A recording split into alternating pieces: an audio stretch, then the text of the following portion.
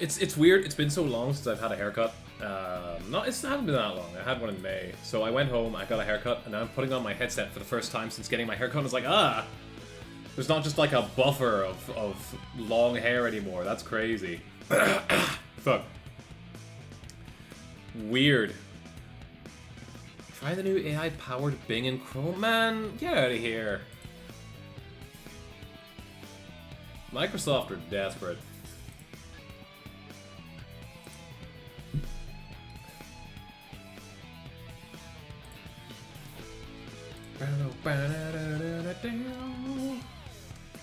Fucking love Sonic Adventure.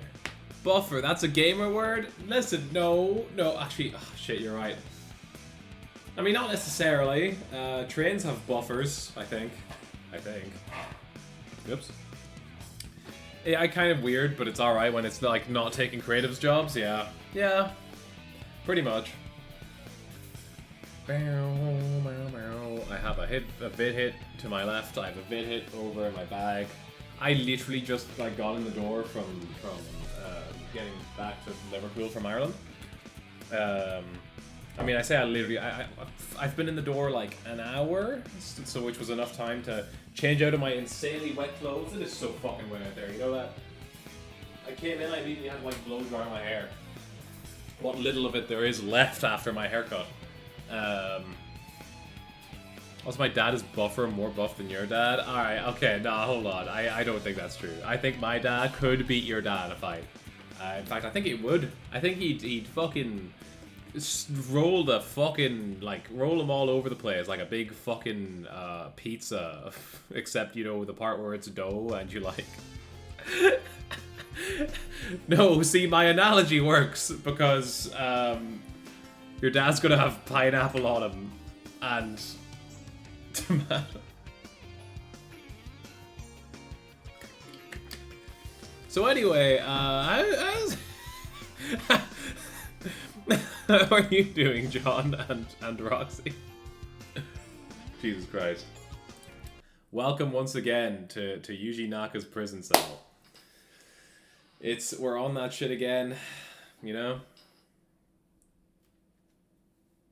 Fucking rain making my hair fucking and whatever. Well, this is a bit weirder than I remember. I knew it was weird, but it's like the whole setup. Doing well. I'm in Poland. Looks similar to the background you're in. Oh, interesting. That's pretty cool. That's pretty cool.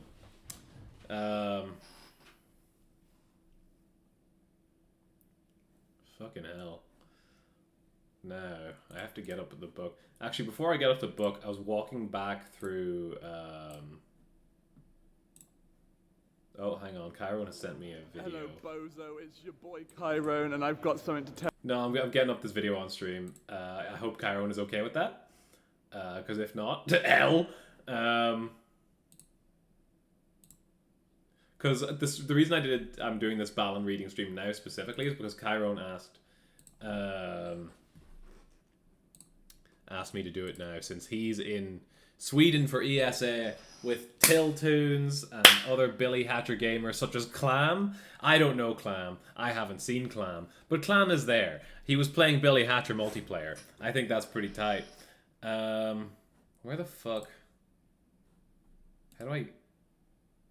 oh, okay, I open this and then No, that's not it. Sorry, I've just realized that I am computer illiterate out of nowhere. I'm sorry that you have to find out this way. Alright, I get this up. It's like a 40-second video. I shouldn't even, like, I'm getting it up. I'm getting it up. Actually, you know what? We get uppies. And then I get, oh god, this, and I capture VLC. Yes, now we're sucking diesel. Why are you not capturing? Why are you not doing this? Van Halen uppies, what are you saying to me? Please, why are you not capturing?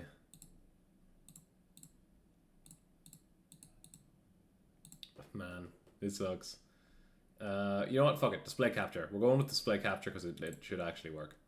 Hello. What is happening?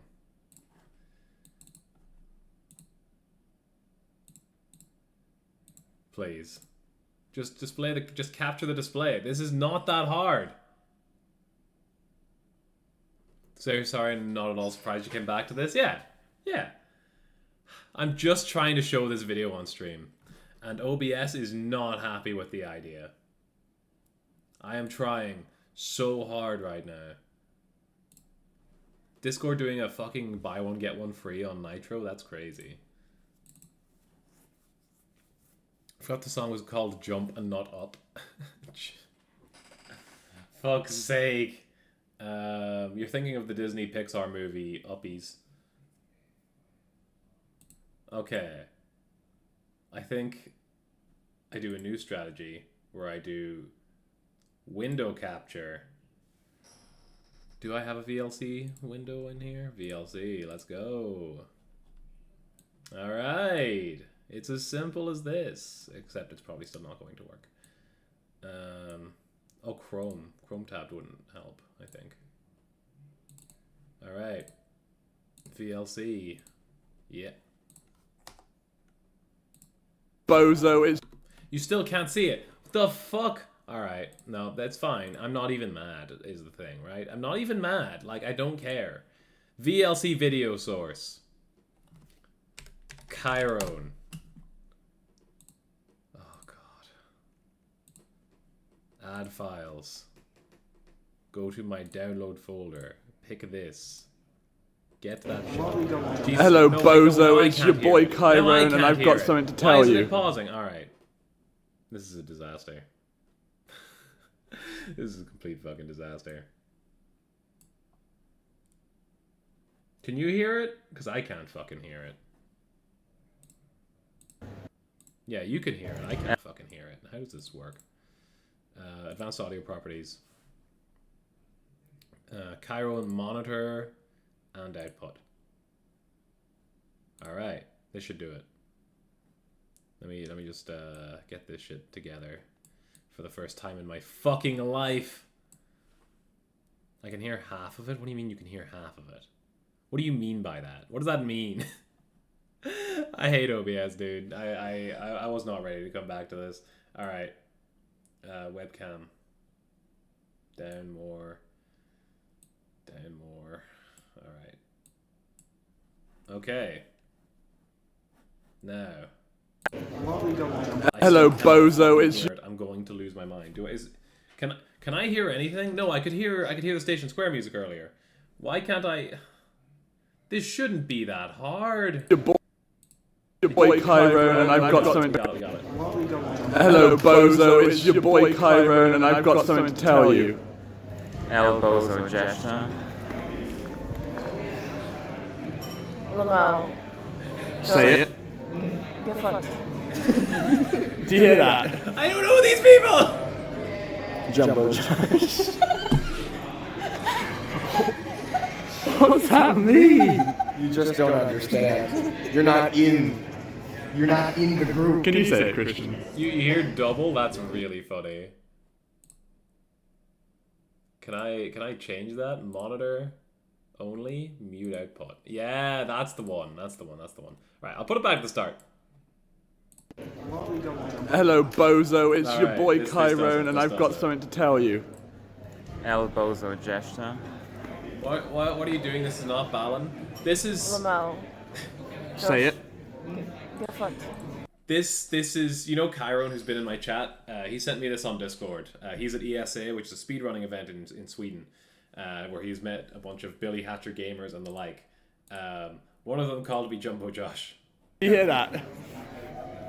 This one. Jumbo Josh. That's such a fucked up. It's how Chiron didn't What even does know that about. mean? You just don't understand. You're not in It's true. the group. Can you say it, Christian? Carlton of Ban, fuck you. Yeah, that's where Jumbo Josh is from. El Bozo Jester. Try again, Jester. No. Josh. Hello, That's really Bozo, funny. it's your... Okay, fucking hell. Chiron just sent me that. fuck's sake. Alright. Yuji Naka's prison cell. Alright. At long last, we're finally here. Performing for you. If you know the words, hello Lukey, how's it going? You Sweden? Damn, that's fucked up. I can close this. Whenever I was reading Balan the last time, was I reading it on this monitor or on that monitor? Have you shown chat your new shiny toy? No, give me 2 seconds.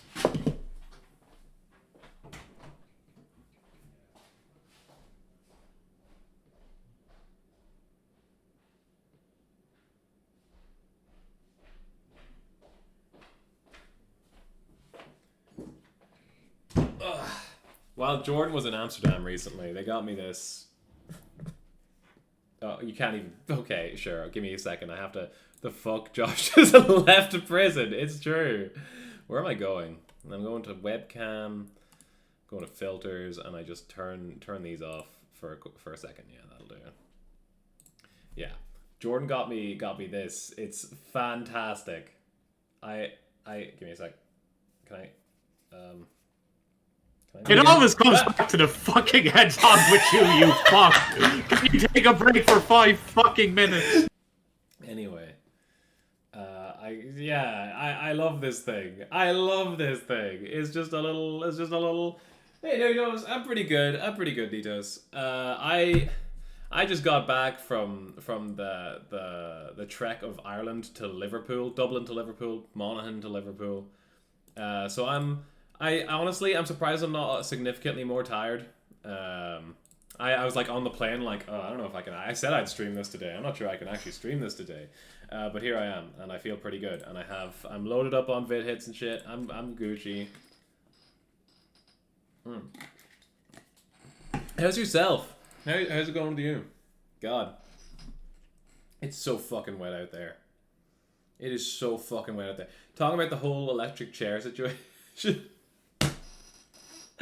Listen, this is Yuji Naka's prison cell. This is where I broke in to get my copy of Balan Wonderworld, Maestro of Mystery, Theater of Wonders. Speaking of which, I better get that up. Which fucking monitor did I read this off? Josh, it's just words. Come on, what are you talking about? It's just words. Is 1984 just words? Loki is what the fuck else is famous literature? I don't know. Is To Kill a Mockingbird just words? I went for 1984 first. I actually deserve to die. It's a disaster. Yes? Alright. Did you see the Miku pictures? What Miku pictures? Boring app books. Fuck's sake. Listen, 1984 is funny. They mentioned the Thought Police on page 2. It is like it's so fucking funny. It's all books should have pictures. Now you're talking. Thankfully, this one does. This one does. Josh, what's up, John? How can I help you? The shit ones I send you? Damn. Where the fuck am I going? Wait, from the author. Square in. Oh, that is really funny. Oh, it's Enix. It is Enix. I'm after seeing Square Enix's name, or the company's name in katakana, and it's like, oh, it's Enix, it's not Enix, it's Enix. Cool. Pictures? I know. The shit ones I sent? What are you talking about? Hold on. The Mikus? Oh, yeah, you did ask me about the Mikus. Give me a second. I have to scroll up. Where the fuck are they? That's crazy how I couldn't load the pictures of the Mikus you sent me, but I could see the fucking blahages and shit. I think she looks fine. Her face is a little whatever, but like she's like it still looks solid. I don't know. Whatever. You seem like the type of person who's very good at getting through thoughtful gifts for people in a timely manner, but sadly, to balance it out, you also seem to be good at finding gaming. I am very bad at getting people thoughtful gifts in a timely manner. I'm actually a fucking disaster at it. The best I've done is like when it was Jonty's birthday or something, I got them like a Miku thing, and I did that pretty well in advance. Otherwise, I have been a complete disaster for getting people presents for shit. Where am I? Okay, the one that used to be Scarecrow. Yeah, okay, I'm alright. It's put me where I've left off. Okay, who needs a refresher on Balan Wonderworld Maestro of Mystery Theater of Wonder? Who needs a refresher? I'm trying to buy my Funko Pop friend a Miku. Your Funko Pop friend. Like a different one to my... Okay, alright. That's really funny that you have a... Oh, I remember your Funko Pop friend. Oh, are they doing better? Seems the type of person who's very good at getting... Yeah. Okay, with that newfound knowledge, get worse at fighting gaming? Yeah, I have to do it. I have to simply stop. What am I doing? Earthbound. Chrome. No, not that one. Chrome. Alright. Beautiful. It's perfect. It's all I've ever wanted. So, in case anyone needs a refresher... Hold on, I need a message.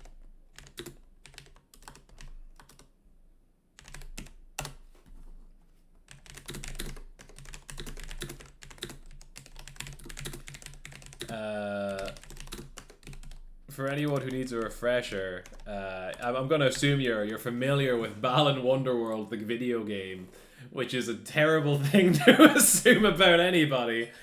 I will be compensated. All right. Yes, my Indonesian Funko Pop friend. We're renaming Greg's after her. Yes, I recall the one. Yeah, I'm aware.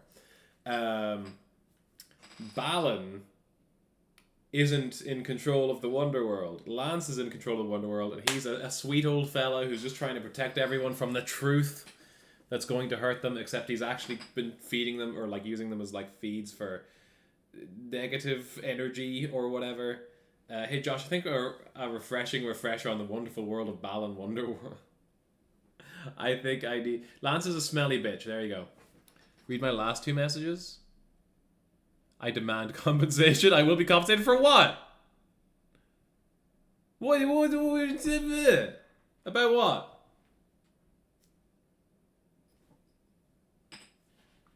I need to get a green screen at some stage. This is really silly. Like the way parts of my... Like if I do a thumbs up, sometimes my... Oh, hand's just gone into... Oh, that's because it went off fucking camera. Jesus Christ. Sam F is begging for money in Twitch chat. Yeah. Get his ass.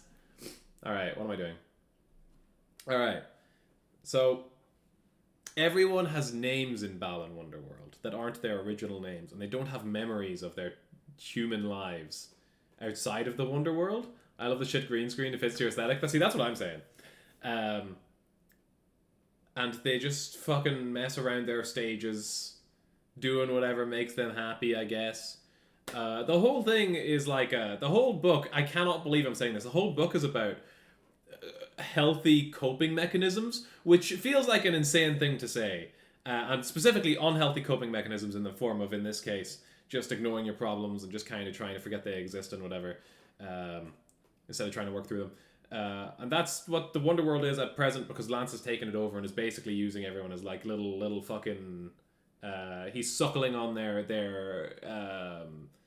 tear duct teats, if you're picking up what I'm putting down.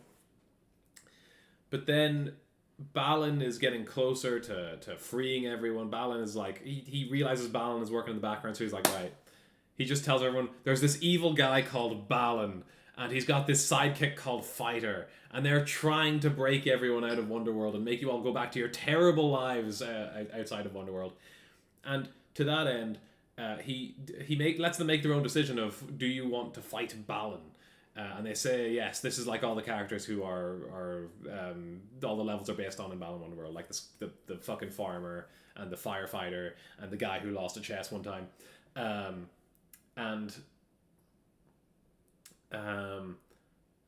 so he asks everyone, do you want to fight Balan? Do you want to protect your stages? You're in this Wonderworld, and everyone's like, hit me up, chief. So he says, okay, I need to give you back your memories of your human life. And he gives them back. And they're all very painful, and they hurt them a great deal. And this leads to them... and then Lance is like, alright, I'm going to give you power now on top of that. And he like does a little thing from the cutscene where he like touches them with his tentacle thing. And they get like a seal on their forehead, which isn't in the game, but whatever. And then they turn into this big monster. The girl whose cat or the girl who saw a kitten get hit by a car, or at least she thought she saw it get hit by a car. In the game, it did get hit by a car, and then just rewind time. In this, she maybe saw it get hit by a car. She thought she saw it get hit by a car, and she didn't really check. Nice. She turns into a huge fucking like monster cat, which is what's in the game. The boss you fight in the game, and everyone basically has this happen to them, including Street Beat, who is Leo Craig, the main character of Balan Wonderworld, one of the two main characters of Balan Wonderworld, the little kid with the blonde hair, whatever. But he doesn't change. He can't change. And Balan and Fighter is Emma Cole, find him and are like, listen, man, you're wrong as hell. And Balan's a fucking asshole, and I love that about him. He's just a dick. I gotta be honest, watched Shin Kamen Rider over the weekend. That movie's pretty good, but it's like just an upward trend in the last third of it, because they introduce a guy who's just a fucking asshole, and I love him. Balan is better known as Ballandorf in his humanoid form. I think Josh's dreams without him having a chat to distract him would allow him to achieve his true goals, so he should not let it. That's it, yeah. Is playing Balan Wonderworld medical malpractice? I think it's possible.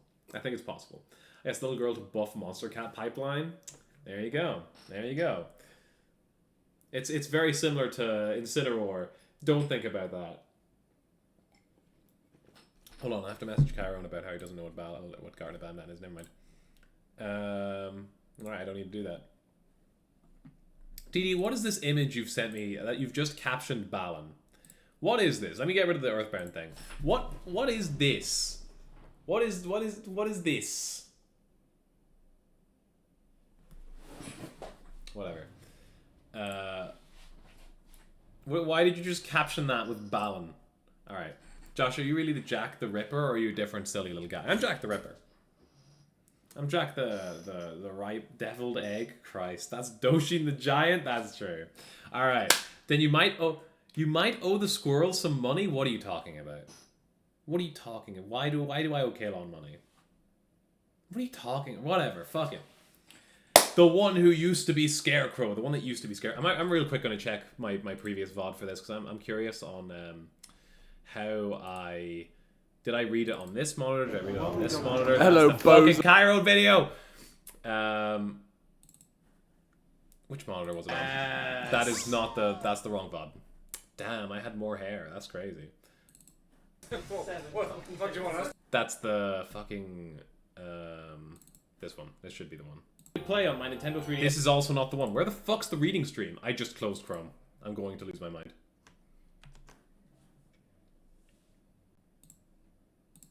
All right. Okay. Where the fuck do I check this? Okay. Open file location. And then the fuck was my this one? Is it you? I can't check that. Is it 4 hours long? It's 4 hours long. This is the one. Which this isn't the one. God damn it. Is this one? No. I'm losing my mind. Where the fuck is it? Where is my Balan reading stream? That's not that one either. Did I read Balan Wonderworld? Does anyone remember if I read Balan Wonderworld? Did that happen? I'm starting to think that didn't happen. I'm starting to think I'm losing my fucking mind. There it is. All right. He needed a name, so it might as well be that. Okay, I think I was looking at this screen. I think I was looking at this screen. I was looking at this screen because I need to chat there. Okay, makes sense. If I just thought about it logistically for like 5 seconds, I would have had it.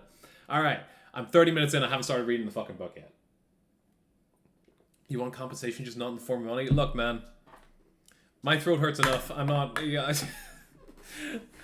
Anyway, to open your file, you need to say the magic word. Fuck, I don't know any magic words. The one he needs to be Scarecrow is surely just named Scarecrow. No! Funny enough. He is not just named Scarecrow. His name is like Tom or some shit. Or Sean. I don't fucking remember. Fucking Sinead O'Connor. Is Sinead O'Connor the one I'm thinking of? Is she the fucking... Oh, the Irish singer. Okay, never mind. Damn, that's fucked. That's tragic. Lion and the Cobra? Damn. Only 56. That's crazy. How's it going, Molly? How's it hanging? Alright. The one that used to be Scarecrow. Who's that? Singer. Irish singer. Pretty good, just shook. Fair, yeah.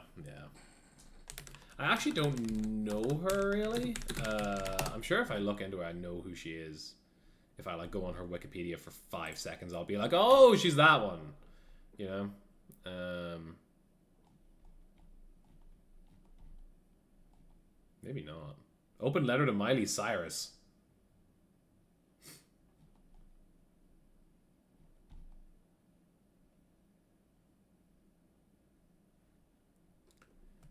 I thought all Irish people knew each other, basically, but I'm stupid. I don't be... Which gesture is the real one? Listen. That's... You save that question until the end. That one's going to be important. Scrolling down the news while having Subway service in inverted Josh is a weird sight. Oh yeah, I'm scrolling down this thing. I forgot it's on stream. I did forget it's on stream. Oops. This is a Wikipedia page, to be clear. I know how to figure out. Show us your knees. You shut the fuck up. You shut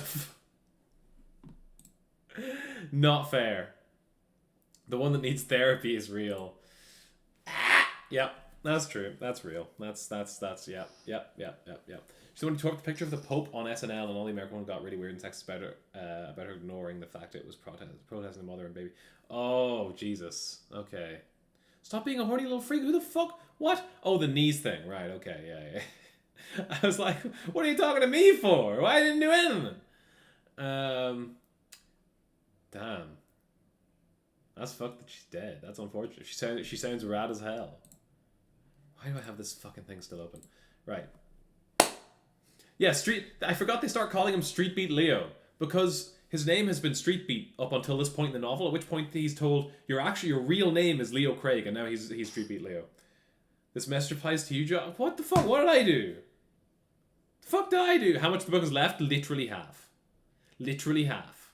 More than half. I'm looking at the fucking more than half.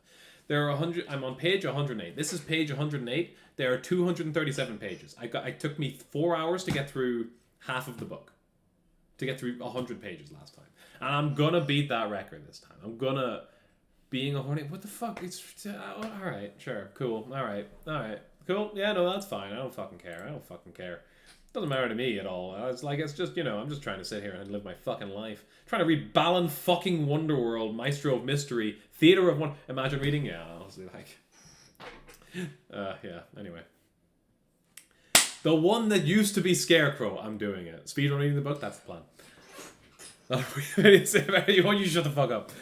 When Street Beat Leo opened his eyes again, he couldn't help but gasp at the strange scenery surrounding him. See, he's just entered the farmer's world, right? He's entered the farmer. His name was Scarecrow.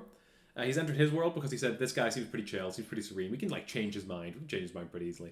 We can, like, convince him that Balan's actually a pretty cool guy and that Lance is evil and using us. He is suppling from our tear duct teats. Wait, Mr. Who Street Beat Leo is the main character of Balan Wonderworld. We go back to the beginning. You shut the fuck up, man. Set up a channel point reward of 20k points where you have to reset to the start of the book. No. I thought about it. I'll be honest with you, John. I thought about it. I thought it would be really fucking funny if I set it to like 100k and someone actually hit it. However, no. Not on your fucking life. Alright. Where are we? Where you told me to go only a few minutes prior. No, I forgot Balan speaks in fucking rhymes. I forgot Balan and Lance both speak in fucking rhymes. This is Scarecrow stage, said Leo gulping. Are you sure? Where there ought to have been an expanse of cornfields was instead an endless, towering stone wall.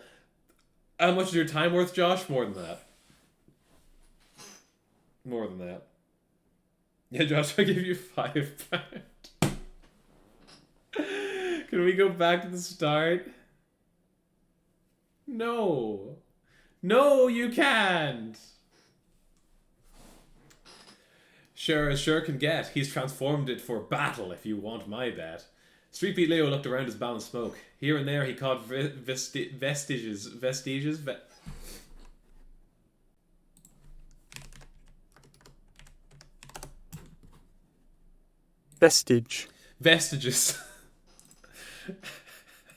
This is Where was I? It's pronounced Shut the fuck. Speedrun going great. €11? Fuck me. Alright. Where the fuck? Vestiges of the old stage he remembered. Wait, I didn't even look up the word meant. I didn't look up what it meant. A trace or remnant of something that is disappearing or no longer exists. Okay. Of the old stage he remembered. He was relieved to see the farmhouse porch at least was unchanged. What's up with the wall?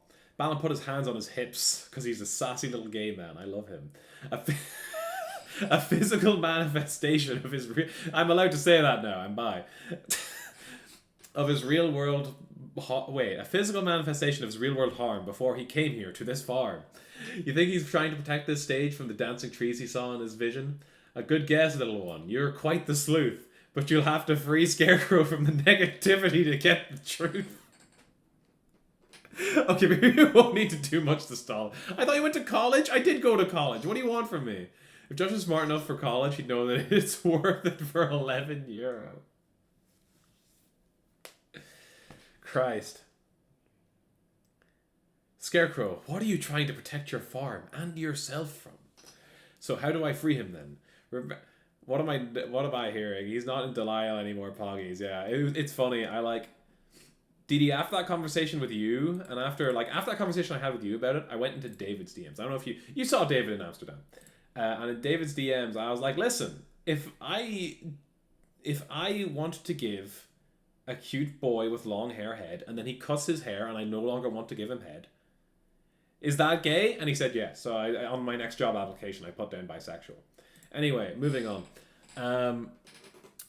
So how do I free him then? Remember the lights that flew out of the clock tower kid when she changed? Those were positive fragments of her heart, the last two that remained. You must find everyone's fragments somehow, then fire them into the mark Lance left on their brow. Okay. What happened playing CS:GO? I don't play video games. My time management is horrific. €14 final offer. Kingdom Hearts ass sentences, yeah. I will play CS:GO. I had to remember what it was called at some stage. Why do they need to know your sexuality before they hire you? It's like diversity thing, I guess. I don't fucking know. Every company on the planet has like a diversity program now, which is neat until you realize that it's just like they're just gonna hire. Like the point of the diversity thing is to like hire people with different perspectives, so that decisions get made with more perspectives and that kind of thing. Whatever. Is this why you stopped having long hair? You shut your mouth. But they're just going to hire people who are going to agree with the guy in charge anyway, so like, whatever. It's got a classic CS:GO song. Oh, I meant to put on the Balan Wonderworld OST while I was doing this. What is this? Oh, is this is Russian. This is a Russian song. No, it's not. It's a Russian song. ihan kohta. I don't want to write down buy on a job application, yeah. Oh, finish.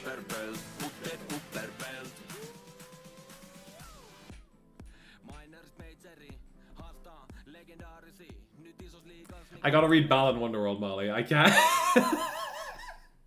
It's a fucking disaster. Alright. Alright. I assume that's like quiet enough. I need to get... It took me 4 hours to get through half of this book last time. I am finishing this book today. If I do not finish this book today, I will cry. So just keep that in mind. How long has this page taken?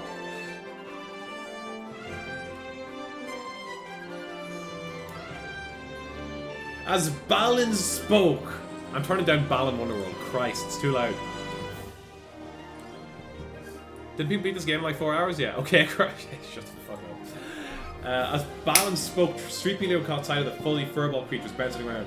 Before they were so translucent he could barely see them, but now they were solid and defined. What are those things? What are those things doing here? What is this man doing with our shirts? Those creatures are Tim's. But of this you are already aware. They've grown weak due to the negative corruption everywhere. You couldn't see them while Lance held you in his sway, but they never left your side for a single day. And the poor things are starved for Drop's teeth. You should give them some. That's a treat. What'll happen if I do that? Balan only gave him an impish grin. Far be it from me to ruin the surprise. Raise one and see with your own 2 eyes. I think that Scarecrow. Leo ran over to the farmer as fast as he could go. He just ignored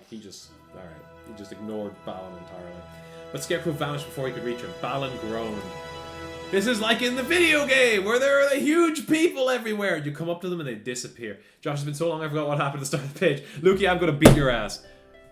My second last message becomes more relevant. What was your second last message? I believe that this chat has managed to surgically implant ADHD in a man. I was already like this. Alright. Someone called me impish once. They were fucking right. I hope it was me. He's been taken over by the negativity's blight. Take care, little one, when the time comes to fight. What are you talking about? That wasn't him, I'm afraid. Just an illusion the positivity banished from his heart has made. Though in its weakened state the light still guides, it can show you where the real Scarecrow hides. Then we have to follow it. There's no point going when we haven't cleared the first roadblock. Scarecrow has shut himself up tight, and there is only one key that opens the lock. Balan patted Leo's shoulder. The positive fragments of his heart we need if from... Wait. The positive fragments of his heart we need if from Lance's power he is to be freed. Alright. Hey Balan, what rhymes with vestiges? Give me 2 seconds, we're getting another fucking bit.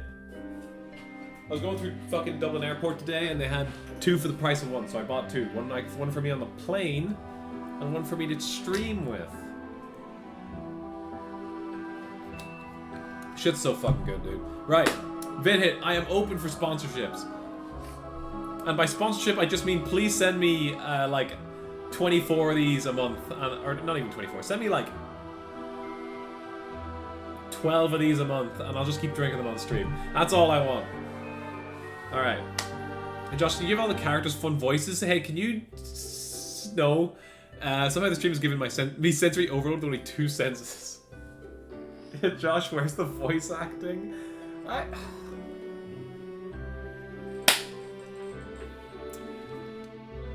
Leo nodded, then set off toward the stone wall and stood where farmland once sprawled. On the way they passed a couple of drops, but they were all floating in the air just a little out of the Tim's reach. Leo grabbed them and gave them to the fur balls when he could, noticing they seemed to perk up and grow a little bigger after eating them. Wait, there are multiple characters? Where are the... Jesus Christ, Josh, you're making a mockery of voice actors? I'm not a voice actor! If I started trying to voice act, I would be making a mockery of voice actors. I think that's the actual take. The autism creature needs their boba. I'm sure they do, DD. Go get some fucking boba. Doing my imp training in CS and I'm like, man, I'm slow. Beat my PB from like 0 to 100k. Hell yeah. Hire some for the stream. How well do you think Jonty could do a Balan voice? Where was I? I hate all of you so much. Like every single... I despise you. A little bigger after eating them. They had been a little spooky when he hadn't been able to see them as anything more than blurry shadows. But now that he got a better look at them, they were kind of cute. Imagine looking at a Tim and thinking, that's fucking weird, that's creepy, I don't like that fucking thing. Have you seen Tims? Some of the Tims he fed seemed to take a liking to him and followed him as he walked.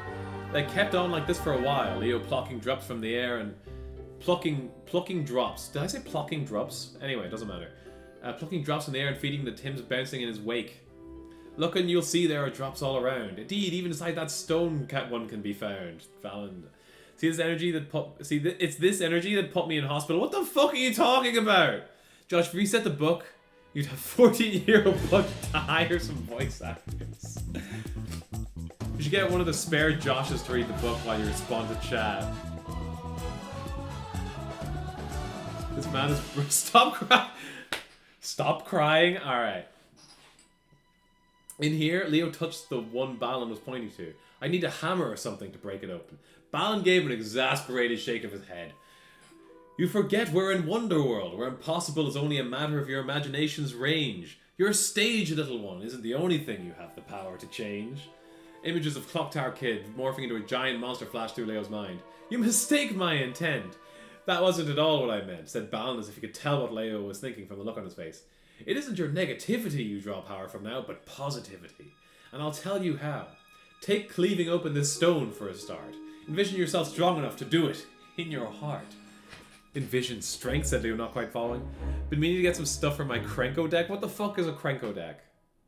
The fuck is a Cranko deck? Can you jingle some keys? This is boring.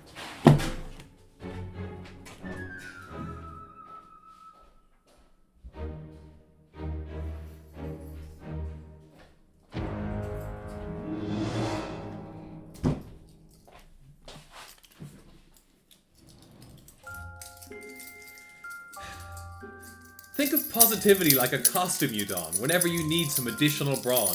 A positive costume? This won't do. Balan tapped a finger to his lips. It still isn't coming to you? Well then, let me call forth Scarecrow's vision. Perhaps this stage's power will help your cognition.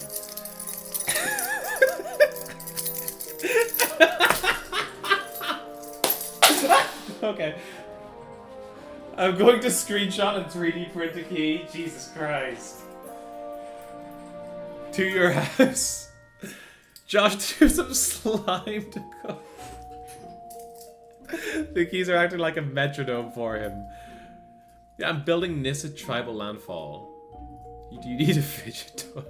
I need Minecraft parkour to listen to this, not Subway Surfer? Jesus Christ. He's from Ravnica? Ravnica, actually? Dance Monk?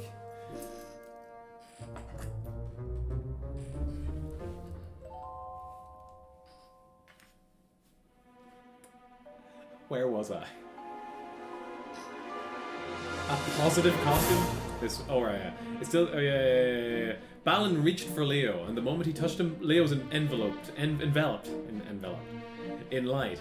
He squeezed his eyes shut against the overpowering luminescence. Once it finally faded, he took a timid peek at his hands. Music loud? I swear to God. Yeah, the music's kind of loud, to be fair. So you're kind of spitting for that one. Music too quiet. I love this track. This track specifically goes hard. They were giant, and his fingernails had spread into long, sharp claws. What did you do to me? Balan winked. I fucking hate you people. Music quiet? I swear to God. I hate these. The music's.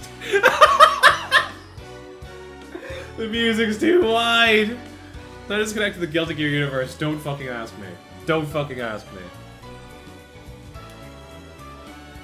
Balan winked. A mirror appeared in front of him, and in it he saw he had been transformed into a wolf. He was still roughly the same height, but his whole body was covered in fur, and his upper half rippled with powerful new muscle.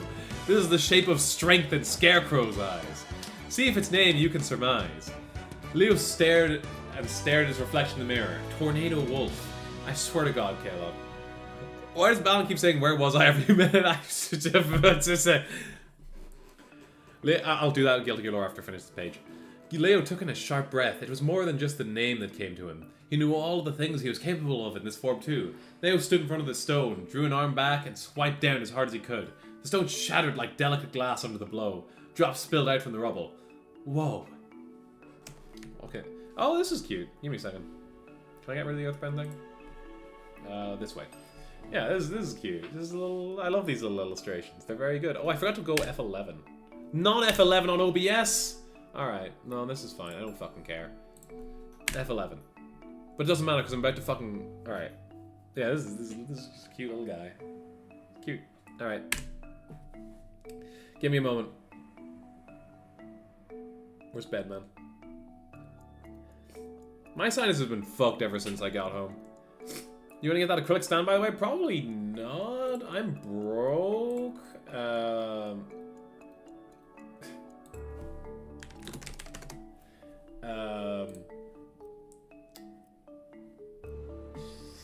If they had one of Chips Enough, I'd be down. But I'm not too fussed about Soul That Guy. Where am I going? Old GG merch? Yeah, it is pretty fucking cool. Bedman. Where's my keys? You wouldn't be broke if you just reset the book. You shut the fuck up. You shut... John? Alright, oh yeah, I can pause the Balan Wonderworld OSD. Maybe you call Bovid again? Maybe. I don't think so. Just a proxy service that you get shit from Japan? I've heard about those, they seem quite good. Let me try and find some lore to do. Hello, Marcus. Marcus, okay, who was it? Kalon, ask me something about Guilty Gear. Ask me something about Guilty Gear. Please. Put me out of my fucking misery.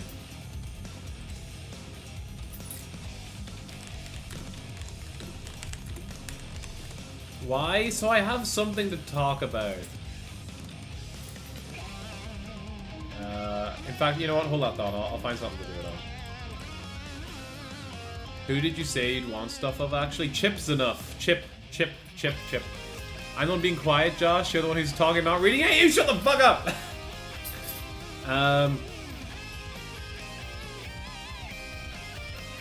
No, why Guilty Gear? Because it's Guilty Gear. You redeemed Guilty Gear lore! You redeemed Guilty Gear lore! You redeemed... I'm going to cry. I'm going to cry. Who the fuck is... Give me a second. Why do you like all the bigot? Chip isn't a bigot! Chip is a good boy! He kinda hates femboys, but like... Fans emerging from? Fuck yeah! Oh god. Doubt? Alright.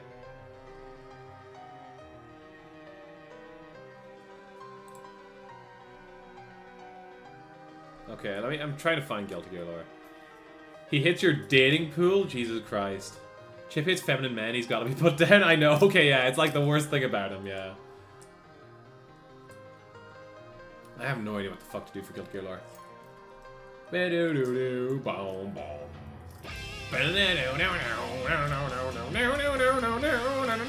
Oh, these are cool, Molly. These are pretty good. These are kind of tight. A mug? Oh shit, the mug. I kind of want that. Fucking Chips enough mug. Fanboys deserve better. They do. I'm kind of a big fan. Who's? Oh, okay. All right. Stuff that cheap you'd want to get. Talk about Catboy Asuka. All right, Catboy Asuka. What am I supposed to say? He used to have cat ears, now he doesn't? You know what? Fuck it. Kalon, you redeemed the Guilty Gear lore. Did you know that Asuka Recruits in Guilty Gear Strive, used to be a cat boy? Not a cat boy anymore. He'd been like a character in Guilty Gear for fucking, like, since it began. In the very first Guilty Gear, which released in 1999, he was referred to. Not as that man, but actually no, I think he was referred to as that man. Anyway. And after like 20 years, or 15 years of being a fucking, like, this dude who just has a hood up, they reveal his face and he's a fucking cat boy. And then, and that's at the end of Exit, very end of Exit, he's just a cat boy. The next game, Guilty Gear Strive, he is no longer a cat boy. Inexplicably, just not a cat boy anymore. There is no reason for this. And personally, it makes me very upset. Because he should be a cat boy. He just should be. You know? I think it's only fair. It's only fair. Sorry, I know Lukey wasn't paying attention to that. So, Lukey! Asuka's a cat boy. You see? Asuka's a cat boy, Lukey. Alright, cool. Let's move on.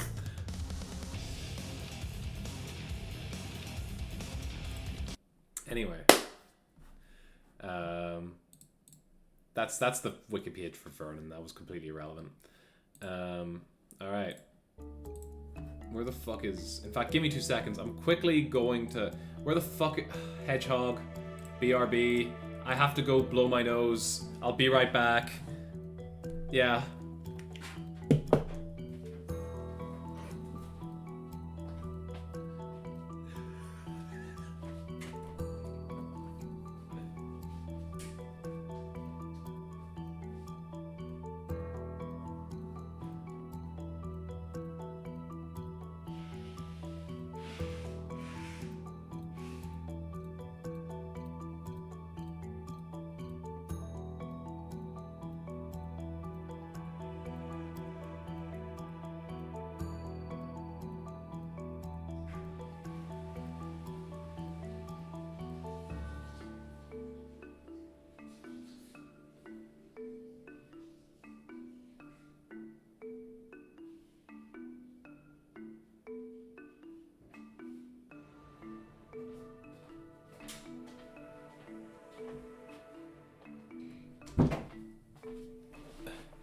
Would you hit Asuka with a rock, Josh? The single biggest one I could fucking find.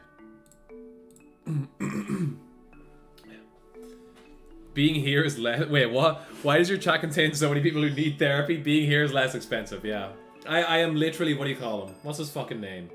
Pagliacci. I'm literally Pagliacci. Sad clown.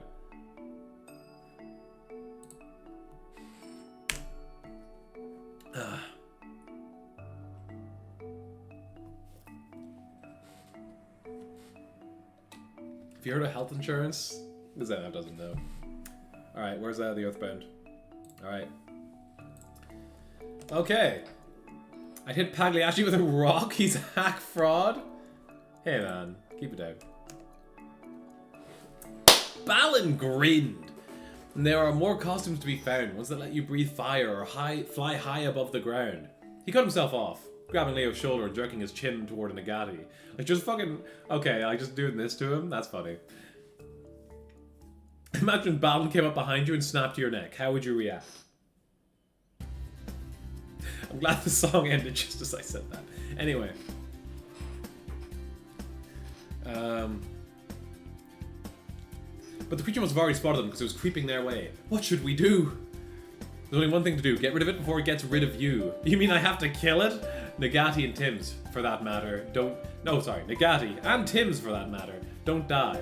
They just disappear when their power runs dry. And eventually they do reappear, though how long that takes is unclear. He doesn't even fucking know. He's been here his entire life. He doesn't fucking know.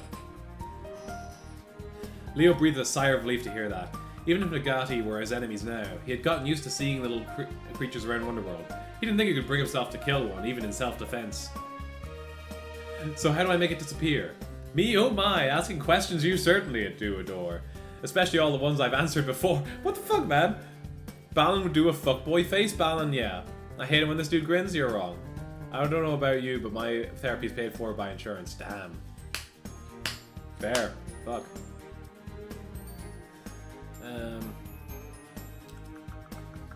Balan gave an exasperated snort. Nagati come from the negative piece of a person's heart, born from their fears and doubt. Ah! Give me a sec. Sinuses... Alright. The only way to get rid of a thing like that is to simply stamp it out. I just blew my nose. As Leo puzzled over that, the Nagati appeared right in front of him. Without thinking, he leapt into the air, stamping down hard on the creature. Damn! The Nagati disappeared. Yes, just like that. Now the time for my advice is done. You'll have to figure out the rest as you go, little one. Wait, you're not gonna help me? This is your test, not mine, I'm afraid. To leave Wonderworld, you must earn the passing grade. Alright. Good luck, little one. I'll be Fuck! My nose! Alright. It's so hard to keep talking when my... Anyway. I'll be cheering you on to the end. We'll meet again after you've rescued your friend. As soon as he finished speaking, Balan vanished. Why are they called him? I don't fucking know. Like, it's weird, right? Because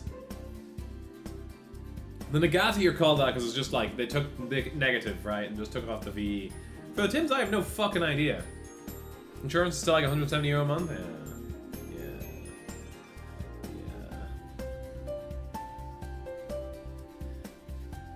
Leo felt a helplessness creep into his heart now that he was on his own.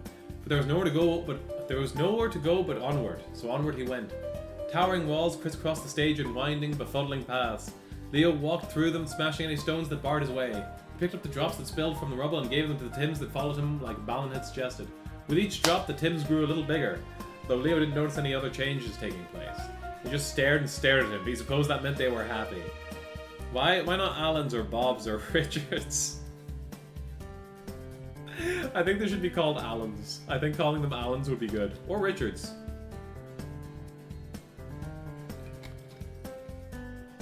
Honestly, I think all of those would be baller names.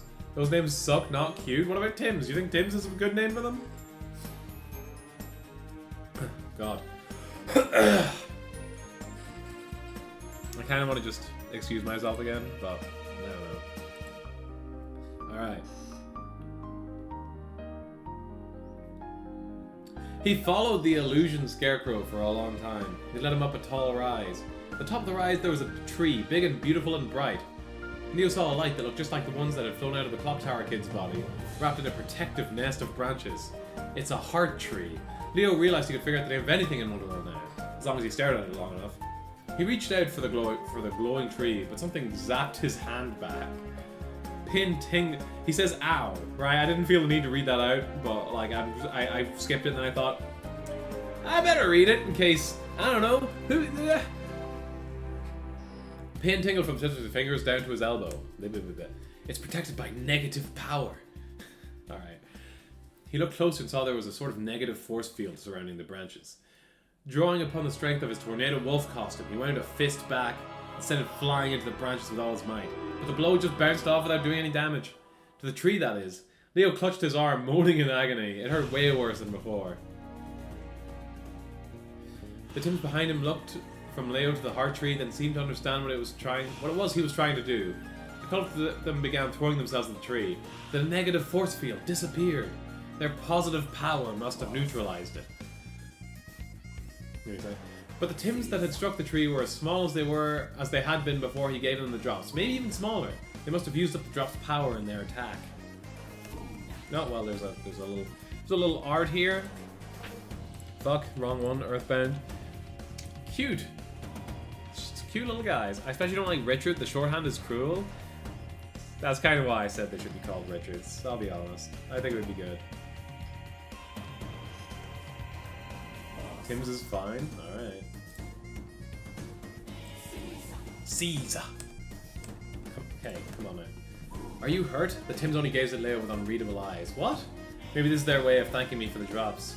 Oh, he is asking the Tims, are they hurt?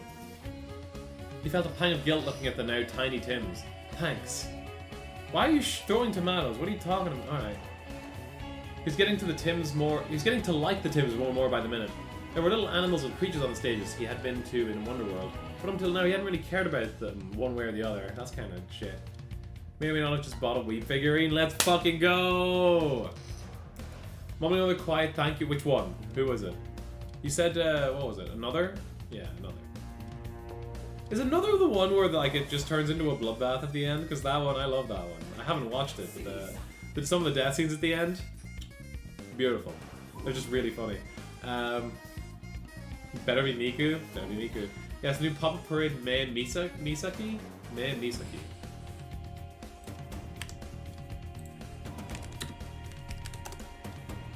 Oh, her! Yeah, it is this show. Hell yeah. Excellent. No. And Stair Girl. The one with the cursed glass and Stair Girl. Yeah, the Stair Girl. The one with the umbrella, yeah. The one... There's like one towards the end where someone's trying to leave this building. They're running for the door. And then the chandelier crashes down on top of them. And that was really funny. But what's even funnier is how later it cuts back to that. And they get up, they manage to pull themselves up from under the chandelier. Didn't kill them. They run towards the door and then a pillar falls on top of them. That is like actually peak comedy. I have not watched that show, but that specific sequence it fucking kills me every time I see it. Anyway.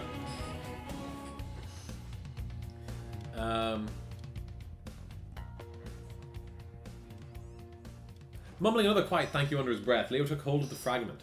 As soon as his fingers closed around it, he knew that what Scarecrow had abandoned when he rid himself of this fragment. He wanted to protect his family. Did he? He didn't have a family. Whatever. It's so brutal but funny, yeah. It was sad to think Scarecrow had discarded such an important part of his heart. Yeah, that's kind of fucked, bro. The illusion Scarecrow was pointing at somewhere off in the distance. That's right. Clock Tower Kid had 2 fragments. One down, one to go. Leo's search wasn't done yet. He went where the illusion led him. I still don't know why Scarecrow saw dancing trees in his vision. If he had to guess, they probably something to do with the reason Scarecrow went to the Balan Theater in the first place. Yeah, I haven't. This is what you've been told, bro. That and his desire to protect his family. Leo came to a castle wall. Peering at it, he saw it was missing something. Arrow slits. Why would you even think about that? I wouldn't think about that. Castle ramparts always had those little holes in them so the soldiers inside could shoot arrows or guns at the invading enemy. But Leo couldn't see a single opening in this wall. Those dancing trees were going to attack my stage. I want to be able to shoot flaming arrows or something at them. What's he trying to protect his farm from, if not the trees? What happened to him in the real world? Leo shook his head. I'll worry about that later. Street Beat Leo pressed onward. It's still calling him Street Beat Leo.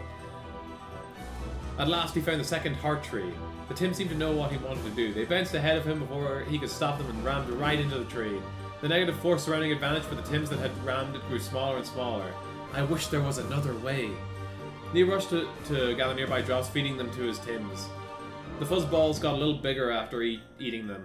He let out a sigh of relief, then reached for the fragment. He didn't let any hardship keep him down.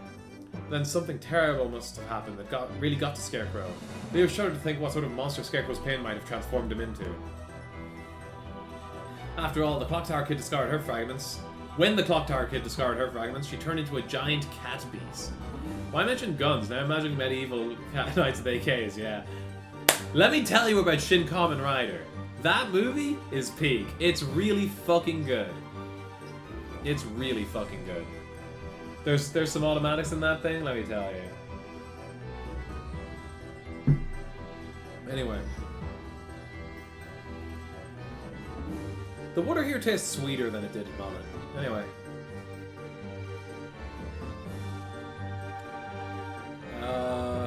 Leo had hoped he might be able to talk things out with Scarecrow, but that was looking less likely now that he understood just how much of himself Scarecrow had thrown away by getting rid of these fragments.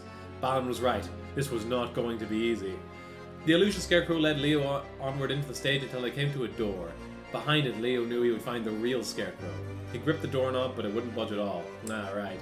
He took out the 2 fragments of Scarecrow's hearts and touched them to the door. Slowly, it opened. Leo went inside. Wait, by the way, don't browse Yahoo auctions on stream. There are so many dojins. I'll bear that in mind. Jesus, yeah, that checks out.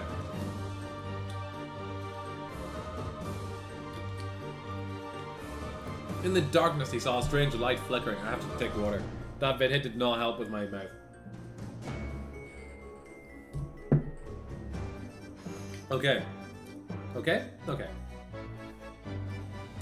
What a horrible place to be shut up all alone. This must be the deepest part of Scarecrow's heart, but nowhere could Leo see even a hint of that beautiful farm of his. So is the book just gonna retell the game? I think so, yeah. Basically, yeah. Alright.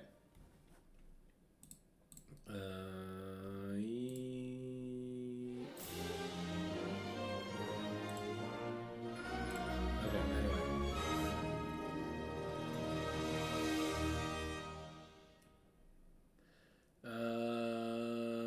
Suddenly the wind started to howl and the cyclone raged forward out of the darkness. It disappeared just as it reached him, revealing a gigantic something he could only describe as a monster. It looked just like his Tornado Wolf costume. It didn't look that much like his Tornado Wolf costume. Leo should not have been surprised. After all, he had borrowed his shape from Scarecrow's imagination. But unlike Leo's costume, this monster emanated strong negative power. In a few seconds they glared at each other. Leo came to know his enemy's name. Bartholomew.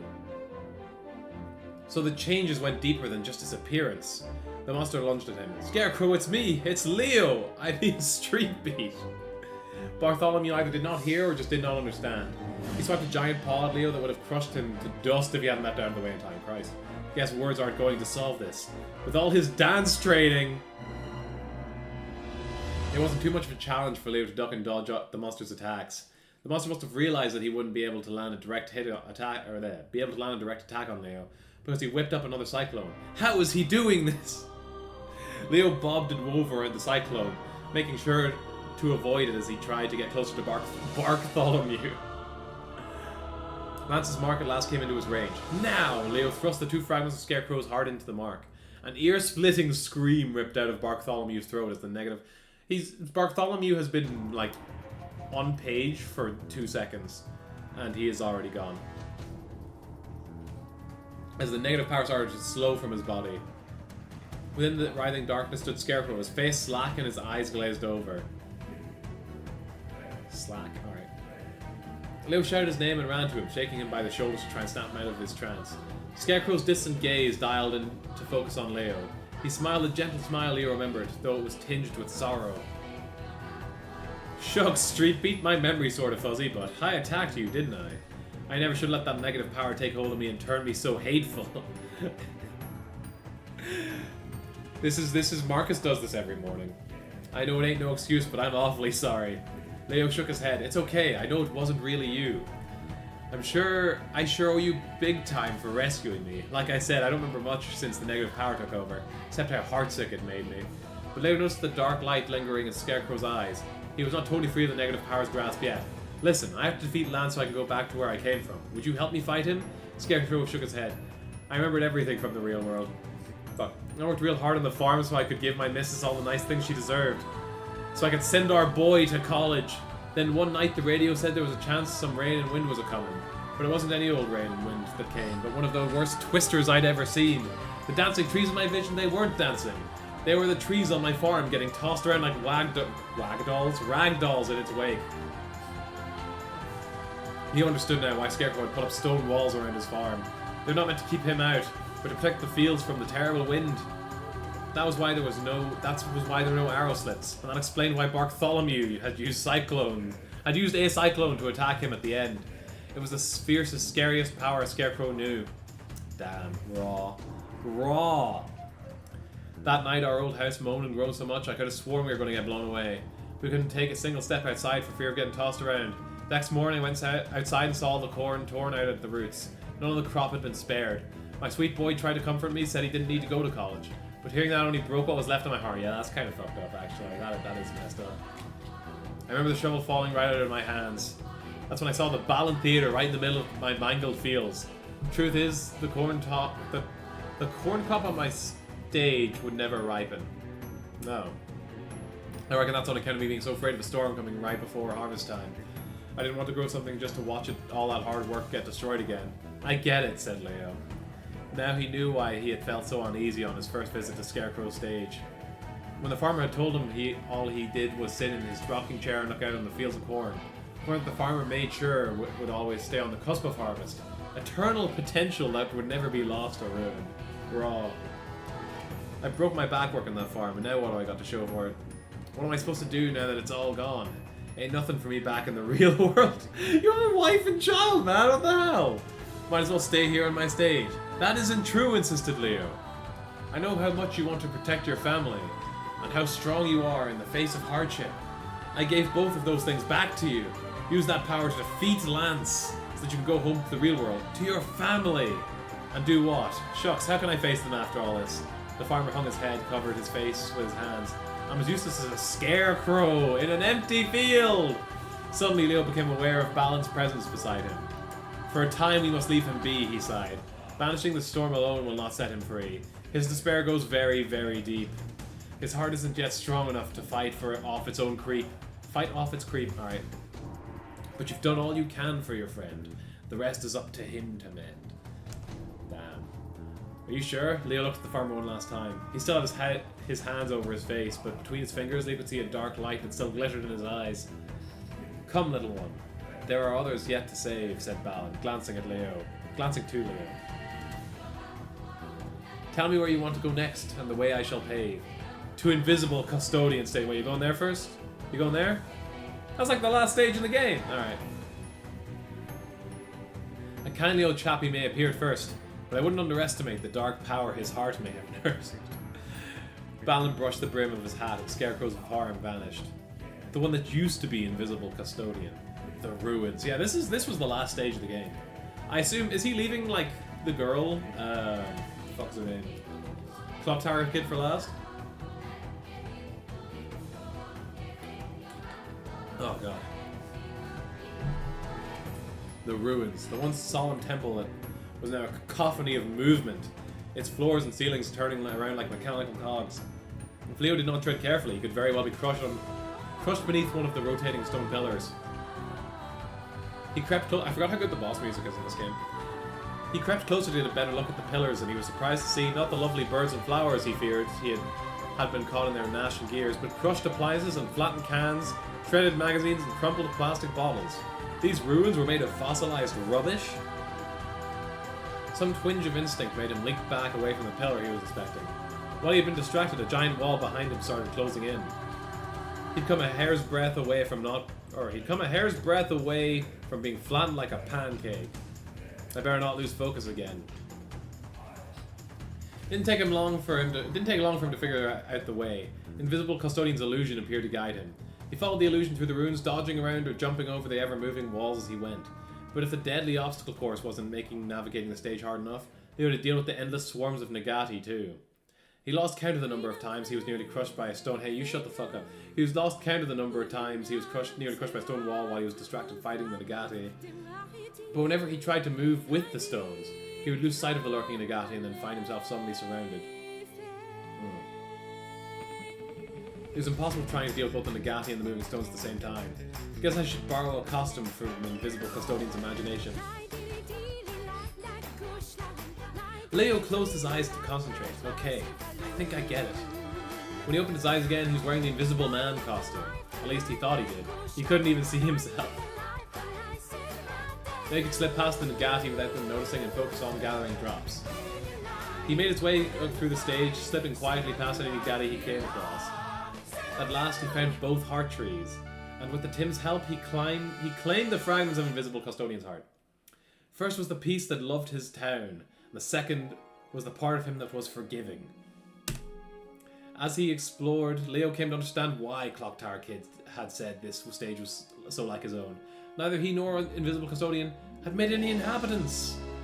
It's as simple as that. Leo hadn't because he believed he didn't need anyone else around. Invisible Custodian hadn't because he had been unable to forgive. Leo did not know what Invisible Custodian's town in the real world was like, or what the people there might have done to him.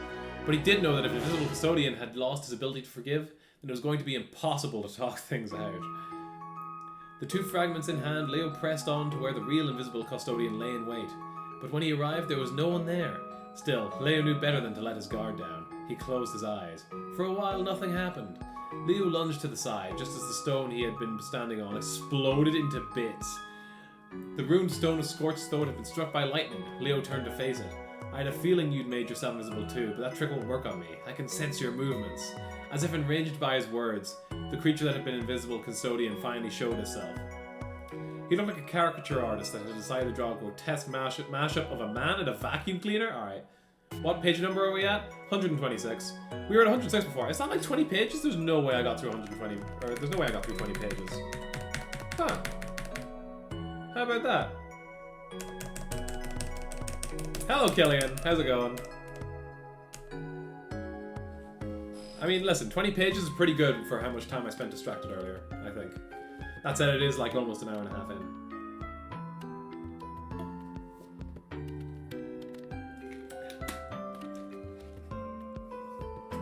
A bit of it hit splash back up into my fucking nose. That's fine, I don't care. Doesn't matter.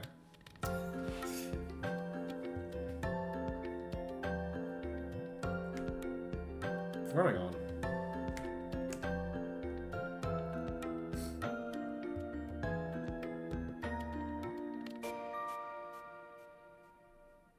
His name came to Leo easily.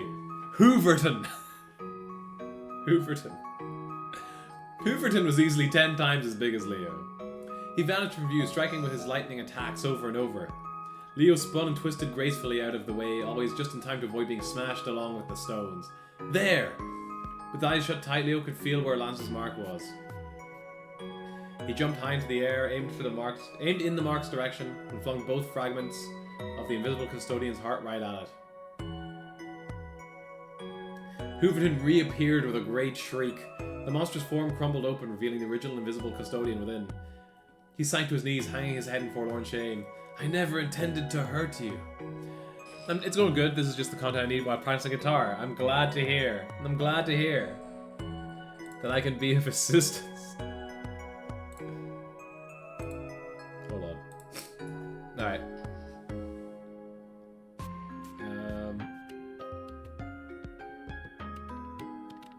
I'm fine, see? Don't beat yourself up about it. But what's with that whole vacuum thing you have?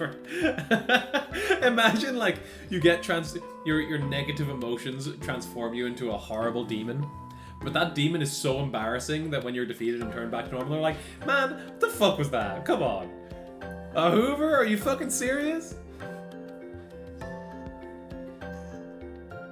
I remember everything. I remember who I really am. The town I'm from had a horrible litter problem. It made me so sad to see my home choking in refuse. So I would go out and clean it up. But no matter how much garbage I picked up, I'd back the next day and there'd be a whole new mountain of trash in the place I just tidied. Kids would toss out trash in the street right in front of me, even though they knew how hard I worked to try and keep the town clean. I realized I wasn't making any difference. It was like no one even noticed I was there. I started wondering if maybe even no one could see me. So that's why you turned into Hooverton. It is. This was a little embarrassing. I mean, it's cute, but it's a little embarrassing. If I turned into a Hoover because people lit it, I think I'd... Actually, you know what? Fuck it. I get really mad when people throw McDonald's and shit out of their car. Maybe I would become Hooverton. And I remembered as soon as I stopped forgiving the people in my town, that's when the Balan Theatre opened. As if someone Balan suddenly stood beside them. You are not the only one you know who cleaned up garbage come sun or snow. Invisible Custodian shook his head. Perhaps, but there are far more people who litter, and more now than ever before. Leo kneeled in front of the despondent Invisible Custodian. But you never let that stop you picking up trash. That's pretty awesome. Come on, I need someone as awesome as you to help clean up the mess Lance has made of Wonderworld. Then we can go home. He's just conscripting people. He's just be like, yeah man, picking up trash is pretty cool. Want to help me take out the trash with this Lance guy? I can't. I'm too tired from fighting a losing battle against litter. Yeah, okay. In that moment, he looked even older and frailer to Leo than he ever had. So even with your heart repaired, to stand and fight you still are scared. Balan sighed, then set off walking. Leo scrambled to keep up. Well, no time to waste. The next stage, we must make haste. You'd become a Hoover because you're a sucker. What do they mean by that? What's the word? I don't remember the fucking word. Whatever, who cares? You're wrong. L ratio. Resent. I resent that. The one that used to be Bugsy. Nothing. Alright, okay, cool. Yeah. The one who used to be Bugsy. After what happened with Scarecrow and the Invisible Custodian, Leo was braced for Bugsy's stage to be totally different than when he and Balan had arrived. Even then, he was still caught off guard by how much it had changed. The once sun-dappled woods were now shrouded in midnight darkness. The only light came from some glowing mushrooms, and even that was barely enough to see their surroundings. The aroma shrooms were still there. They made Leo remember how cute Clock Tower Kid had been when she had shown him why she'd called them that. Oh, right. Without thinking, he leaned over to brush his fingers against one.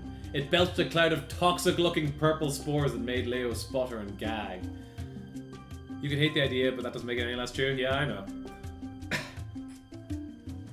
I'm aware. Balan chortled. Oh dear, it slipped my mind to warn you. Touching those aroma shrooms you really ought not do. You think? Shout out Balan, I love that fucking asshole. Experience really is the best teacher, you see. You have a lot of lessons yet to learn, but not from me, said Balan and disappeared. This bitch! Normally you learn the lessons before you get tested on them, Leo shouted after the man's vanishing form. Grumbling, Leo turned away to get his bearings. Now that he was getting a better look, he could see spider webs everywhere. But these were not the lovely webs from before that melted like snow under his touch. These strands were thick and tough as wire, meant to ensnare any invading enemy. Leo was wondering how he was going to get through them when Bugsy's illusion appeared. All around her flitted the one insect that had never been on a stage before. Butterflies. I wonder what happened to her in the real world that makes butterflies so significant. The ones fluttering around the illusion were white, glowy little things that made it impossible to tell what kind they were. What's the deal? Bugsy's illusion had a terrible, lonely expression on her face that Leo took to mean, in her heart of hearts, she wanted to be rescued. Then let me help you. Leo drew on Bugsy's imagination and donned a new costume. Web Wrangler, alright. It was called, and every aspect looked inspired by the 8-legged silk weavers. He took Spider-Man. Anyone can wear the mask. Into the Balanverse. He took hold of one of the webs and tested his weight on it. The fat, thick strands held him up no problem. The wall that Bugsy had created to protect the stage from invaders was now Leo's way inside. Hey. Alright. He travelled quickly through the woods, locating the first heart tree. The Tims slammed into it, using their power to dispel the negative force field encircling the arbor. Thanks again, Leo said to the Tims, taking hold of the fragment of Bugsy's heart. As soon as he touched it, he knew this was the part of her heart that loved taking care of little creatures. That would be a hobby of hers. What's with the italic text all of a sudden? That's so strange. Again, it's his inner thoughts, and it's like, it's because, I don't know, weird. And it probably wasn't just any little creatures, but butterflies in particular. But Bugsy had thrown this part of herself away and was cocooned in negativity. She played Dot Hack. Like, Dot Hack Infection? I played, like, a little bit of Dot Hack Infection years ago. And I didn't play... I played, like, a few hours of it and then kind of just didn't come back to it. I'm kind of curious to play it. There's this one cutscene from that game that goes so hard. Just Infection, yeah, just Infection. I only played a few hours of Infection. There's like a cutscene from near the start of that game that I adore. I need to find it, give me a second.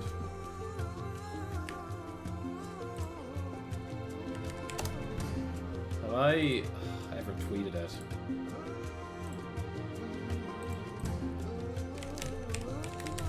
I definitely have. When though? Advanced search. Dates. 2015 until 2018. That'll do.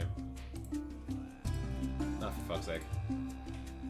1st January 1st. Search. Oh, for fuck's sake. From gesture. Yeah. Videos. It's not here. Sick. Shit. Can I get more? Do I have more? Nope.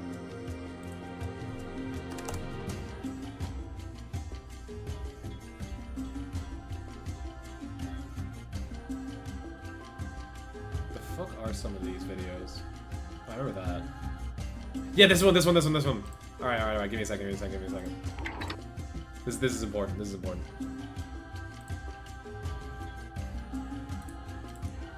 Shit. This video is so important. That was I love this video so much. Oh right, I need to give me a second. Uppies. Oh, for fuck's Hello, sake. No! Bozo, Stop it's it! your boy No! Tyrone.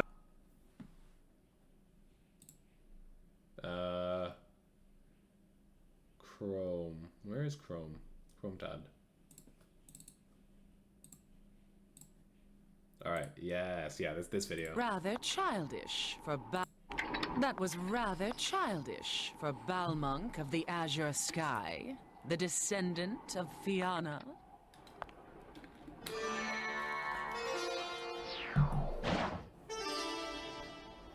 I do not speak with hackers.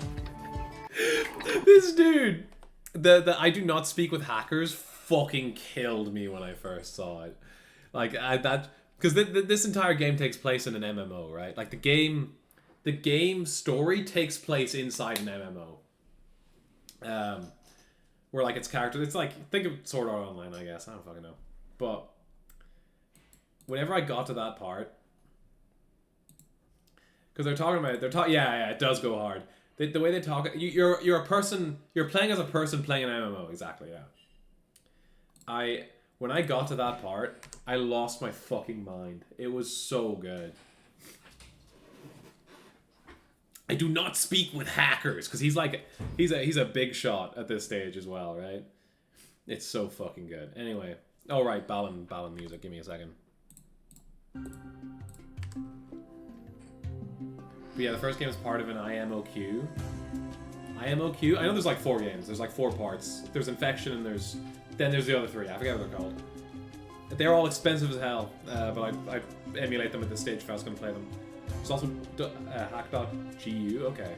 The only thing I know about from the series is the sign ED, which is godlike. Interesting. Each letter is a game. Okay. There's a prequel anime. Oh shit! Yeah.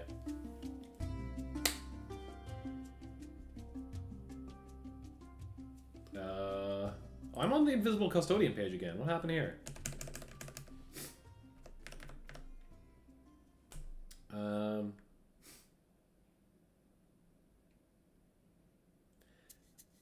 it probably wasn't any little creature, but butterflies in particular. Bugsy had thrown this part of herself away and was cocooned in negativity. I gotta get this back to her, ASAP. Streetbeat Leo made his way through the stage, fighting Nagati every step of the way. Illusion Bugsy helped him find the second heart tree, where he rescued the second fragment of her heart. A strong part of her that did not care a single bit about what other people thought of her. Which means that she started caring what someone thought. But who? He had no idea how this was related to the part of her that loved caring for little creatures, but he figured he would find out when he found her. He could try asking the illusion her, but something told him she wouldn't have any answers for it. It wasn't much longer until he found where the real Bugsy had shut herself away. I wonder what she transformed into. Both Scarecrow and Invisible Custodian had become warped by the darkness in their hearts. Leo thought of Clock Tower Kid's monstrous metamorphosis and felt a stab of sadness in his chest. Something made him look at the sky just as a huge, grotesque monster came swooping down. It looked like a butterfly, spider, and praying mantis had all been rolled into one fearsome creature that looked nothing like the timid girl Leo remembered. I can't believe that's really her. What the fuck? They're going off in here. There's like 6 anime total, 3 novels, 6 manga, 8+ video games, and a TCG. Could be more. Yeah, could be more. That's the thing, right? Whenever there's like one of these things, there's usually more of it than you think. You keep finding new parts.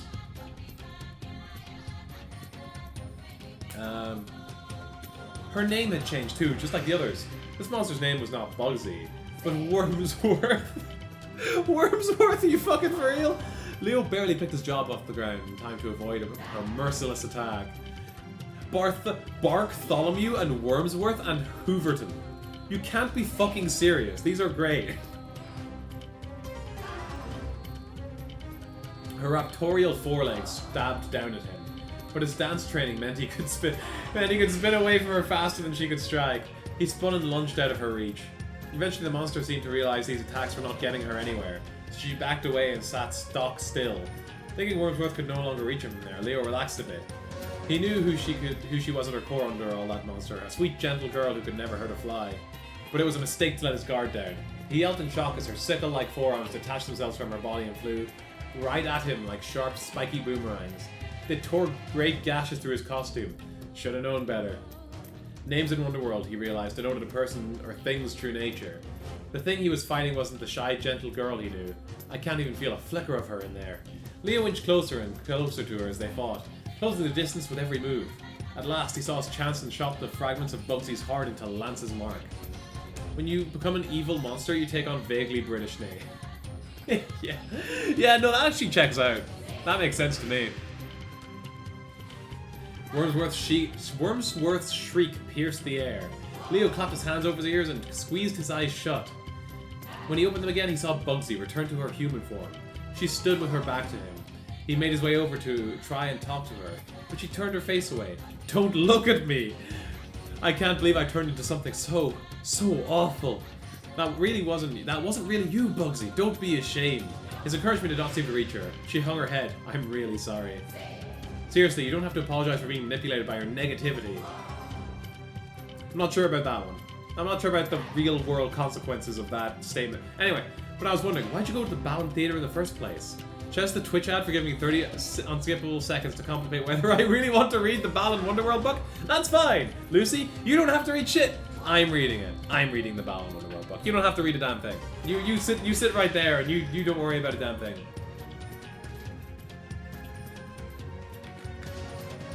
I'll handle Jiren.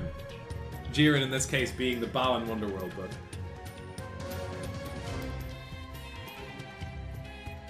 Oh god. Alright. My sinuses are not helping. She was quiet for a few moments, and then continued in a halting voice. Also, how's it going, Lucy? I don't know if you were watching... Oh, this Twitch ad. You were watching the Twitch ad. I said a whole lot while you were... I don't know if you're still watching the Twitch ad. I don't know. Whatever. Don't tell me you got a cold after level 1 too. I don't know if it was after... Maybe. See, I didn't think that. I thought it was just like me being allergic to the cats maybe or something. But I guess I've never shown to be allergic to the cats before, so maybe it was just a cold from level 1. I don't know. But yeah, I was saying while you were watching the ad, Lucy, you don't need to worry about a damn thing. I'm doing the reading. I will handle Jiren. Jiren in this case being the Balan Wonderworld novel. You just sit there. Don't you worry your pretty little head. I will do the heavy lifting. You just chill out. I'll do the reading. I have enough literacy for all of us. Oh god. Right. That's... You got a cold from level 1? That sucks. That's shit. I'm sorry to hear. How are you getting on otherwise? We were studying butterflies at school, so I brought in some caterpillars that I found around my neighborhood. All my classmates thought they were gross, but they helped me look after them. At first, anyway. A couple of them stopped helping until eventually it was just me. It's not like caterpillars are my favorite thing in the whole world. Without me taking care of them, they die. That's rough. So I had... Bovid. Bovid-19! Is that the fucking eyebrow face? That's the fucking eyebrow face. Alright. Alright, duty. So I had no choice but to look after them. There are a bunch of different kinds, but the ones that gave me the most trouble were those...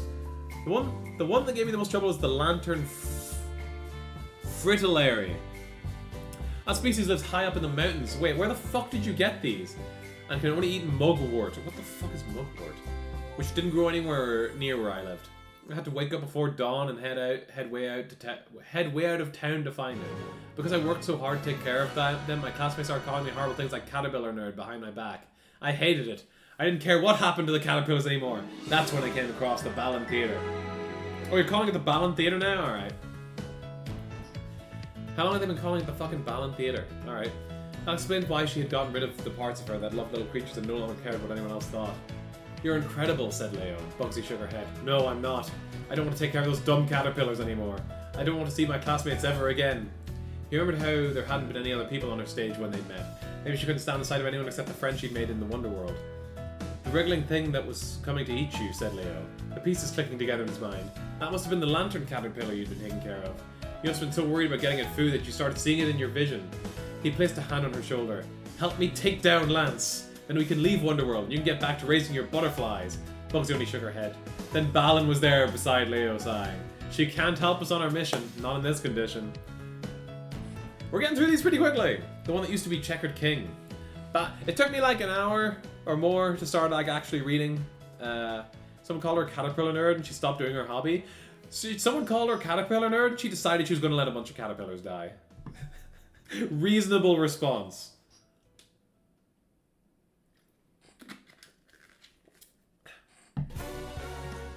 Imagine quitting your favorite thing after such a weak roast, literally. I mean, she's like 12 or something, but like, you know, still. We got a Balan bout. The one that used to be Checkered King. Balan and Street Beat Leo arrived on Balan and Street Beat Leo arrived on Checkered King stage in what looked like a marketplace. And the merchants and artisans and frolicking children from before were nowhere in sight. The road out of the market led up and was warped in strange looping curves. Weird. Where's his fake wife that he made up? That's what I want to know. Bro came to Balan Wonderworld and made himself a wife. Insane. You lose at chess one time, you go to Balan Wonderworld, you invent a wife for yourself. Leo followed the road with his eyes and saw it led to the castle. Checker King's stage had been twisted into some sort of sphere with Leo and Balan standing on the insides of the curve. This stage fucking ruled in the game, by the way. It's like the only one I liked. Jesus, what the fuck? Alright, Balan OST. Leo looked down at his feet. Instead of the grey stones he remembered from his last visit, the roads were covered in alternating squares of white marble and black granite. Chess. It's like we're on a giant chessboard. Unsurprising considering your foe's name, muttered Balan. Balan's such a cock. I love him. Good luck, little one, playing his game.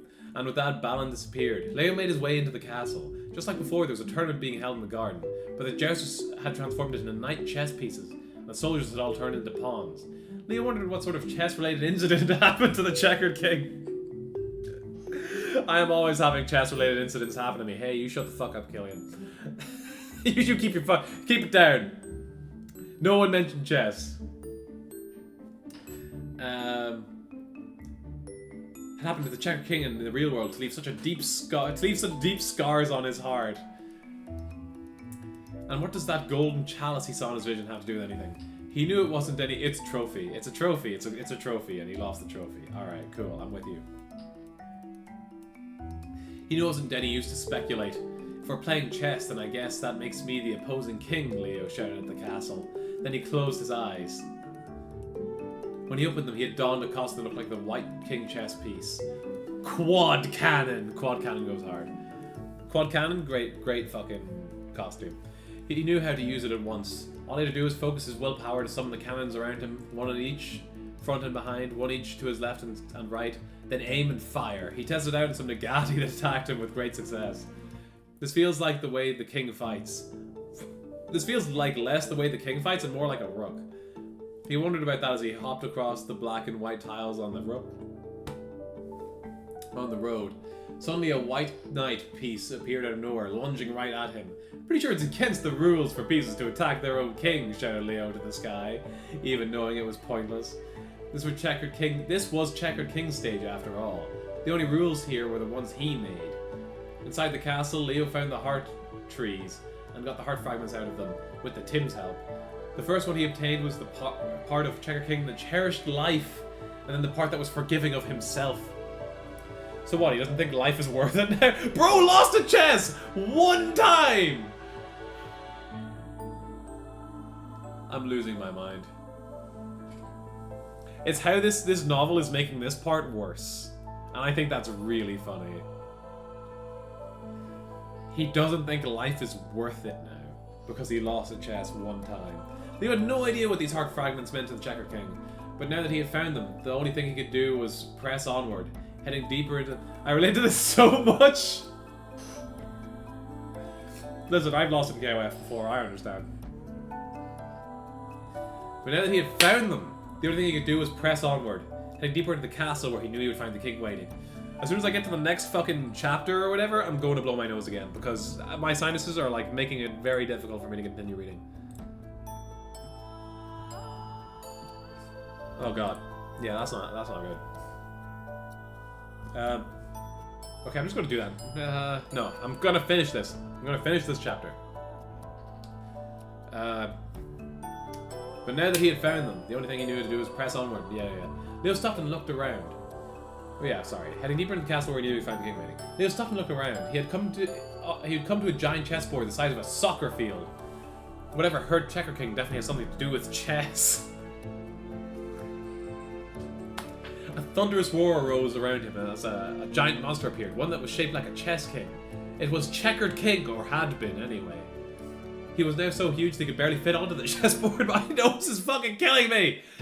So you're going by Fortzifer the Fourth? Fortzifer the Fourth. Can I I need to show you how this is written on the page. Sorry, this way. I need to show you how this is written on the page. Just here. Hold on.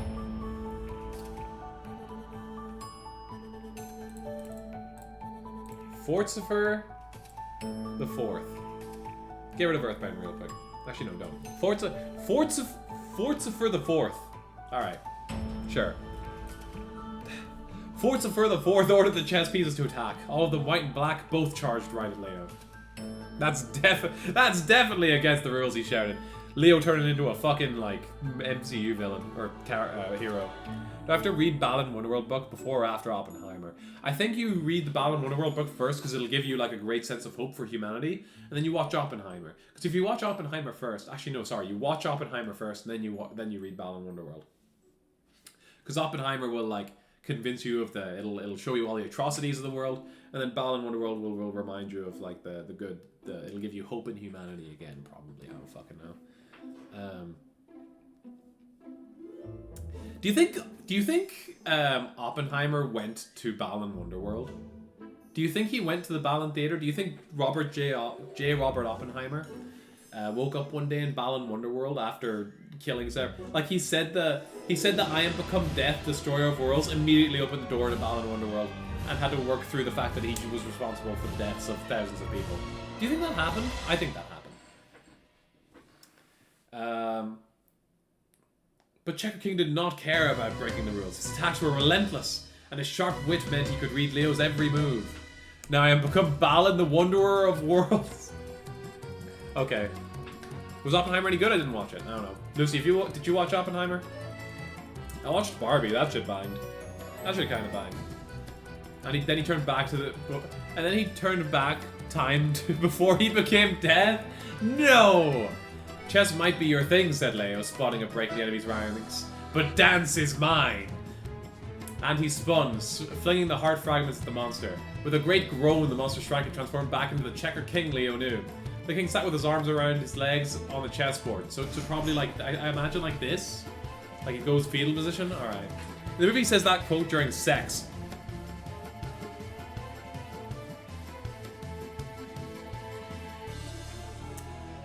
She ballin' on my world till I wonder. That's what I'm saying. That is what I'm saying. You know, I did see that I forgot about the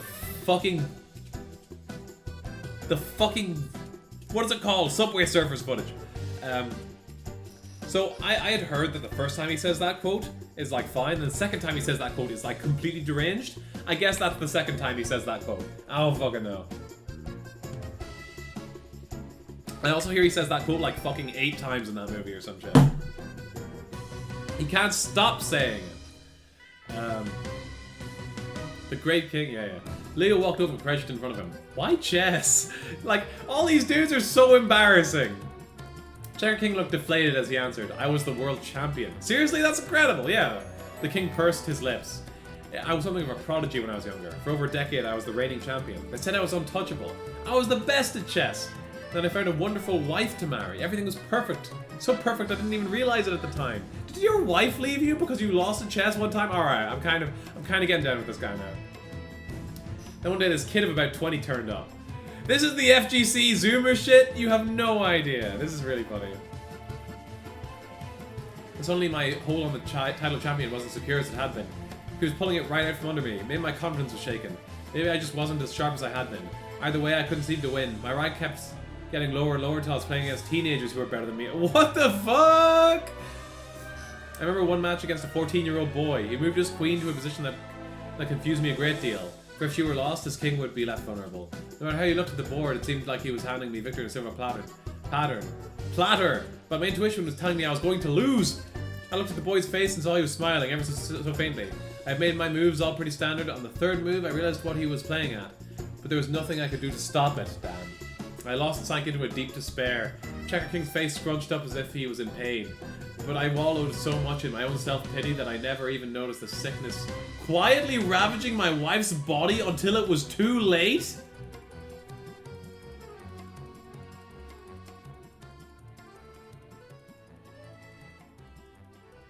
I lost the love of my life because I couldn't see anything beyond my own selfish desire to be the chess champion. Holy shit! Yeah, they don't bring that one up in the game. That doesn't come up in the game. Okay, they made it a little better. They made it a little better. Like, they made it worse. They made it worse in that he literally ignored his sick and dying wife because he was so obsessed with being the chess champion and kept fucking losing. But they made it better in that after his wife dies, he realizes, oh my god, my wife died and I was too busy to notice because I was playing chess. And then he goes to Balan Wonderworld. Alright. Alright. Okay. Cool. I don't fucking know, man. What the this is... I don't know how to feel about that. I can't just say he got so mad at chess that he... Oh, whatever. Whatever. And then he made a fake wife in the Balan Wonderworld? Alright, nah, bro. Stay in Balan Wonderworld. I think this is better. I think you might be better off staying here. Like, a lot of these people, they just need to work through their problems. No, you should probably stay in Balan Wonderworld. I don't think there's a good life for you if you leave Balan Wonderworld here. If I left Balan Wonderworld, in this situation, let me tell you, I would not be seeing another day. You let me out of Balan Wonderworld, worst mistake you'll make. Josh is telling a man to stay mentally ill? I don't think you come back from this, personally. I wouldn't come back from this. I threw everything away. All my chess sets, all my medals and trophies, all of it. Leo started at the mention of awards. The golden chalice in your vision. Was that one of the trophies you'd won? I suppose it must have been. Perhaps throwing them away didn't completely rid me of all sentiment. After I got rid of them, I had nothing. I would wander the streets for hours at a time. That's when the Balan Theatre appeared before me. You've come back from worse. What the fuck? Come back from worse? Then, alright, whatever.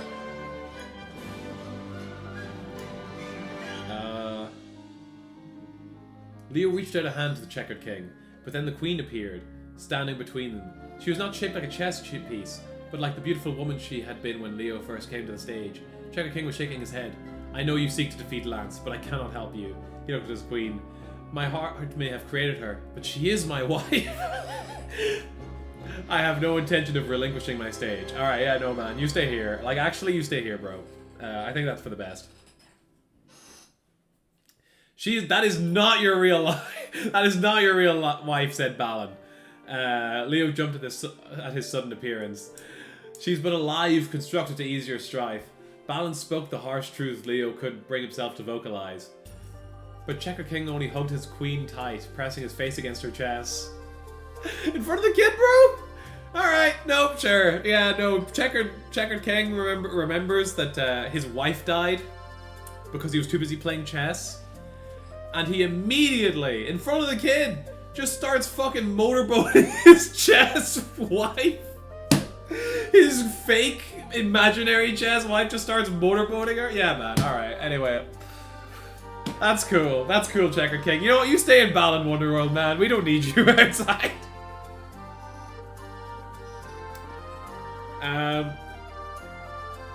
She's the only thing I have left. Leave me be. Leo may have returned the fragments of his heart, but it seemed like Checkered King had a long way to go before he was truly healed. Is Balan going to bring back his wife to life, or does he only do that for cats? I think he only does it for cats.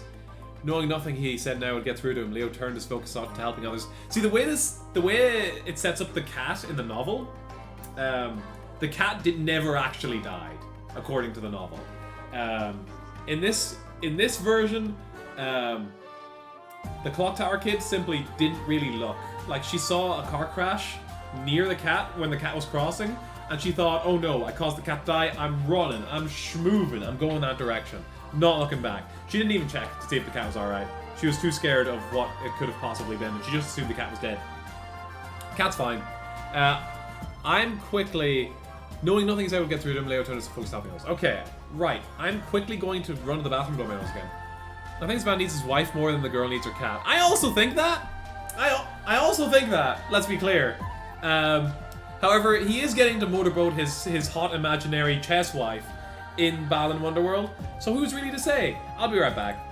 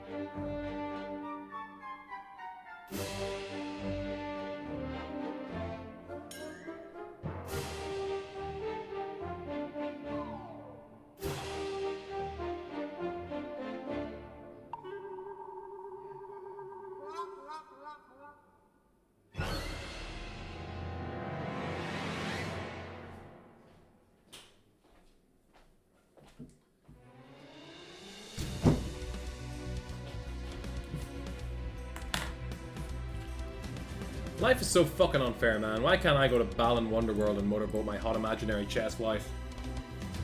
Some guys have all the luck. Balan brushed his fingers against the one that used to be Madam of the Mansion. Balan brushed his fingers against the brim of his top hat. In the time it took for Street Beat Leo to blink, Balan had transported them to a stage room. To a strange room. I think he's dead, Rip Bozo, damn. You mean me or, like, the other guy? I said I wanted to go to the Madam of the Mansion stage next, Balan. Indeed you did, Balan spread his hands. I have done as you bid.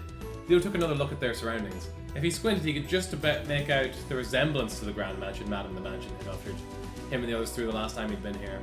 But the lavish console tables with their vases and ornaments were gone, as were the extravagant tapestries and the plush furniture. The only things Leo could see were the giant tubes of pigment of all sorts of brushes lying around the place, like oversized objects to art. Objects to art? Okay, object.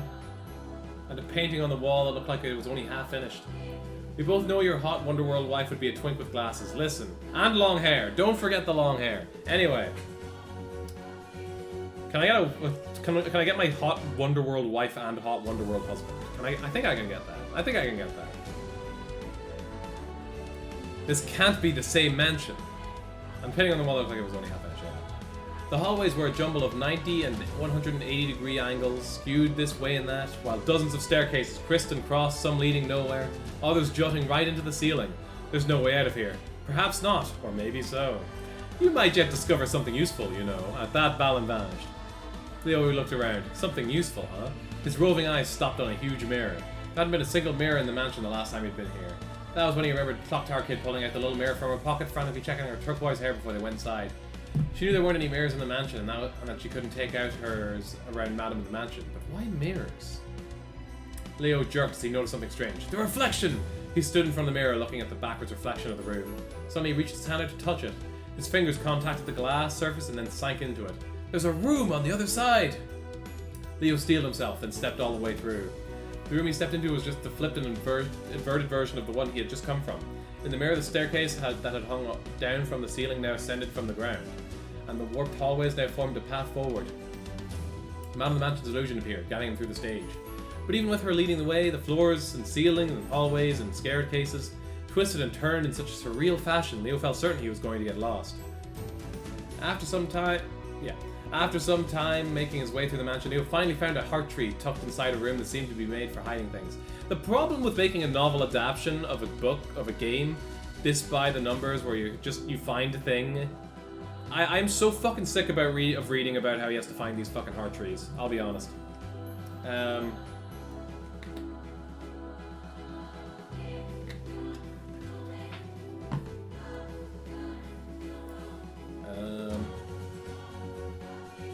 The Tims helped him get the heart fragment the same way they always did.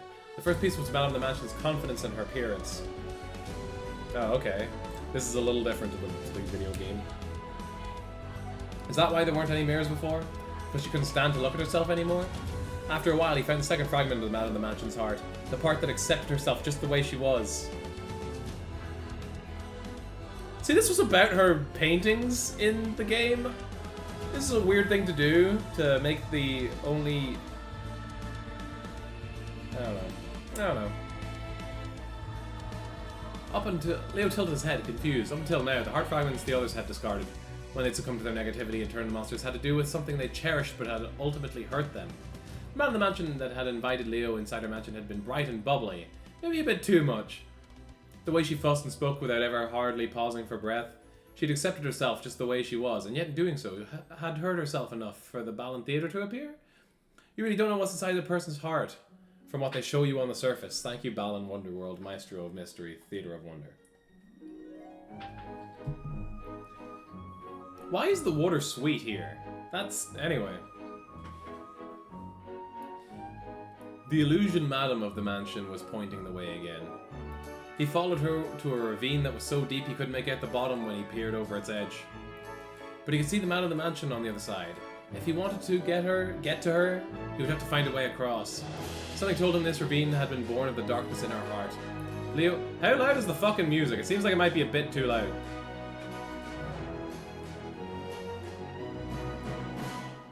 Leo drew on the power of her stage for help. When he opened his eyes, he saw he was wearing a costume called X-Ray Ape. X-Ray Ape. Oh, pardon. It may have looked like a comical rendition of a tarsier, but it came with some serious power. Why is it X-Ray Ape and not the fucking the ink one? That ink one. The inky, squiddy one. Anyway, Leo could see a handful of bridges floating in what he had taken to be empty space above the ravine. He realized this costume let him see things that were otherwise invisible to the naked eye. He leapt from bridge to bridge, but then stopped. He sensed a strange presence. Some sort of goo was dripping onto the bridge in front of him. The wooden planks it plopped onto started to smoke and melt away like slices of cheese over an open flame. Thank you, Balan Wonderworld. Leo startled back, then glanced up. What is that? A grotesque monster floated in the air above him. Inkabel.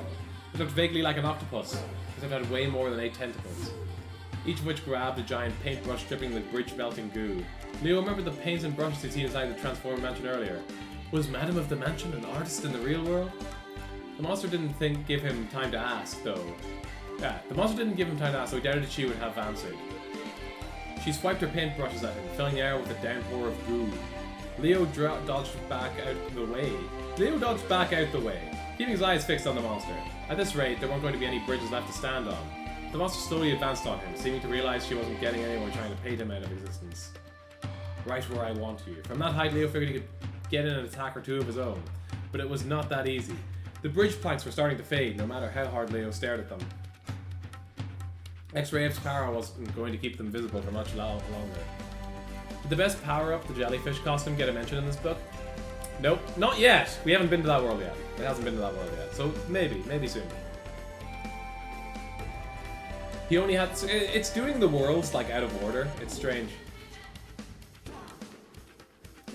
He only had the ability to see through things because he'd borrowed it from Madam of the Mansion stage. He would have turned to flee, but it was too late. The bridges disappeared. Leo couldn't tell where was safe to step and where was simply air. He couldn't move. He was trapped in place under a merciless deluge of goo. But then he realized he didn't need to see the bridges themselves. They might have been invisible to him now, but he could still see signs of the goo sizzling them away. Where there was smoke, there must be planks. So much for painting me into a corner, Madam of the Mansion. Grinning, Leo leapt from bridge to bridge, trying to locate Lance's mark on Inkabel. He found it just as she swiped one of her paintbrushes at him and hurled the fragments right at it. Inkabel gave a shriek of anguish as she started to shrink, until nothing was left of her but Madam of the Mansion. She was back to normal, but she glared at Leo accusingly. Why are you trying to destroy my stage? She asked in a tearful voice. Because this isn't where we belong. This isn't our home. It's not real. Real? What does that even mean? She was shaking all over. Painting was my life's passion, so it was only natural that I become an artist. Then someone had to go and award me some big fancy prize. Leo was confused. Isn't that normally a good thing? There was nothing good about it. After that, everyone started judging the value of everything I painted. I couldn't put colours on a palette without worrying about the finished product, about how the finished product would be perceived. The only things I could paint were copies of pieces I knew were already popular, and copies of those copies. Till one day I realized I had no idea what I really wanted to do, what I really needed to paint. But everyone's waiting for my next masterpiece. I forced myself to work on it. I pushed myself too hard. I think there's a typo, minor spelling mistake. And in the end took a big brush and painted over the entire canvas in black. I painted 13 canvases in nothing but black when the Balan Theatre appeared. Christ. This place was supposed to be my refuge from the agony of painting. Madam of the Mansion was sobbing. Tell me, if you're so smart, what is real? Leo didn't have an answer. He was casting around for a response when Balan appeared. Yeah, Balan just coming into... All those fancy things have vanished. And only mirrors remain. Mirrors that weren't here before. For they brought you so much pain. What could be that... What could that be but a symbol of love for the... symbol of the love for yourself you feel. Deep down inside you still want to paint. Isn't that feeling real?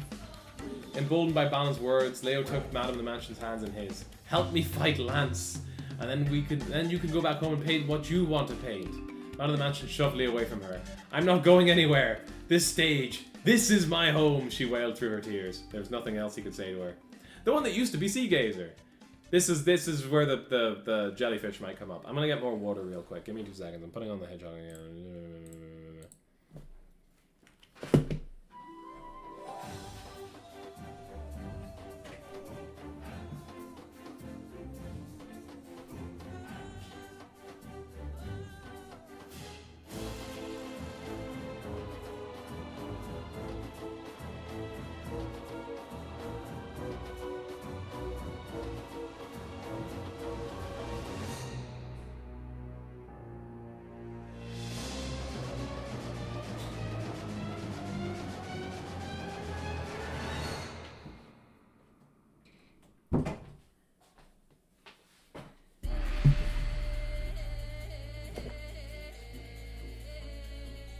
You're the only one who cares enough about Balan Wonderworld to notice the typo? Hey, alright. Hey, alright. Let me check something. Okay. I might do that from now on. I forgot the last time I read this. I didn't have the headphones, so then it didn't fuck with the... Where'd the ducky mug go? I ran out of space for it. Where are my earphones? There. I wanted to put in the Jesh Tihu, I think, and I didn't have the space. I demand answers. I'm very sorry. I'll remove something else, put the duck back.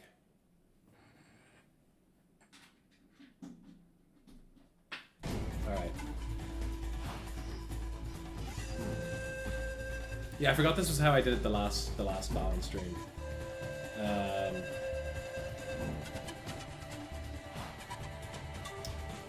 2 hours in, I'm about halfway there. Less than halfway there.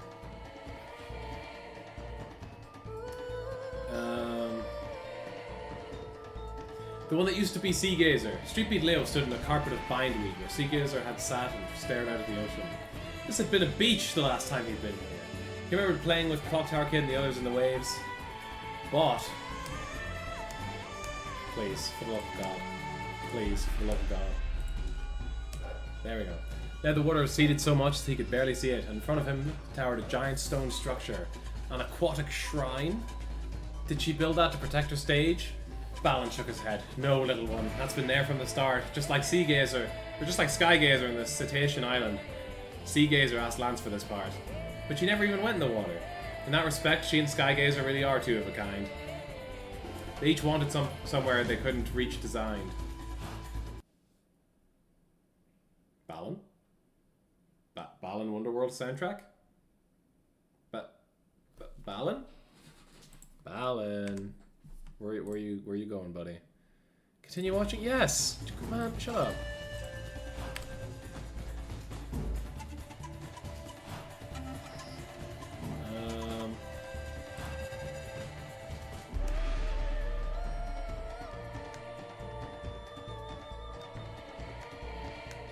Why is this page 143 and this is page 146? Josh! Josh, come here. Listen, I had to walk.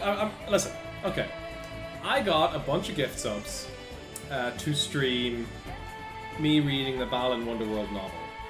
And I decided, well, if I'm going to be reading the Balan Wonderworld novel, I should have a different setup. So I got this stupid fucking filter that makes it so that I'm a little bit so the background's a little bit transparent. I don't have a green screen. And then as I was streaming last stream, and as I was reading, people kept asking for more and more shit to put on the screen. Like, another Josh down there, and then another Josh up there to match it. And then that Josh was getting lonely, so someone else put another Josh there, but like, have them facing each other so they can play like patty cake and shit. And then someone said, put a Josh up there actually. And then someone said, well, that Josh down there, looks pretty bored by himself. Give him some Subway Surfers.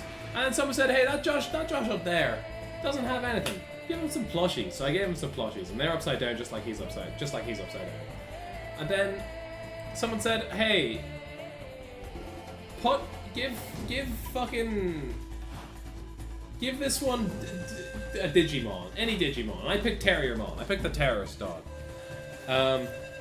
Otherwise, this is another spout filter I put on because I thought it was neat while I'm reading, rather than just having the text of the book just sitting there. There's a fire hydrant over there because I, much like Leo or Street Beat in this book, I could just put fire hydrants places.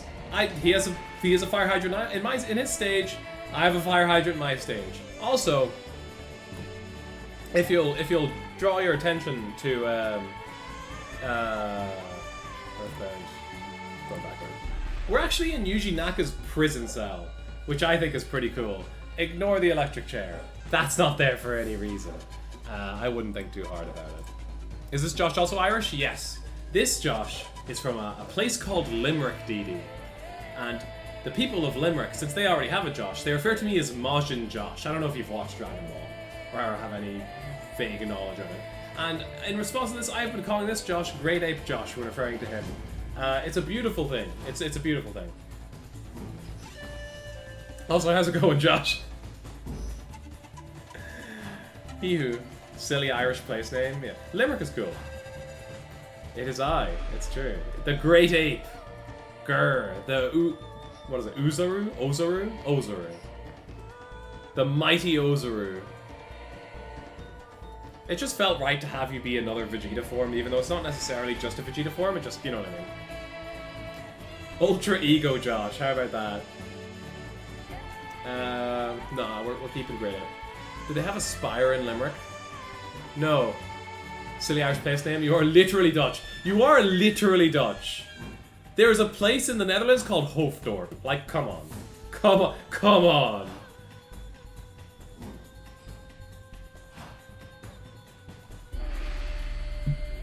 Alright. Shut up, inferior younger sibling. Hey, inferior younger sibling? That's fucked up. That's actually crazy. That's a fucked up thing to say to Jordan. Do you consider yourself the inferior younger sibling, DD? Jordan is superior, actually. Honestly, real. Where am I?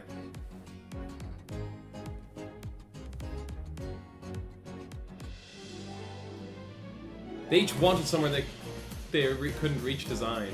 But while Lance may have created this shrine by the shore, remember this stage is hers at its core. Balan vanished, leaving Leo alone to puzzle those enigmatic words. He set off across the dry seabed. Up close, the aquatic shrine was beautiful. It was covered in colourful coral and oddly shaped shellfish, but the walls around it were so tall, Leo couldn't see a way inside. Now what? He wandered around the perimeter and discovered a couple pillars made of water. Atop one of those, Seagazer's illusion stood beckoning. You want me to swim inside them? Leo shut his eyes. When he opened them again, he was wearing a finned costume. What am I now? Some sort of fish? He flapped his tail fin back and forth. No, not a fish. The name of the costume came to him. Dynamic Dolphin. It's not the squid, Dee Dee. I'm very sorry to say, or the jellyfish. It's not the jellyfish. The jellyfish will not be in this book. Right then, here goes. Timidly, Leo eased himself into the water pillar. It was hard going at first, figuring out how to use his tail fin to move around. Once he got the hang of it, he sped through the water with joyful ease. Should be a piece of cake swimming up over the shrine walls now. Alright. Jordan is gold with the sauce, no cap peripheral, on God, on Ja, etc. That's so true, Josh. You're so real. I am the best gender gremlin present. Therefore, I am superior. This book sucks. Oh, as in, you mean inferior sibling is not that Jordan's inferior to me. You mean that Jordan's inferior to you as a younger sibling? I don't know about that. This book sucks. We're 146 pages of 237 in, and this is the point where you decide it sucks? That's fucking crazy. That is wild. What are you up to yourself, Josh? How's it hanging? Columns of water were no protection against anyone who could swim, but Seagazer would have thought otherwise. This would have been an impenetrable obstacle for her. If she'd ever wanted to try and get in, Seagazer had only ever stared at the ocean. That's when it hit him. Should have included my goat jellyfish costume. It's true. It's true. It's because of dolphins that she doesn't swim. That terrifying sea creature that was trying to kill her in her visions. It must have been a dolphin. But that realization alone didn't tell him the whole story. I'll have to find out more when I find the fragments of her heart. Whether Seagazer had thought the walls and water pillars would be enough to keep Leo out, or whether she was just so kind, even when consumed by negativity, that she didn't want to hurt anyone, he didn't know. Either way, there were hardly any traps or dangerous obstacles that posed serious risk of harm. But there were still plenty of negati, and lots of new types Leo had never seen before. He kept his guard up, fending off attack after attack as he made his way through the shrine, looking for the heart trees. When he found them, the Tims ran through the negative barrier so he could get the fragments. I am so fucking tired of hearing about these heart trees. The first one he found was the part of Seagazer that loved the ocean. Weird that someone named Seagazer would get rid of the love for the thing that she spends all of her time looking at. What must have happened to her in the real world? Leo kept going. He came to a garden where some ocean left behind from the recently receded tide spilled over the shrine walls into a pond. Alright, can I move on? Can I go? Alright. Behind the waterfall he discovered a hidden passage that led to the second heart tree. This fragment was Seagazer's tenaciousness in the face of failure. So she must have messed up somehow, with something to do with dolphins. Messed up bad enough that she couldn't swim anymore. She couldn't even stand the ocean she used to love. I wonder what sort of monster she turned into. Judging from the monsters he faced before, Leo figured there was a good chance she'd turn into the thing she terrified... the thing that terrified her most. He kept going until he came to the heart of the shrine. There he found Sea Gazer. He wasn't Sea Gazer anymore, but Angelica. She was the most atrocious looking dolphin Leo had ever seen, gnashing a mouthful of jumbled teeth at him in challenge. How can that thing be Sea Gazer? That thing dove right at him. Leo dodged her attack, and as they fought, he began to realize something. All the other monsters he'd fought had disgusted him, but he felt more than that facing Angelica. He felt fascinated by her. The more he thought about it, the more he realized that he had felt that about the others too, but just hadn't noticed at the time. Sea Gazer, he shouted, even knowing it was useless. It's me, Street Beat! Unsurprisingly, Angelica responded with another attack, spewing forth a school of electric jellyfish. So you were scared of these too, huh? Making sure to keep his distance from the shocking jellies, Leo worked his way closer to the monster. The instant he caught sight of Lance's mark, he shoved Sea Gazer's heart fragments into it. Angelica's face contorted in agony as she shrunk and transformed back into Sea Gazer. Leo splashed close, then stopped, glancing down. There was seawater up to his ankles. The tide's coming in. We've got to get... Oh, fuck me. We've got to get back to the beach. He grabbed Sea Gazer by the hand. Together they fled the aquatic shrine, the waves chasing close behind. They made it back to this bindweed blanketed beach just in time. Panting, Leo turned to look at the shrine over his shoulder, but it was already gone. Submerged by the ocean once again. Sea Gazer took a few unsteady steps through the bindweed before collapsing and bringing her knees to her chest. She had no sooner crouched than Balan had appeared beside her. Your memories are back, aren't they? Though I know you'd rather have kept them at bay. She not at bay because they're at the ocean, and she nodded. I was a professional diver in the real world, training to be an instructor. I loved the ocean so much. I would have spent all my time swimming if I could, playing with the dolphins. They were terribly curious, the dolphins. One day they swam over and snuggled right up next to me. It was so adorable. One of the dolphins got hold of my regulator, yanked it right out of my mouth. I panicked and accidentally took in a bit of seawater. Gagging on that, more of the ocean entered my lungs. I couldn't get my regulator back in my mouth, and I couldn't get my weight belt off. The more I struggled, the faster I sank to the ocean floor. Next thing I knew, I was in a hospital bed. One of my diver colleagues had saved me. My head felt like someone had taken a jackhammer to it and then steamrolled over all the pieces. I'd gone so long without air. But worse than... She probably got brain damage. I don't know. Worse than that was I was terrified of going into the ocean again. All because those adorable dolphins had nearly drowned me just trying to play. I couldn't go into the ocean again after that. I hated it. I hated the dolphins. I was so angry all I could do was sit at the beach and look at the water. Then one day I went to the beach, and the Balan Theatre was there. They put a hand on Sea Gazer's shoulder. The part of you still loves the ocean. Come on, help me fight Lance. Bro's a broken record. Bro, it's all bro fucking talks about. Help me fight Lance. Help me defeat Lance. Forget about your personal problem. Brain damage just like you. Hey, I was... Rude! You kidding? Sea Gazer shook her head violently. I have no love for the ocean or for the dolphins anymore. I don't ever want to go back to that world. She was literally just calling them cute 5 seconds ago. She's lying. She doesn't realize. It nearly killed me, the dark light glittered stubbornly in her eyes. You may believe those lies, but I think your heart desires otherwise. Balan leaned close, peering into her face. For proof to your beautiful stage, you need only look. The real world and its oceans you never totally forsook. I'm sorry, said Sea Gazer in a small voice, but promise me you'll save Sky Gazer. I can't bear the thought of him trapped as a monster in that awful darkness. I promise, Street Beat, Leo said, and turned to walk off down the beach without another word. Why, little one, you seem quite upset, said Balan, glancing sidelong at Leo as they walked. Is your inability to convince the others to help you fight Lance making you fret? No. It's hard to believe that when you wear such a frown. Tell me, what is it that's got you down? It's just, everyone's been hurt so badly. It makes me wonder if they'll ever be happy, even once they leave Wonderworld. Balan snorted. Happiness isn't weather. It can't be forecast. Not by you, nor by me, nor by anyone else.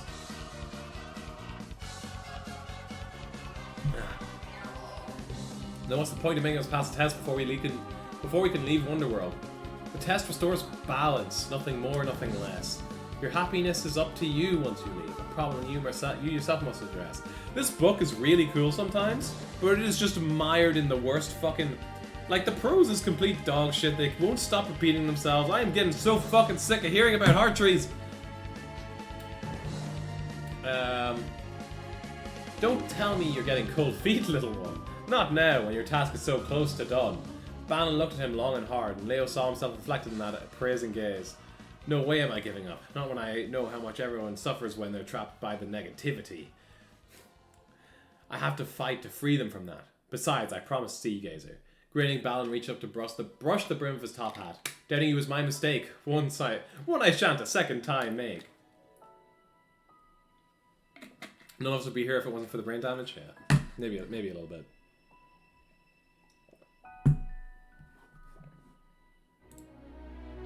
God, there's.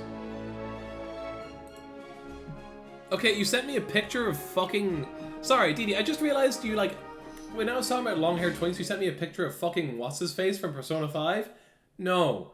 Not that one. Not that one, I think.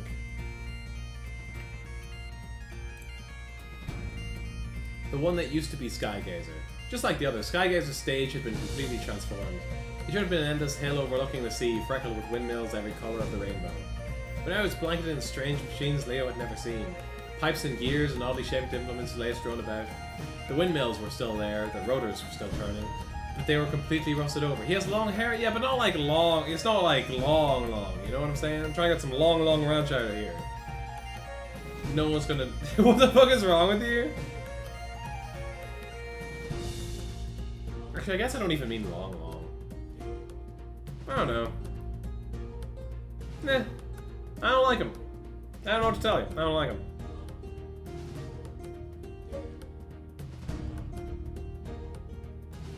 The hill had been torn out of the earth and now floated high in the air.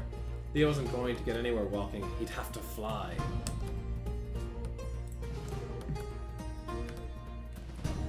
He closed his eyes, and when he opened them again, he found himself clad in a winged costume. Aero acrobat. I should be able to fly no problem now. Leo flapped his wings, rising into the air towards the hill. What time am I? Half 2. Okay, cool. Or 2.5 hours is what I mean. It was awkward going at first. He kept dipping and swerving through the air, threatening to fall to earth. But eventually he got the trick of it and leveled out. Like with dancing, flying was all a matter of how he balanced himself. Okay. I thought I was going to burp again or something. Homophobic? Maybe a little. He sped toward the top of the hill as fast as his wings could take him. Uh-oh. He yelped as a sudden wind sent him tumbling off course. Once he had righted himself, he looked in the direction the gusts had come from and saw a windmill. Or at last, what he thought was a windmill. That's no windmill, that's a propeller! That's what's making this wind! He noticed then that Skygazer's illusion was standing atop the hill, hand raised to point at something in the distance. Leo followed his finger to an island hovering high in the sky. Is that Cetacean Island? Lance's creation glided through the sky, almost like it had a destination in mind. Leo flew towards it, leveraging the gusts whipped up by the propellers. On the island, he was unsurprised to find a heart tree. There were Tims there too. Like the Nagati, they seemed to be able to go wherever in Wonderworld they pleased. It was almost like they'd been waiting for Leo, because the moment he arrived, they busted through the barrier around the tree, and they haven't even had a chance to feed you drops. He felt a little guilty as he reached for the first fragment of Skygazer's heart. This one was his love of the sky. The second fragment was tenaciousness in the face of failure. Pretty much identical to the fragments that Sea Gazer had discarded from her heart. Does this mean they went through the same kind of horrible thing in the real world? Then Sky Gazer, what happened to you? Leo shook his head to clear his thoughts. No use wondering. I have to bring him back to himself. Is the fucking... is the fucking Balan OST too loud? Alright.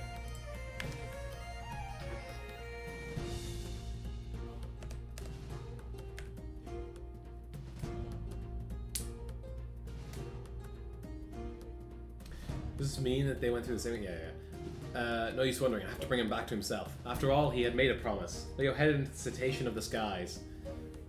Inside was far larger than he expected it, looking at it from the outside. There he found Skygazer, the monster that had been him. He was huge, with metal wings and propellers that made him look like a living, breathing aircraft. Yeah. But his name wasn't Skygazer anymore, but Warvel Wright? What's with the fucking names of these things? So whatever bad thing happened in the real world must have had to do with planes. Alright. Skygazer. Sea Gazer's back normal. She asked me to get you back normal too. Warvel Wright did not seem to register what Leo was saying. He flung propeller after propeller at him, Their blades were razor sharp and sliced what they hit clean in two, right? Leo, as light on his wings as he was on his feet, dodged everything Warble right through at him. Enraged, the monster began hurling even bigger propellers through the air. Leo wove between them, getting closer to the monster each time he dodged. Then as Warble right drew back another propeller to throw, Leo seized his chance to thrust the heart fragments into Lance's mark.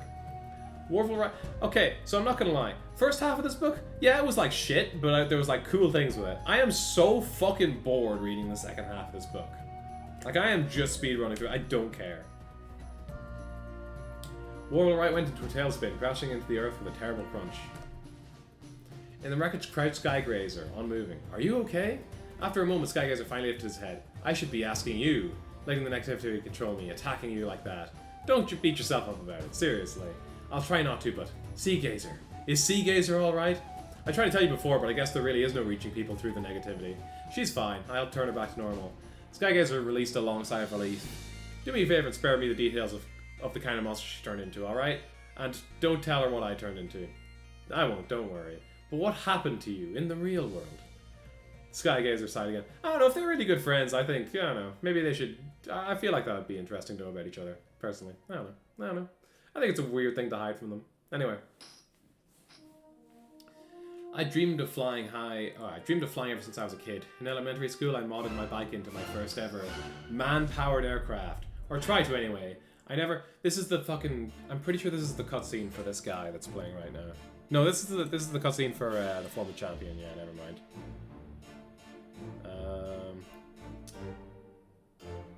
Have I passed this stage's... Warble right, yeah, never mind. I have passed this stage in the OST.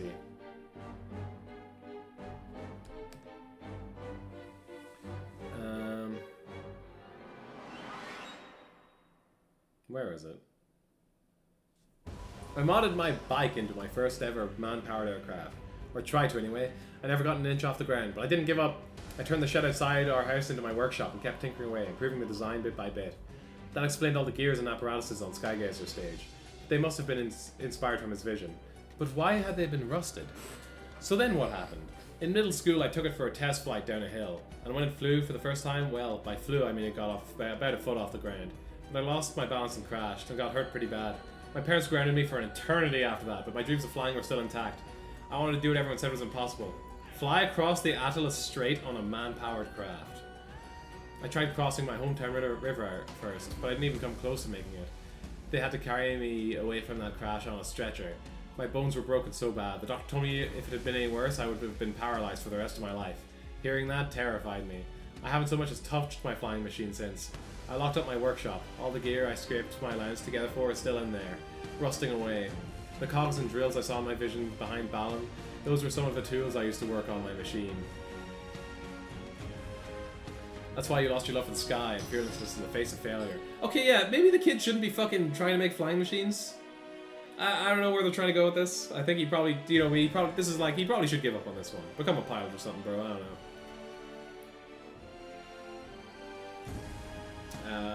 I was never able to fly in the end. I felt utterly useless. That's when the Balan Theater appeared.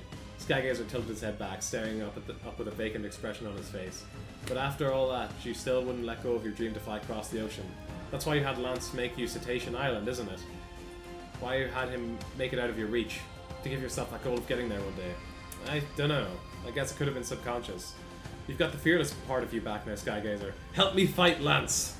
Skygazer hung his head. What did Seagazer say? She said she hated the ocean. Skygazer let out a soft, bitter laugh. Just like I hate the sky. I don't care about flying anymore, Street Beat. I'm fine looking up at it from down here. So he's out too. Leo's shoulder sagged. Another dead end. Leo spun around and saw Balan shaking his head sadly. Rotten luck, my friend. The one that used to be Sentinel of the City. How many of these are there left? I am so fucking sick of this part of the book.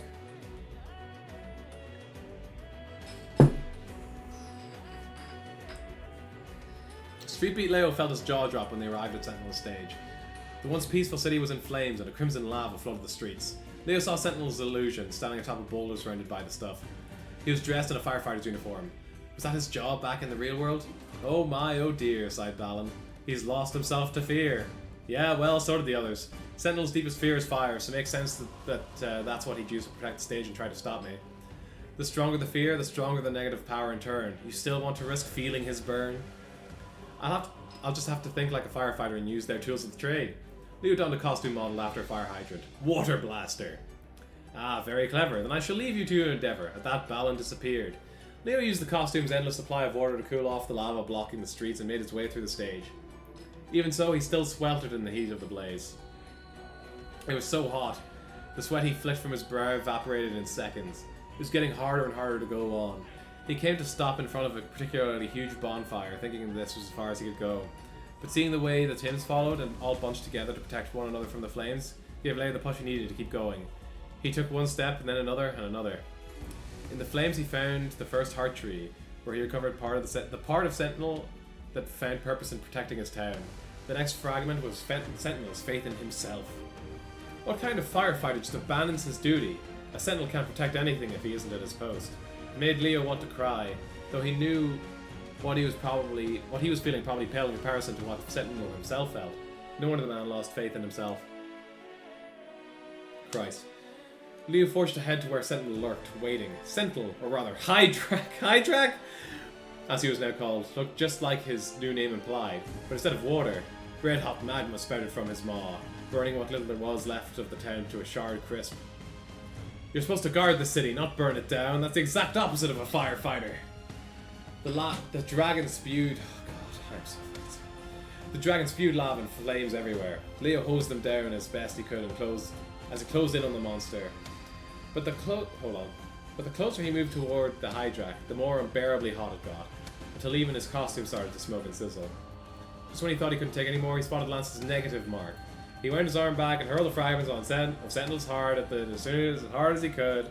In a slow motion, the Hydrak crumbled, the flames went up, the town exploded out. Leo found Sentinel in the ruins, looking just as rough as he had when they first met.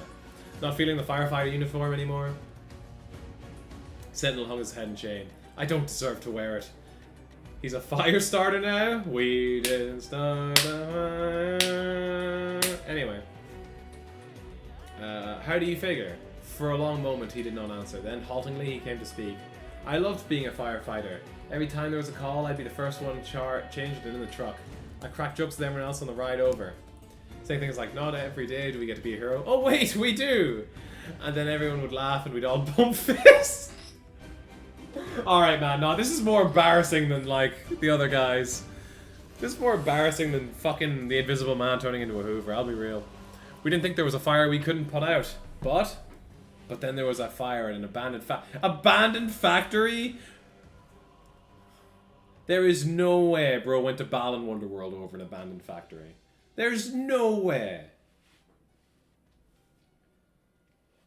They made the chess one make more sense and they made this one make less sense. There wasn't any saving the factory, but we weren't about to let the flames spread to the people's homes. Our captain had us spread out and... Okay, maybe it's fine. Had us spread out in front of the factory with our hoses, standard procedure. We weren't worried. We knew we were gonna be heroes again today, just like every other day. Sentinel dropped his gaze. We were wrong though.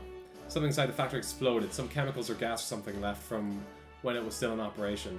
It turned the place into an inferno. The heat was strong enough to burn us even through our uniforms. Then I realized that everyone else had gotten a lot closer to the blaze.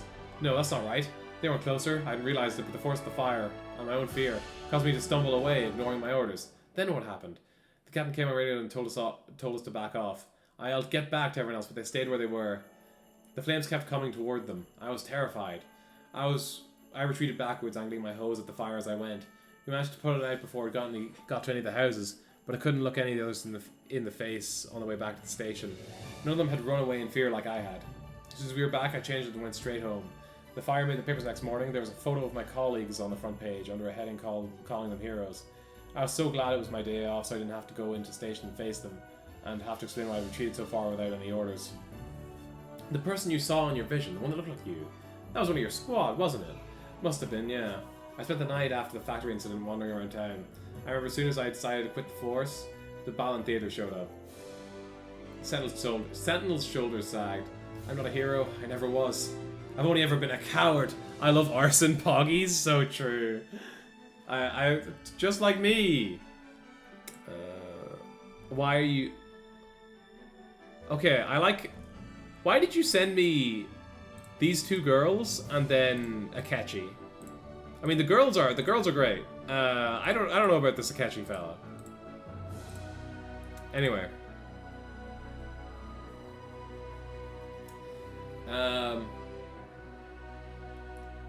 But still he's not...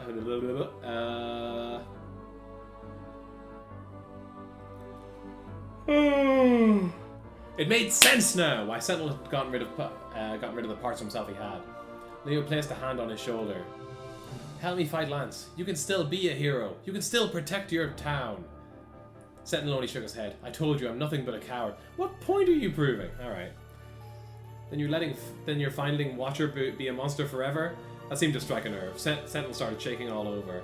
But then he stilled and hung his head again. Cowards can't face monsters. If you need me, I'll be fighting Lance. Leo turned away. He wasn't at all surprised to find Balan waiting for him, arms crossed, grinning the same grin as always. I love this Balan fella.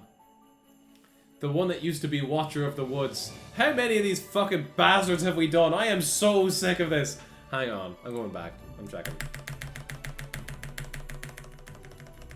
He has longer hair than one of them? Oh, okay, fair. Okay, but like girls with short hair, you need to understand this.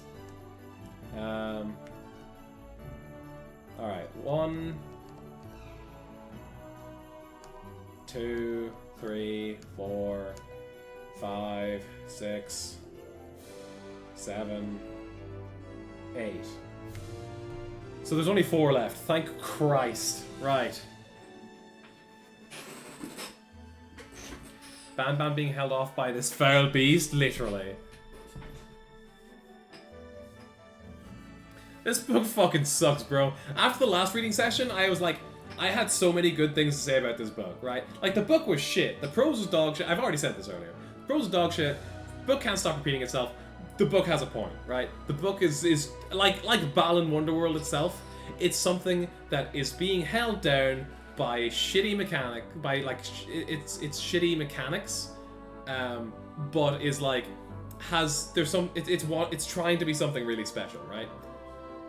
This shit, this second half, fucking garbage. No gardens, no Banbans. I said I'm doing it Sunday. This Sunday, tune in for Garden of Banban. You sack of shit.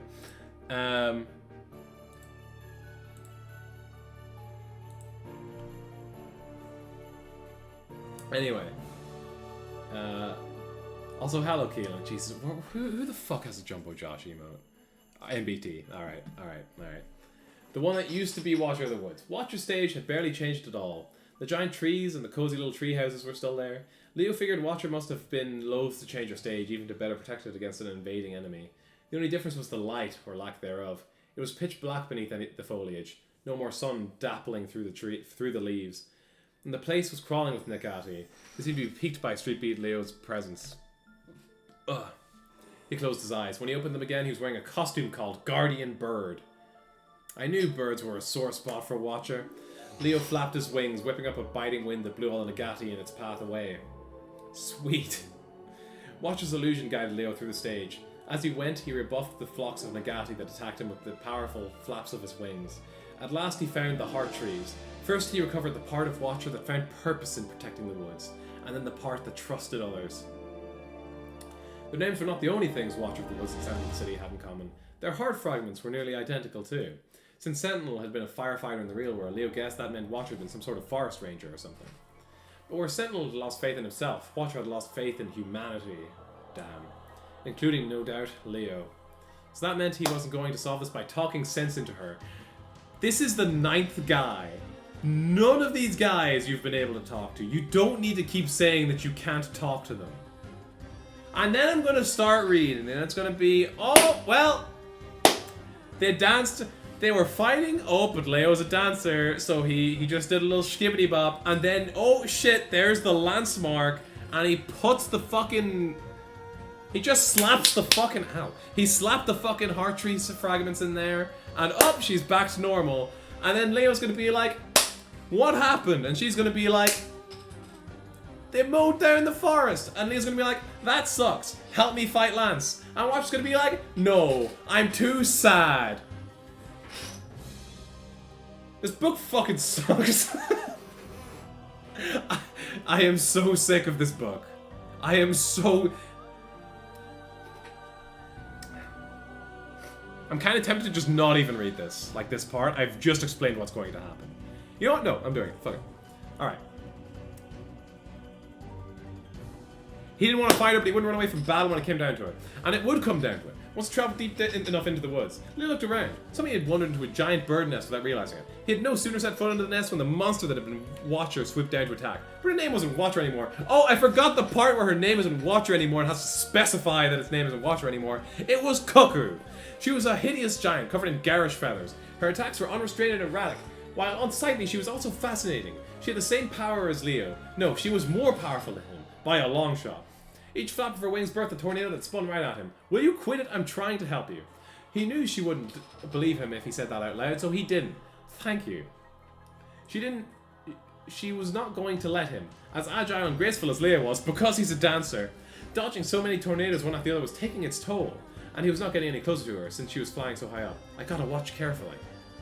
Dodging tornadoes left and right, Leo studied her every maneuver.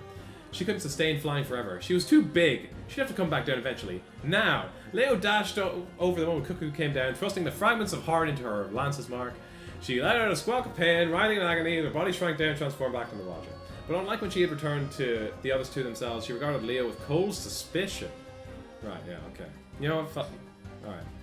Leo may have returned the part of her that trusted others, but he supposed those wounds on her still hadn't completely healed yet. You like birds a lot, don't you? Watcher gave a curt nod. I did. I was getting my master's in ornithology.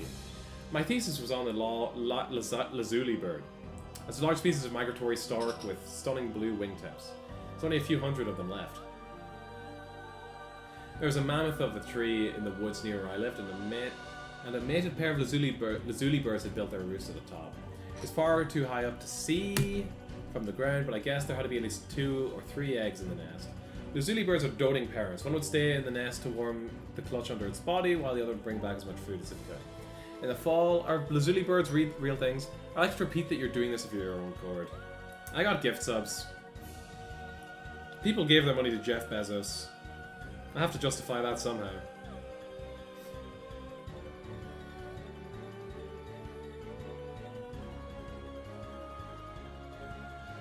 Okay, lazuli birds are real, cool.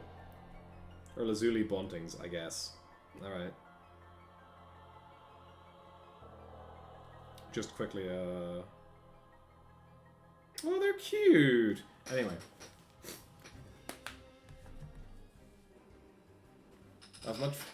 One stayed in the nest to warm the clutch under its body while the other would bring out as much food as it could. In the fall, one of their hatchlings were ready to fly, the whole family would head south for the winter. I went to the woods to do my research. I imagined catching sight of one of the hatchlings flying around exploring outside his nest and felt my face beaming in a smile. But that smile crumbled away when I heard the telltale sound of machinery. I got worried around the direction of the sound and found men with chainsaws at the trunk of the lazuli bird's tree. He felt his breath catch in his throat. What? Why? They're cutting down all the trees in the air to clear land for houses. There were construction equipment everywhere I looked. They'd already carved... If there's less than 100 lazuli birds left in the wild, you can literally just go, hey, they're endangered birds up there. You legally cannot do this. Legally, if you do this, you go to jail. They'd already carved their way through a huge trunk of the woods. Tell that giant, terrible beast... Then that giant, terrible beast you saw in your vision. Must have been a bulldozer or a digger or something. Watcher nodded. I should have told my looks. You can't cut that tree down. The lazuli bird's nest is up there, but they told me they'd already gotten the permit from the mayor. They never even turned their chainsaws off. I made a grab for one, but the guy shoved me off. I kept trying to stop them, getting more and more desperate, more and more violent. They just grabbed me and dragged me out of the construction site. I fought tooth and nail to get back to that tree, but they never let me get past them again. Watcher fell silent for a long moment. This is where you need weaponry. Then Balan appeared beside them. That's not the end, is it, my friend? Watcher glared at him. Later that night, I snuck out to where the nest was. The monster had cut the giant tree down, and I found the nest where it had fallen to the earth. The eggs smashed beyond saving. The lazuli birds stood over the remains of their home, looking shell-shocked. I started crying. I told them over and over how sorry I couldn't protect them. I went back to the construction site every night after that, even though they'd cleared away the giant tree and most of the woods around it. Even though there was anything for them to eat, the lazuli birds lingered. Those birds, there's nothing more precious than their offspring. If a chick dies in the nest, the parents never leave again. That's one of the reasons the lazuli birds are going extinct. But winter was coming and I begged them to fly south. Oh god. I told them they could come back in the spring and try and find somewhere safer to build another nest, to raise another brood. The poor things wouldn't budge no matter how much I tried to get them to go. I found their bodies in the snow. where the giant tree had once stood. A muscle and watcher's jaw tightened. Humans are so cruel, so unbelievably selfish and greedy. I hate them. They'll destroy anything in the name of development. You couldn't pay me to live in one of those big houses. Not when they're built on the bones of not when they're built on the bones of Lazuli birds and who knows how many other poor creatures. How's it hanging, Josh? Ryan, this book sucks so much fucking ass. Rich people don't go to jail, they pay fines. Yeah, but the construction workers, you know? You gave me more money by buying this stupid book? Yeah. Brian, this book sucks so much fucking ass. It sucks so much fucking ass. Do you know how many... Like, I'm on page 163, right?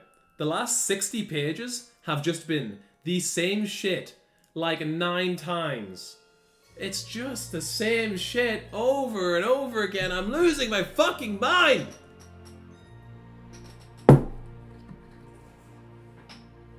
Leo goes to a stage. He finds the heart trees. He finds that the heart trees contain the parts of the person that he's trying to save that they have lost. He finds them as he finds them as the boss. He remarks on how they have changed and how they no longer have the name that they once had and they now have a different name that fits their monster form or whatever. And then they do a little bit where Leo's like, oh, this is a hard fight, but I'm a dancer, so I can move out of the way of your attacks. And then he like slams the 2 pieces of the heart into the lance mark on them. And then the monster melts away while shrieking or whatever. And then Leo comes up to the person who's left and is like, hey, help me fight Lance. And they're like, no, I'm depressed. And then Leo leaves. And this has happened 9 times now. I'm on the 9th. I have to do 3 more of these fucking things. This has just been this stream for the past 2 hours or more. Josh, how many fanworks of Balan Wonderworld do you think there are on the website archive of our own, and how many subs to get you to read all of them?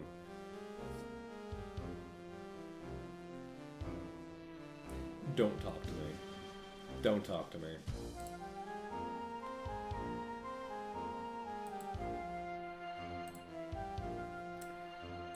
The game was better. The game... Sub gold and I'll have to read any more of this. Yeah. Yeah, that would be nice. See, the book says some cool things in the first half hour. Or not in the first hour, in the first half. And then, like, it just starts recounting the game. And it goes to shit. And by that I do mean the first half of the book was also shit, right? But it at least had things that were interesting, right? There were things about it that were interesting. Oh wait, no, there was one part that was really cool. Ryan, you know the guy who got really mad because he lost a chest with 1 time? So it turns out, in the novel, he isn't in Balan Wonderworld because he lost a chest 1 time. He's in Balan Wonderworld because he lost a chest 1 time and then just kept losing and was so obsessed with becoming the chess champion again and just kept playing chess that he didn't notice his sick wife dying and eventually passing away, and he didn't realize until after she was passed, hey, I just spent so long invested in chess and like worrying about becoming the chess grand champion that I let my wife, who I love, die without really like paying her any heed at all. And then he went to Balan Wonderworld. That one's fucked up. But it's fine, because now he gets to... Like, listen, I was saying when I was reading that, bro, stay in Balan Wonderworld. I don't think... If you're at that point in your life, I don't think you can leave Balan Wonderworld. I wouldn't leave Balan Wonderworld, because if I leave Balan Wonderworld, I'm not seeing another fucking day. Right? Like, you fucked up, bro. You fucked up. Like... But no, it's fine, because now he gets to stay in Balan Wonderworld and motorboat his hot, fake chess wife. So, like, just stay in Balan Wonderworld, bro. Honestly, probably better than going back to reality in that case. Anyway. And I do mean motorboat. While Leo, this small child, is leaving leaving Chessman's stage, he just fucking buries his face in her chest, and it's like, alright, man. I'm just gonna leave. Mr. Naka, people are roasting our shit. Just make his wife die. Well, Naka didn't write this book, Someone else wrote this book. Fellas, don't let your wife die. That's what I'm saying. It's not even that he let his wife die. It's that she was dying and he didn't really pay her any mind, right? Like, he didn't get to spend her last moments with her, type beat. Or her last months with her, because he was too busy being a fucking chess gamer. Or whatever.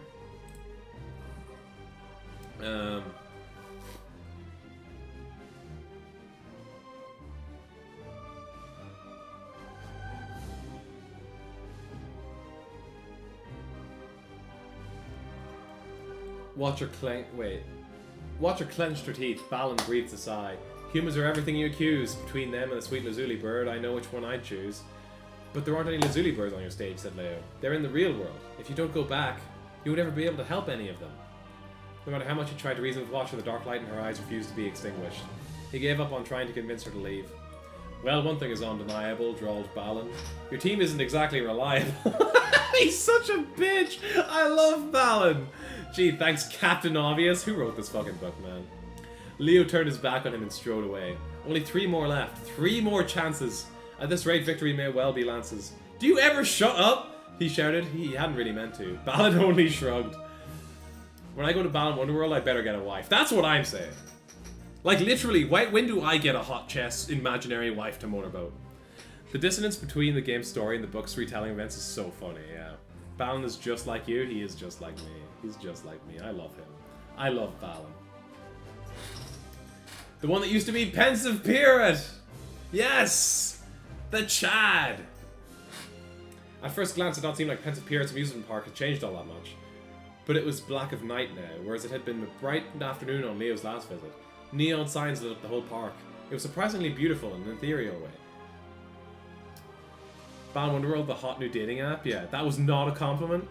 It was to me.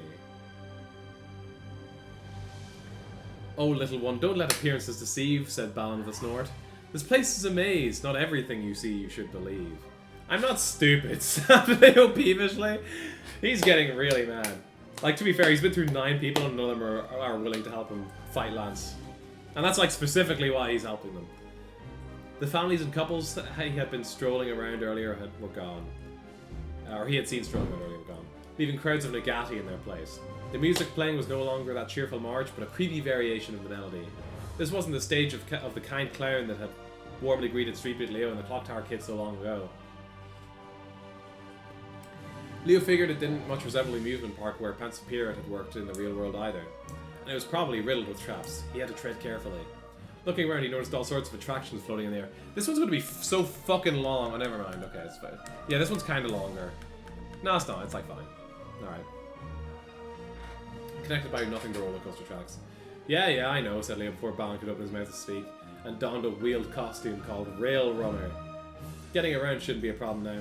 He upped up on the tracks, leaving Balan behind him. He passed the merry-go-round and the teacups, heading for the Ferris wheel he had ridden with Clock Tower Kid and the Pensive Pirate. It really hadn't been that long ago, but it felt like decades had passed. There came a sharp aching in his chest when he thought about the day the 3 of them spent together. But the rides were not meant for Leo's amusement anymore. They were nightmarish obstacles meant to stop him. Pensive Pirate probably never imagined his attractions trying to hurt people when he first created them. He'd only ever wanted people to have fun. It hurt Leo thinking about how the clown's intentions had been corrupted. He fought Nagati as he explored the maze of the park and located the heart fragments. The first was the part of Pensive Pirate that had the courage... that had the courage to bare his heart. The second was his courage to accept others' feelings. Finding the fragments gave Leo new insight into the clown. He was in love with the princess of the parade, but he didn't have the nerve to tell her. I know you could do it, thought Leo, gritting his teeth. He knew he was going to have to fight the Pensive Pirate, but he hated the thought. After all, the kind clown had been one of his very first friends in Wonderworld. Him and the Clock Tower Kid. The shock made Leo stop. He had just thought of them as friends. He'd never thought of anyone as his friend before. He never thought he needed friends. He was fine being a loner. He felt his eyes go wide with the realization. That's exactly why I have to fight him. Because he's my friend and I have to help him. Leo pressed on through the amusement park, heading for where the merry-go-round used to be. But all the horses and carriages were gone, leaving behind an empty platform, slowly rotating. Leo felt a cold chill run up and down his spine. I know you're there, Pensive. I forgot he calls this dude Pensive. It's so good. As if summoned by his shout, a monster appeared in the middle of the platform. A horrible heroine for the horrible parade in this horrible park. Princess Mary. Princess Mary, alright. Seriously, said Leo? You lost your nerve and suddenly she's the villain in all this? I thought you loved her. Leo, my goat. But he knew it was a waste of time to argue with the pensive pirate. The clown was too far gone for Leo's words to reach him. Princess Mary had flounced this way and that, trying to squash him underfoot. Think you're a better dancer than me, huh? Alright, sure, man. I'm quickly gonna get rid of the Earthbound filter, because on this page, we have a little illustration. It's very cute. It's cute. It's cute. Alright. Earthbound filter. No, come back. The clown was too far gone for Leo's words to reach it. Yeah, that's really good. That's how I feel watching this stream. Damn. Damn.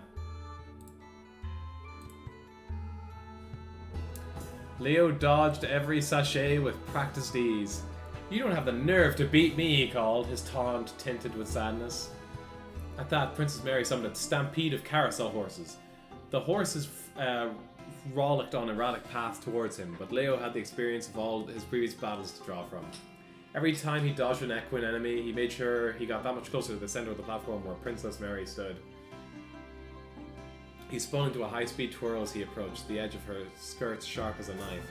Leo had to be careful not to get sliced into ribbons. Enough already! Leo shoved the heart fragments into Lance's mark. Princess Mary let out an ear-splitting shriek and crumpled to the ground. The heap of lace and frills surely shrunk back into the pensive period. Clock Tower Kid, he said. Is Clock Tower Kid okay?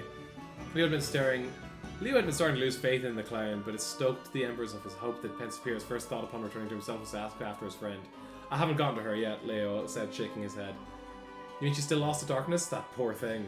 Then come with me to her stage and help me save her. Help me defeat Lance. The clown shook his head. What'll defeating Lance accomplish? Clock Tower Kid doesn't want to leave Wonderworld. She wants to stay. Don't use her as an excuse to keep running away from the real world. The clown shot a sharp glare up at him. That's not what I'm doing. You sure? Because it sure looks like what you're doing. Sorry. It sure looks like you're doing whatever you can to avoid the possibility of Princess Mary not returning your feelings. Leo hadn't started off shouting, but now he was. You'd rather stay here in Limbo than risk a broken heart. He felt a hand on his shoulder. When he turned to look, he saw Balan. Little one, you needn't speak so harshly. You needn't so harshly speak. It isn't his fault humans are weak. You trap yourselves in purgatories of your own devising, and tire yourself out with endless agonizing. Easy prey for negativity to devour when you are at your weakest hour. Leo shrugged out from under Balan's touch. I gave you back the courage you lost, Pensive. Used it to help me fight Lance. Used to go back to the real world and finally tell the princess how you feel. But the clown only shook his head. There's no way she'd ever feel the same about me. No, I'd rather stay here in Wonderworld. So you're cool with the Clock Tower Kid being a monster forever? Snapped Leo, feeling his face flush with rage. Pensive Pierre flinched. She'll be okay, he mumbled. She's got you to save her. Leo let out an aggravated sigh, then turned to let the clown where he was. Leo's about to turn into a fucking negative fella himself. Nah, I lasted 1 minute, I can't do this. Good. That's really funny. Good night, Chris. Thanks for dropping by. More like Balan Wonderworld. Literally, this shit sucks. This was Leighton for sure. What do you mean? What do they mean by this? The one that used to be Clock Tower Kid. I'm getting more water. My fucking throat is killing me, man. This fucking book, Christ.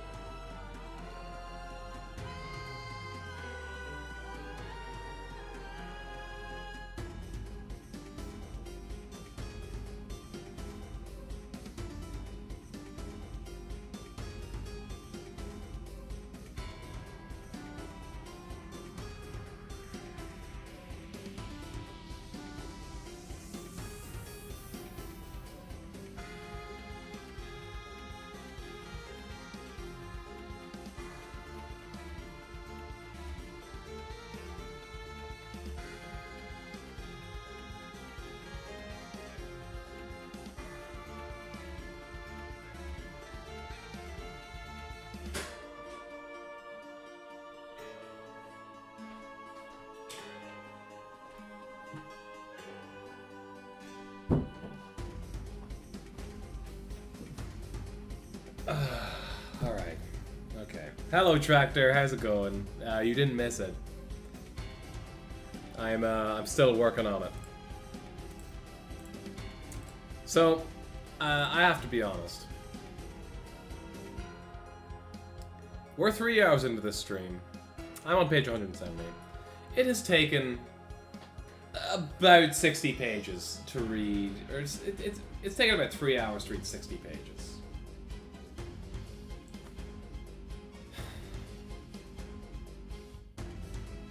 I can't do this, man. I can't do this. This book fucking sucks. This book's actually... Like, it's crazy, right? I keep saying it. I read the first half of this book, and I was like, yeah, the book's kind of dog shit. But there's, like, some really cool things in here. Like, the book actually has really good, like... It has a really good messaging about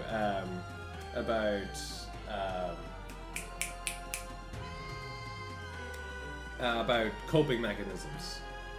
And unhealthy ones and like, whatever. And that's really cool. It's honestly, it has really, it's really cool about what it tries to say. Despite its prose and it's repeating itself constantly and it's just being a fucking general nuisance. This second half of the book should not exist. If it wasn't here, I would have been able to just stop thinking about Balan Wonderworld and go on with my fucking life. Unfortunately, this second half of the book exists. And it's dog shit. It is contributing nothing. Nothing. Anyway, the one that used to be Clock Tower Kid.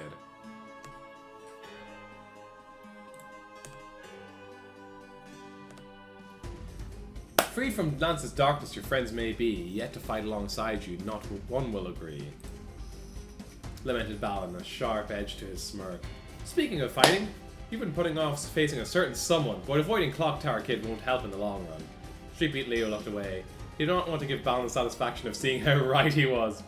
I can't fight her. She's just a little kid. If I have to, I'll face Lance by myself. Because attacking unaided went just as you planned. When you and Emma made your ill-fated stand, Balan shook his head in exasperation. They won't even hurt her, and you still did her? Very well, then the darkness shield with her. Let me ask you the same question you posed pensive, however. Are you cool letting Clock Tower Kid be a monster forever? Leo ground his teeth. You've made your point. Balan smiled, brushing the brim of his hat. I love... Okay, I'm just glad Balan is in this part of the book. This book would be... This half of the book would be completely insufferable if Balan himself was not in it. He's sick.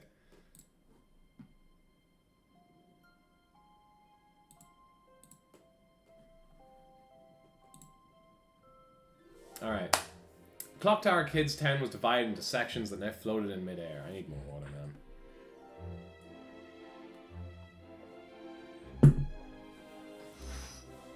Leo figured this was her attempt to protect her stage from Fighter and Balan. Fucking hell. Okay, I didn't blow my nose enough. She probably laid a bunch of traps everywhere too. Still, it was a relief to see it was still as cute. Fighter hasn't been in this since the halfway point. Where the fuck has she been?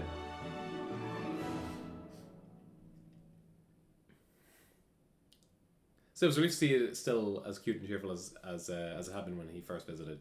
He headed towards the clock tower in the center of town, sensing that it was where she would be. Seeing the state of her stage put him in easy.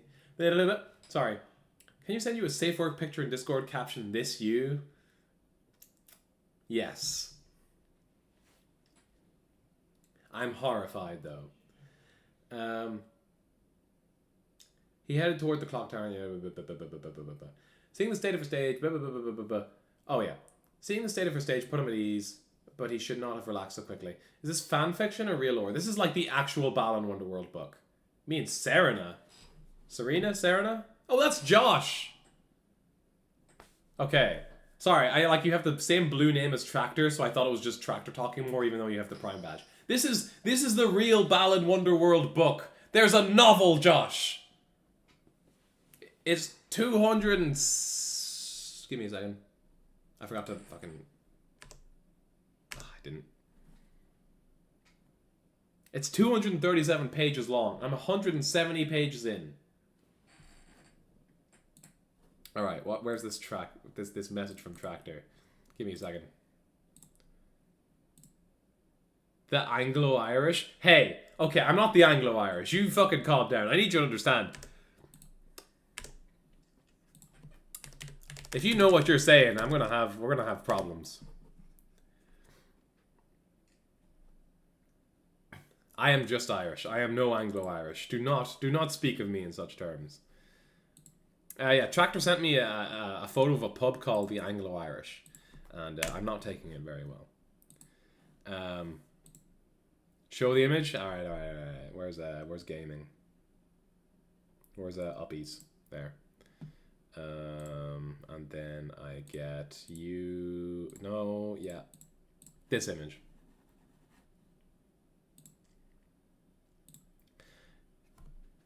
Monaghan Secret Brit Stronghold? No.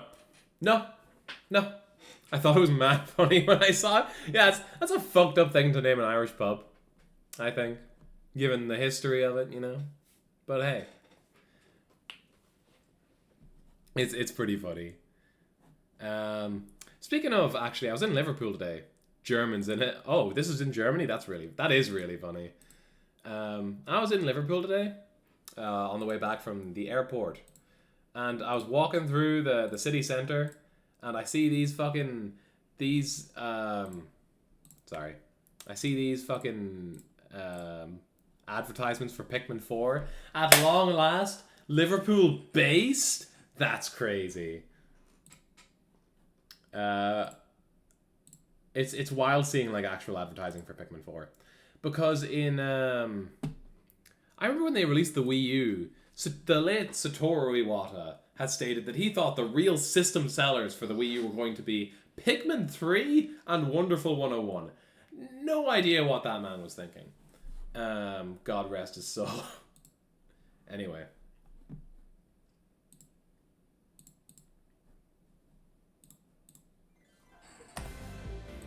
Back to the match. In Frankfurt, sick. That is really funny. When will you stream Pikmin 4? After I stream the other 3 Pikmin games. Whenever I have easy access to a Nintendo Switch. Whenever I have a better capture card so I don't have to do that weird delay shit. There's like quite a few things keeping between me and Pikmin 4, I think. I'm in Liverpool at the minute. I don't have access to my Nintendo Switch. I left it at home. I had intended to bring the Nintendo Switch back here this time, but Jordan hadn't finished Tears of the Kingdom, and I was like, fuck it. I don't care. I'm broke anyway. I can't really afford to play Pikmin 4 yet.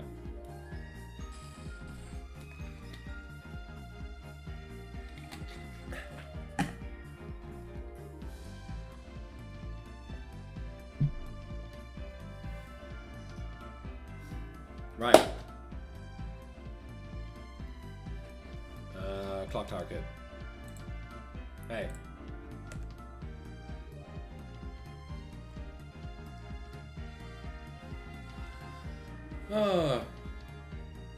Seeing the state of her stage put him at ease, but he should not have lacked so quickly. He triggered a trap almost right away. He stepped onto a block that zipped out from under him so quickly even his lightning fast reflexes were no use in keeping him from falling flat on his face. He shut his eyes to draw upon the stage's power. When he opened them again, he was dressed in a costume called Chrono Bunny. Not the cat? Alright. As he looked it over, he came to understand its ability. It had the power to stop time. So tell me, am I reading the Balan Wonderworld novel again?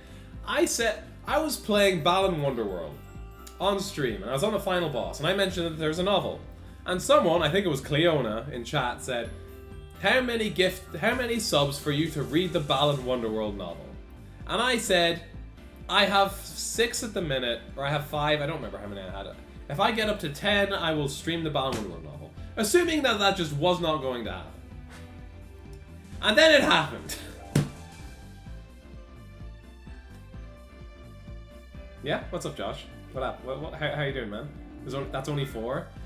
Yeah, but I still didn't expect people to actually do it, you know?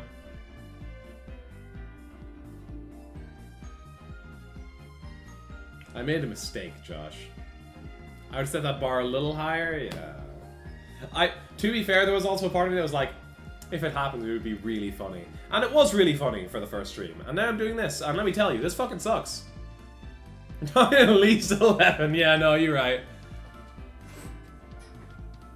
Like, I do have to stress, the first half of this book, dog shit, but there was like interesting stuff in it. This second half, dire. Actually woeful. I told him not to. That's true. You did tell me not to. Even the hater was against it.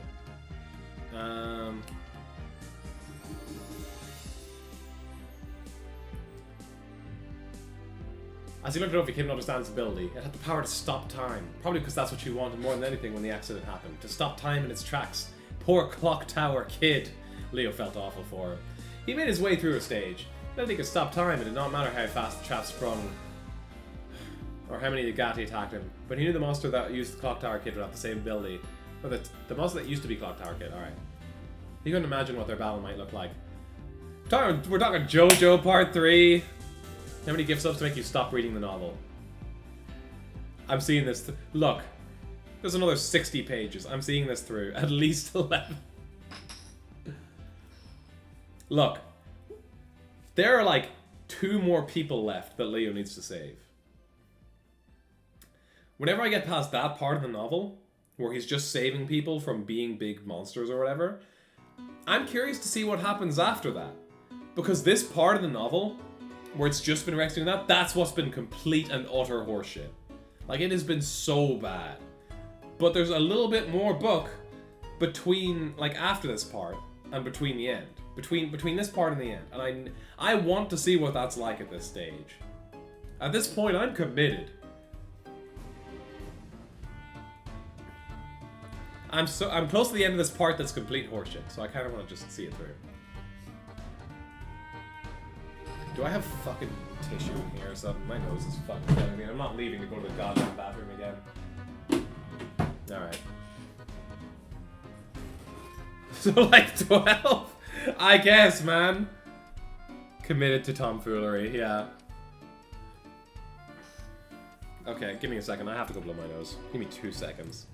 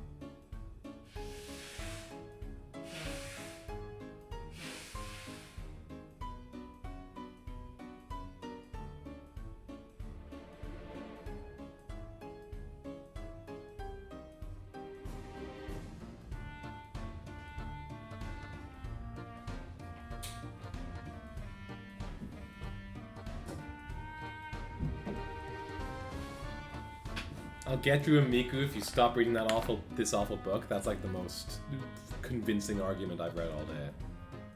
That one's kind of tempting. However, I kind of want to see how this ends, you know? Josh! You're fucking balls! I want the race! Let's go! Let's go! Thank you, Morris. How's it going, man? How's it hanging?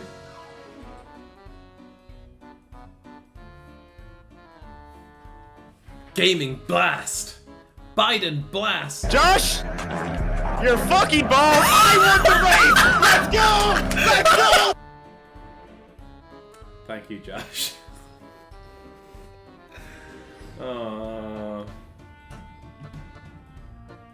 Good, I have actually failed to catch any of these streams. It's just been 2, this is the second one.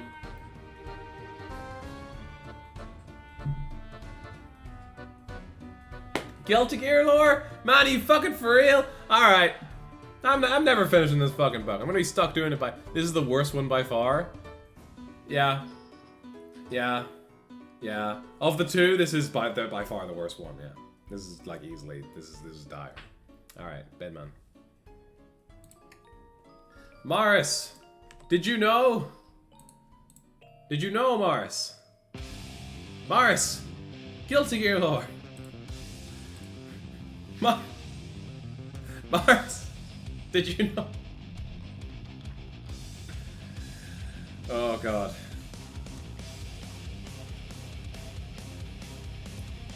Morris, did you know that there's more than one Robo-Kai? There's actually a whole fucking army of them. In fact, the Robo-Kai that you see in the story mode in Exert is actually a different Robo-Kai to the first one that appears in the Guilty Gear series, I'm pretty sure. Actually, maybe he's... I don't know, whatever.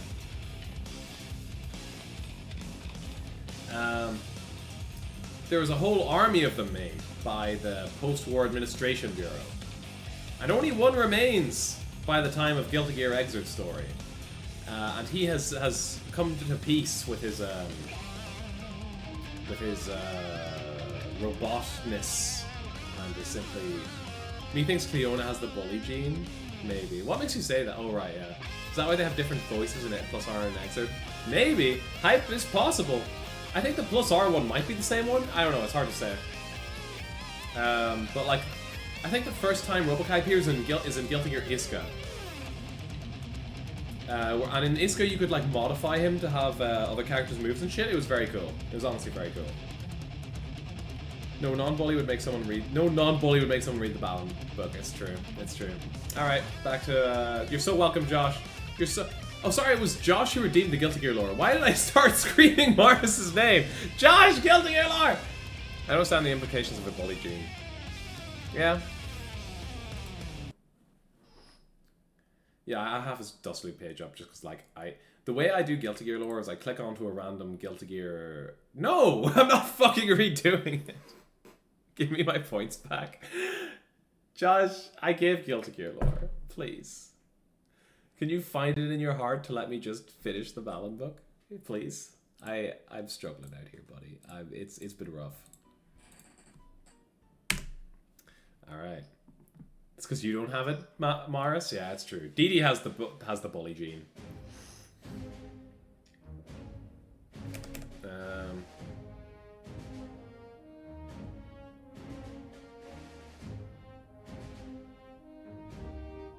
Yeah. After some time, he found the heart trees and recovered the 2 fragments of Clock Tower Kid's heart. This one's the part of her that loves cats, and this one's the part of her that has the courage to face reality. That's really funny that she's about to just have her cat not be dead. This is actually an IOU from Monaghan Shonen. IOU, okay.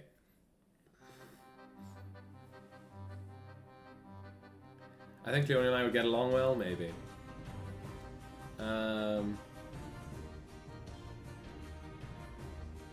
He let out a sigh. She's too little to even need the courage to face reality. God, okay, that's kind of rough. He really, really did not want to fight her. Even if it was the only way to save her from the negativity, he knew it was going to hurt her. Suddenly he noticed a little stuffed animal at his feet. Not just any stuffed animal, a kitten. There had been all sorts of stuffed animals on Clock Tower Kid's stage the first time he visited, but never any cats. He knew that that was because her subconscious blocked out anything to do with cats after the accident. Maybe now that she had lost herself to the negativity, that block had come undone. The kitten at Leo's feet looked up at him. There was no doubt in Leo's mind that the Clock Tower Kid herself had created it. It had such a terribly lonely look on its face. You miss her too, don't you? How she used to be, anyway. He thought of the monster she had turned into, feeling sad. There's no way I can leave her like that. I promised I wouldn't. There were like 3 redeemed that you didn't do. You mean at the Monaghan match? Ah, yeah. Who redeemed them? Who do I owe them to? Because I depending on who I owe them to, I could probably do one.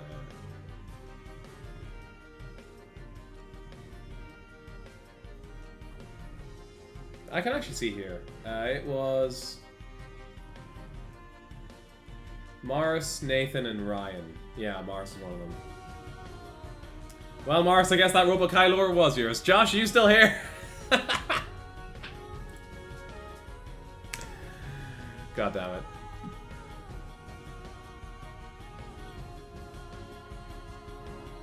I am? Alright, let's get you some Guilty Gear lore, buddy. Because that other one was actually Morris, as it turns out.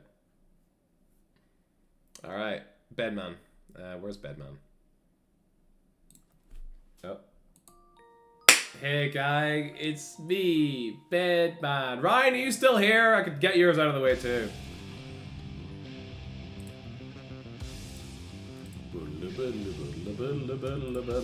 What's your Guilty Gear lore? What fucking Guilty Gear lore? Serena's also watching a stream with me having a great time. That's really funny. I'm glad. Alright. You play Leo Whitefang.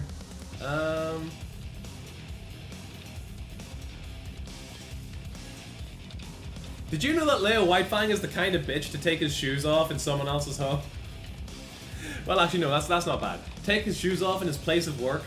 That's it. That's the one. In his own, in like someone else's, not even his own place of work, in someone else's place of work. Bro takes his shoes off and going barefoot in Kai Kisk's office. What a weird thing to do. What a strange man. This is real. This happens in Guilty Gear Exit. As soon as when the plot is over and he's sitting trying to he's trying to sort things in Kai's place at his place. Don't you wear your shoes around the house, you freak? No, I don't. I take them off at the door. That's not weird. It's polite. Okay, yeah, taking your shoes off in someone else's home is polite, but in someone else's like working office, I don't know. That's a little weird. That's kind of strange. It's a bit odd. The only reason I had my shoes on still whenever you came over was because I was trying to get your sibling a fucking paracetamol and water. Turns out they already had paracetamol, but I had to get them water, and I was rushing to do that. I was being polite. I was being polite. Anyway. Yeah. So Josh, Guilty Gear lore, your hero Leo Whitefang is a freak who goes barefoot in other people's offices. It might be a shoes off office. Nope, everyone thinks it's weird as hell. Shoe wearing freak. They have them in some countries. No. In the context of Guilty Gear, in this specific office, everyone looks at him like a freak because he has his shoes off. I'll get up the scene. I'll get up the scene right fucking now. Don't fucking test me.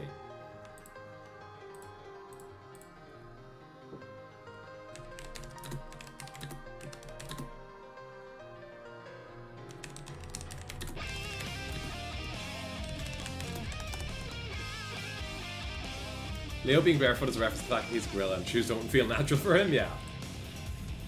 Oh, that's the sign story mode. Where's the Revelator story mode? You still owe me Guilty Gear? When? When do I owe you for Guilty Gear lore? When? I don't. You're lying to me. You're just lying to me.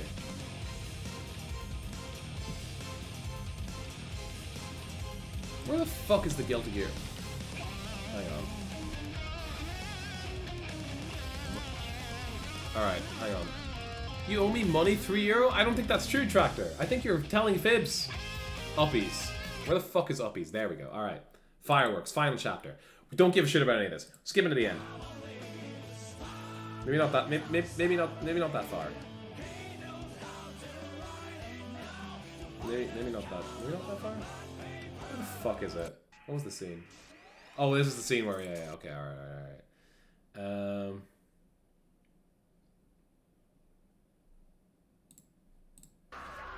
Maybe it's after story, yeah. It must be after story, yeah. It must be after story, yeah.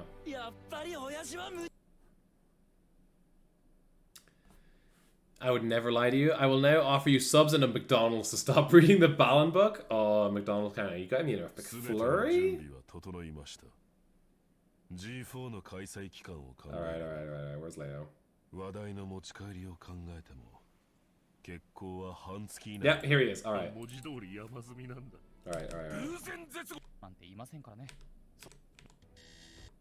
Yeah, okay.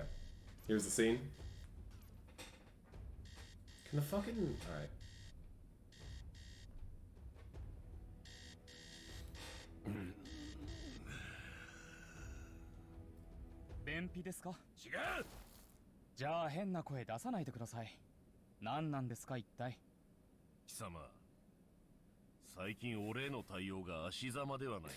This game fucking rules, bro. Yeah, it's not even his office.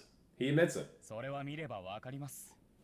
People here don't walk around with paper dictionaries in hand. That's true. They also, if you'd like to be treated as a guest, then please act like one. You're treating this place as if it's your home. Leo feet, baby. They're real. They're in the game. And there's your Guilty Gear lore, Josh. I hope you're happy.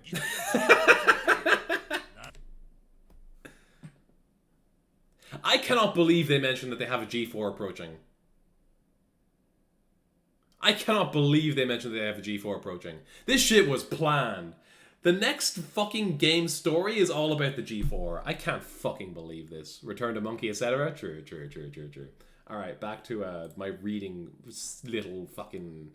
Jesus Christ. I want my... You don't have a Guilty Gear lore! You do not have a Guilty Gear lore. You got me, I was lying for €3. I want a soda and a chocolate bar? What the fuck? Alright. Sorry, I forgot to turn the Balan music back on. That's crazy. U.O.me. Could someone ban Didi for posting a link?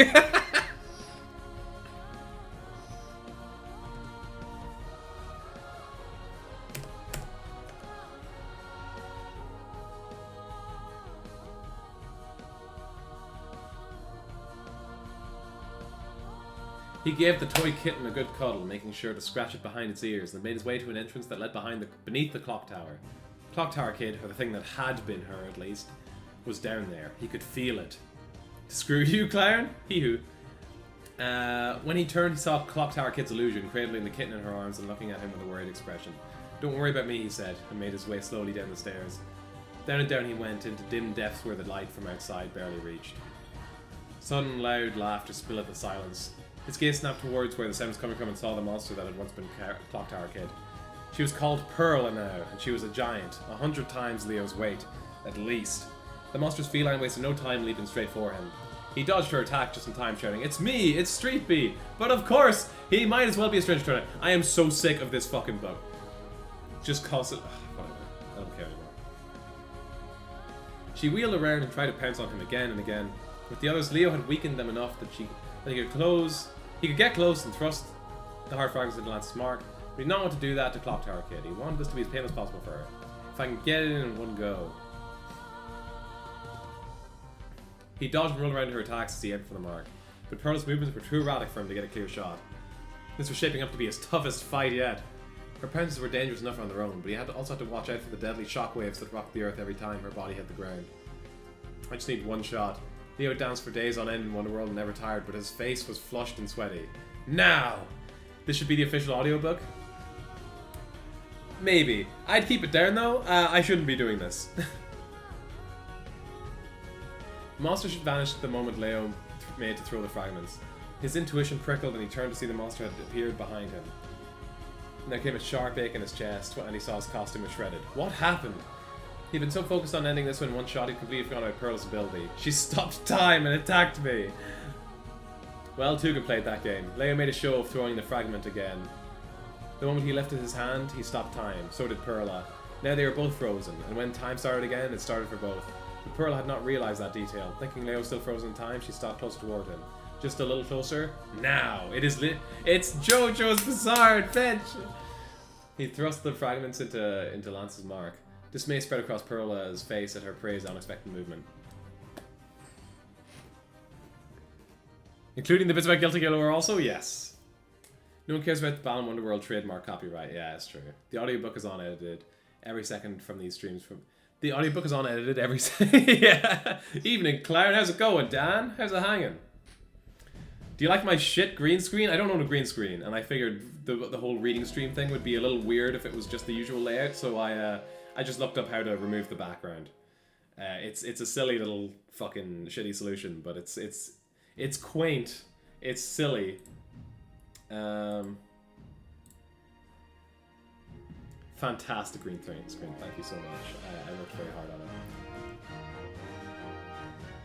it. The negativity started to flake off her until all that was left was Clock Tower Kid lying on her side. When her eyes fluttered open, Leo saw they shimmered wetly.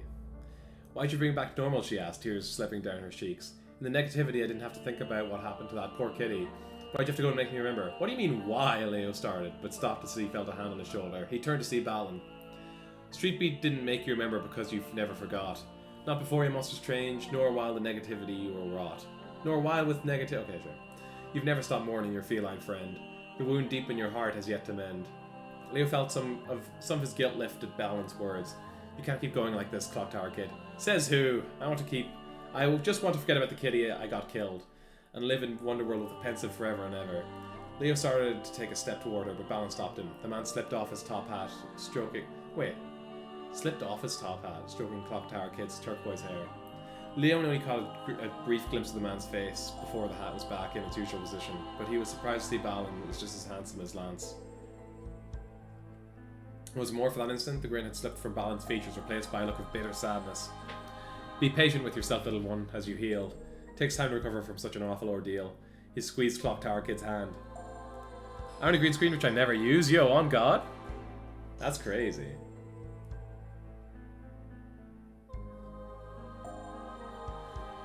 Wait, what if I turn into... I thought I was watching my friend Josh play Balan Wonderworld. What is this? I'm reading the novel. Just as Great Ape Josh says, I'm reading the Balan Wonderworld novel. And I am 176 pages in out of 237.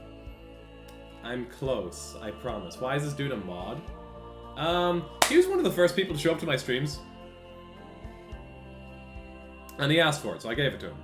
And he doesn't have your track record, so he could ask for it and get it, whereas you can't ask for it and get it.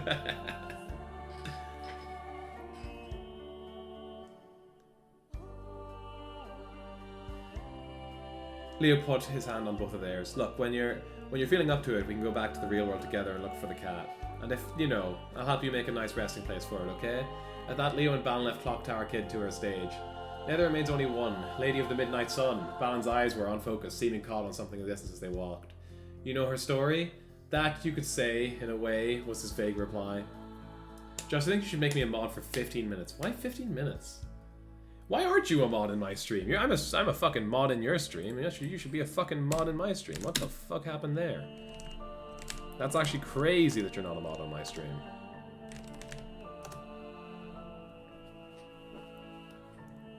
How's my track record? You're like fine. You're fine. You haven't done anything, I think. You've been a little bit... You've said some weird shit about my knees, but, you know... Other than that... Dark World mod streets, mod sweep, hell yeah. Gender gremlin discrimination, Jordan has mod. God damn it, I need to get worse. Please do not do that. Gender gremlin discrimination, alright. I think I wanted to not be a mod. That was it, yeah, that was it. You wanted to not be a mod so you could gamble channel points. That was literally it, yeah. Did you know that you can't gamble channel points in like the Netherlands or Denmark? A few different countries? That's wild to me. Like, you just can't. You're not allowed. I know DD knew that because they're the one who told me, but like, for everyone else, that's insane to me. Because that seems like such a big part of Twitch. They had it before they knew they were one. What? Oh, they had it before they knew they were one, yeah. Hello, Josh. How's it going, Dan? We got 2 Dans. That's crazy. How's it hanging, man? Do you like my really shitty green screen? God, I'm your OBS mastermind. I googled how. Yeah. I look at the ones in the top right. They can play. Oh, give me a second. They can play patty cake. Isn't that cool? What in the fuck? Hello, Glottican. Everyone's just hopping in there. That's crazy. Glottican, were you here the last time I was reading this garbage? Dan, just so you know, I'm reading the Balan Wonderworld novel. It's really shit. Because when I was playing Balan Wonderworld, I was on the final boss, and I think Cleona was like, hey Josh, how many subs to read the 2 subs? Jesus Christ, Josh. I'm finishing the book, Josh. I am finishing the book, Josh. Yeah, I saw a tweet of this like 2 weeks ago. Good. Is the game good? No. Is the book good? No. No. But they're both trying to be something, you know what I mean? Balan Wonderworld, the video game, and the novel, are both mechanically dog shit. They're both mechanically woeful. But both the game and the book, clearly someone, like the people involved were clearly trying to make it something really special, right? Like with the book, and the novel, or the book and the game, they both have these themes of unhealthy coping mechanisms, whatever. It's really cool. It's honestly really cool. And this book does some cool stuff with, like, you know, language as a concept. I think it's, in the first half, I think it's neat. The game, the best part of the soundtrack and the cutscenes, or the CG cutscenes specifically, are really fucking good. And like the people who involved in those specific parts, like the people who wanted to make the CG cutscenes, they're like the same people who made the CG cutscenes for like Final Fantasy XIV and stuff. And they had to fight to be a part of the Balan Wonderworld project. They really wanted to be a part of it and really wanted to, you know, make it something special. Unfortunately, Yuji Naka was the head of the game, and unfortunately, someone wrote this book, and I want to strangle them. Oh, how Josh has fully not been allowed to read this book for the last half hour. Yeah, this is what happens. Stop stalling, Josh. Read the book. I'm reading the book. Will to live? No. Alright. The one that used to be Lady of the Midnight Sun. Okay, so here's the thing, right? The first half of this book is like setup. It doesn't just recount the events of the game. The first half of the book is setup. And it's honestly like, it's neat. It's kind of shit. The prose is doggers. It's neat. But it's neat. And then the second half so far has been recounting the events of the game, and it is like actually woeful. It is so bad. Josh, let's get the spread. You know it, brother. Thank you, Dad, for always believing in me. I'm checking what the fucking... Josh will be distracted. I'm finishing the book tonight. I'm not getting... Look, I have fucking, like, 60 pages left, okay? I'm not getting to, like, the last 30 pages and then deciding, I'll do this another time, because then that's barely a stream at that stage. There's, like, barely, like, I'd be reading for an hour, and then it'd be over. Someone get me a VPN, I want to gamble. I wonder can you use Hola. Balan Wonderworld's fucking killing me. Alright.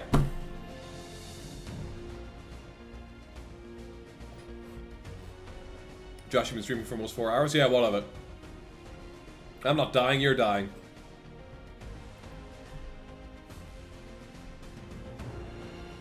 Alright. Cool. Lady of the Midnight Sun. In my experience, you can't send messages while on VPN anyways. Josh, you're kind of eepy though. I'm looking a little eepy. I'm looking a little eepy. Mar says that motherfucker absolutely bet against me. Alright. Lady of the Midnight Sun stage was no longer matched her name. Sorry, stage no longer matched her name. Instead of Everlasting Afternoon. Shut the fuck up, Josh. The town had been plunged into an endless polar night with no hope of sunrise. Snow drifted on the breeze. The river and lake were frozen solid. Lady of the Midnight Sun's illusion was pointing to the top of the cliff, though. Pointing to the top of the cliff, though the ground was so slippery that climbing up there seemed all but impossible. Street Beat Leo shut his eyes. When he opened them again, he was in a costume called Frost Fairy! Frost Fairy, my fucking goat! Frost Fairy completely broke Balan Wonderworld. Like, actually, it just completely fucking negates any challenge in the game.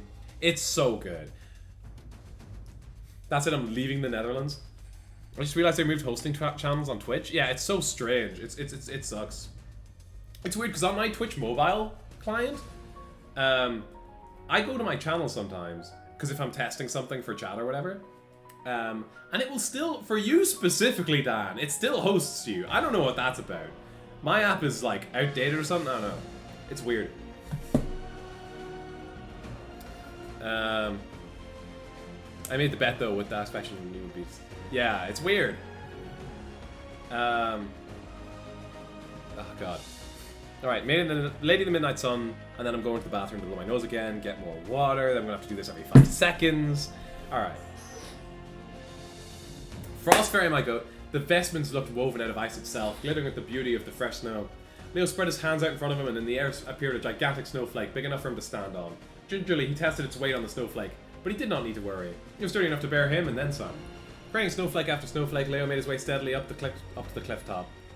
He thought he would find a hard tree up there, but it wasn't just the one. It was both of them, entwined together. Weird. Oh, that's a little weird.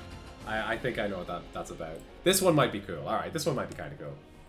None of the other heart trees have been like this. Plus, the negative barriers surrounding the trees look more than twice as thick as normal. Yeah. As one, the Tims rammed into the barrier. It did not disappear, but the Tims still got smaller, their colour fading. Even as weakened as they were, they geared up to ram the barrier a second time. No, wait, called Leo, but the Leos launched into the barrier before he could stop them. Best off again started to flicker and vanish. You okay? Leo picked up one of the tiny Tims, cradling it in his arms. He wasn't sure what the expression on his face meant, but there was no mistaking the tears pooling in its eyes. It must be really painful for him to ram into negativity like that. I'm such an idiot, he muttered, angry at himself for not realizing that sooner. I'm so sorry. The Tim chirped as if in response to his apology. He set the Tim back down and studied the heart trees. There's a tiny crack spiderwebbing through the negative barrier where it had been struck. I'll finish what you started. Lee wound up a punch, focusing all his strength into it and let it fly. His blow bounced right off the barrier, and agony like he'd never known before sang up his arm. He screamed in pain and collapsed to the ground, gasping and panting. Once his breathing finally evened out, he turned to face the heart trees again. The crack had gotten bigger. Leo pulled his fist back in, threw everything he had into another strike. Suddenly he was on his back, blinking blearily into the dark night. He wasn't sure how long he'd been lying there. His whole body ached. The pain must have made him pass out. The Tims were gathered around him, worry on their fuzzy faces. He rolled his head over and saw the 2 heart fragments glittering on the ground beside him. He'd done it. He picked up the heart fragments, turning them over in his hands. The part of her that loves people and the part of her that can accept love from others. Josh's stream is so fun. Honestly. That's great. Wait, what is this? What is happening in here? What the fuck?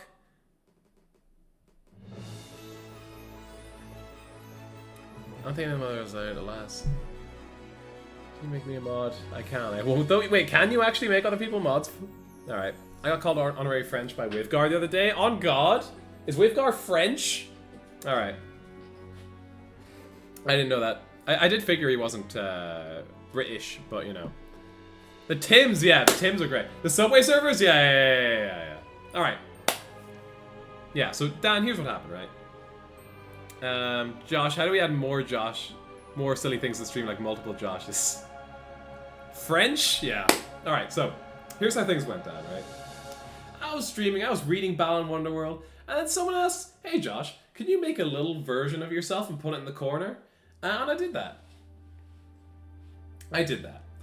And then someone else asked, I think it was Ryan, hey Josh, can you put another Josh up in the top right corner? And I put one there because you know me, I'll do whatever. And then someone goes, hey Josh, that Josh in the top right looks pretty lonely. You should give him a friend. But make sure they're facing each other so they can, like, you know, interact and converse. So I did that. And then someone says, hey Josh, the Josh down in the bottom left doesn't have a friend, must be pretty bored. Give him something to watch. So I gave him Subway Surfers. Top right, someone asked me to put a Josh top right, but make this one upside down. So I did that. And then Dee says, hey Josh, that one up there doesn't have any friends. Give it a plushie. So I gave it a plushie. Bat specifically, because, you know, bats hang upside down, and he's upside down, so blah, blah, blah, blah. And then Kaelon asked, hey Josh, can you, like, put a Digimon on screen somewhere? Just put a Digimon on screen. So I put Terriermon down there, because I love the terrorist dog. And then, while reading the novel... Yeah, I said you asked for the plushie. Sorry, you asked for the... Yeah, okay, no, you're right. You asked for the plushie. And then while reading the novel, there's a point where my man, Leo, realizes... the people in Balan Wonderworld can, like, craft their own stages however they want. Leo decides, I'm going to put a fire hydrant right here. And then later on, he's in someone else's stage, and he sees fire hydrants all over the place. And he's like, wow, just like the one I put in my stage. So I realized, I got to put a fire hydrant in my stage. So now there's a fire hydrant. I need water so fucking bad, dude. In fact, give me a second. Save me going to the kitchen. I have a bottle of water over here. I don't. I dumped it out at the airport because fucking airport security. I hate airport security. Anyway. What about Belgians? Belgium's not real. Okay. That must be why both trees have grown in the same place and been so tightly intertwined. These fragments were two sides of the same coin. My nose is gone! Josh, can I get an anti-clockwise Josh with the colors inverted? You can't. But so, here's the thing, right? Any edits I make in terms of, like, filters to the camera, they will be repeated on all of the Joshes. So if I make one inverted colors, they're all inverted colors. This is, trust me, Balan Wonderworld is actually fucking killing me. I will be dead before this book ends. Add cursed pub. Add cursed pub. I'll add the cursed pub. I'll add the cursed pub. Put me on your overlay. I'll put you on the overlay. Alright. Hang on. Where's cursed pub? Second camera donation goal for inverted color Josh. Holy shit.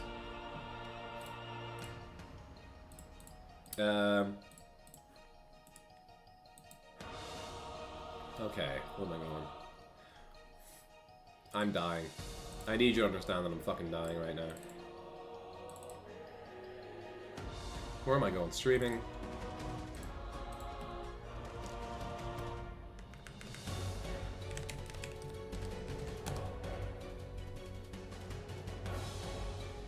Cursed pub. Let me get a picture of Josh. That is not what I wanted.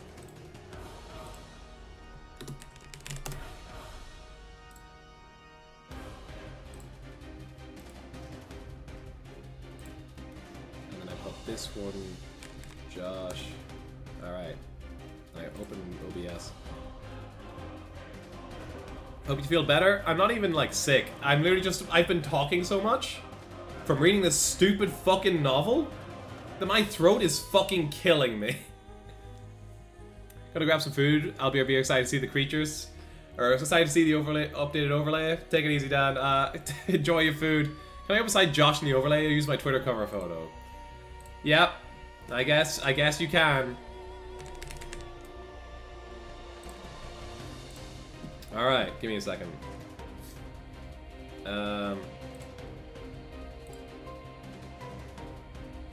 Cursed pub.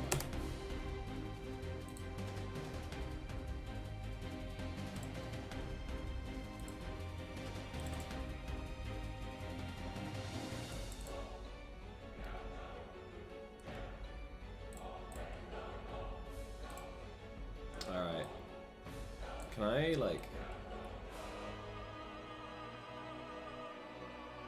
I think I put it behind the top right, Josh. No, I put it upside down behind the upside down, Josh. Yeah. And that's what I do.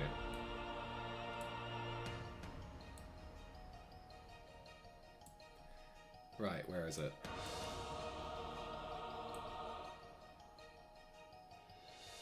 Actually, maybe I don't.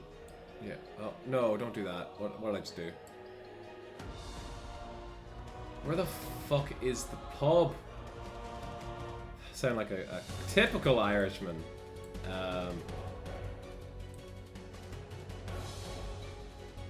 Alright, that goes there. Everyone else gets their request granted, but you always reject the autism creature. What did you ask for? Make me a mod? No! And then I put Josh on. Great Ape Josh. Josh, can I be a mod, please? Give me a second. And then I put you, like... I'll put you, like, just, like, hovering above the box for bad people. Put you, like, here. Like, just hovering up behind it, I think. I think this is ideal. And then I bring you down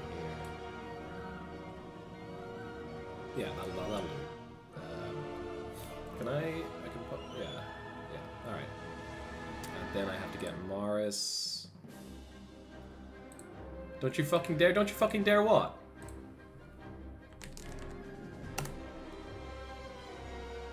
Oh, right. Make Killian mod? I would never do such a thing. I would never do such a thing.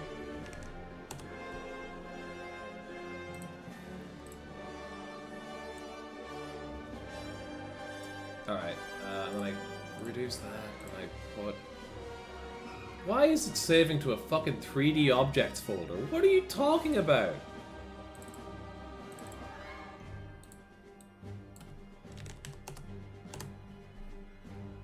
And then I... Image... Moss...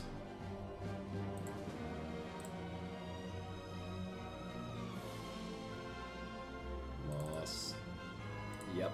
And then I put you like over here with him, except I'm gonna flip you horizontal so that you're like kind of facing each other. Yeah. Look at these bad motherfuckers. Tell me that's not raw as hell. Alright, and then I bring you down, as I so often do with my friends. And yeah, that'll do. I think this is good. Personally, I think this is quite good. I'm going to blow my nose again. This shit never ends. I'll be right back.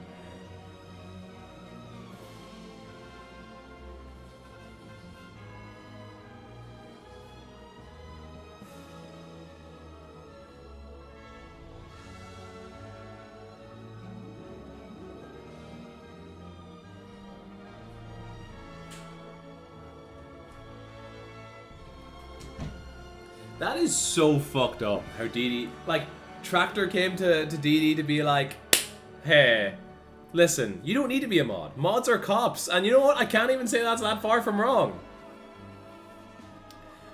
And then Dee Dee's just like, hey, shut up, Brent. Oh shit, that's the wrong thing.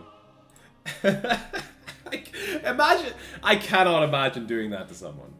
All right. Oh shit, my water. Give me 2 seconds. I forgot my fucking water.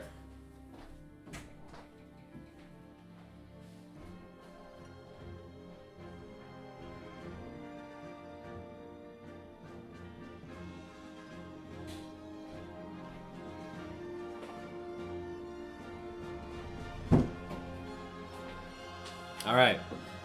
Yo, Mars is a 3D object? That's crazy. Dee Dee coming to Liverpool? You were just here. You should have done fucking whatever you needed to while you were here. You're making cops, Josh. You're a monster maker just like Frankenstein? Oh, God. Does he have much left? I have another fucking 60 pages, bro. But I imagine a lot of the last ones aren't like text. Because a lot of the first pages of this book are like images. They're just like little pieces of art. And I'm hoping that that's the case for this. Also, this is the last character. Or the last, this is like, in the game, this is like the last level in the game, and then there's the final boss. So I imagine there can't be that much more.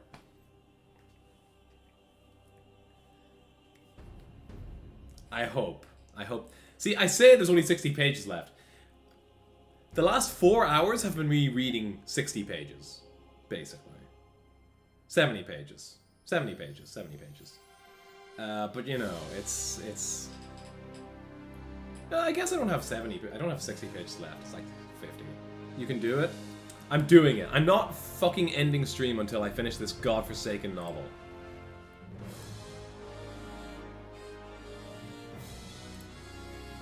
Damn, Josh, you're looking kind of eepy. You shut the fuck up. Oh, sorry. Okay, I'm over here.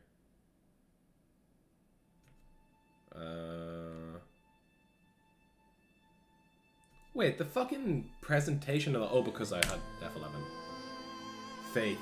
You have full faith? Thank you. Alright.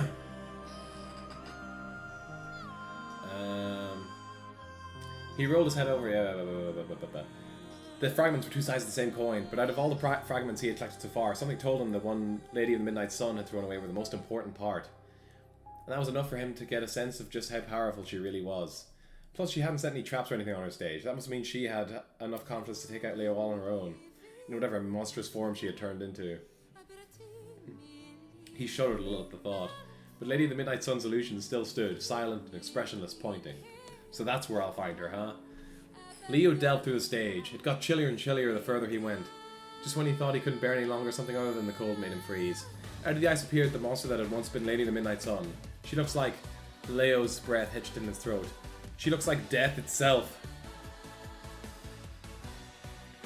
Her face was sharp and pale, her body nothing but bones.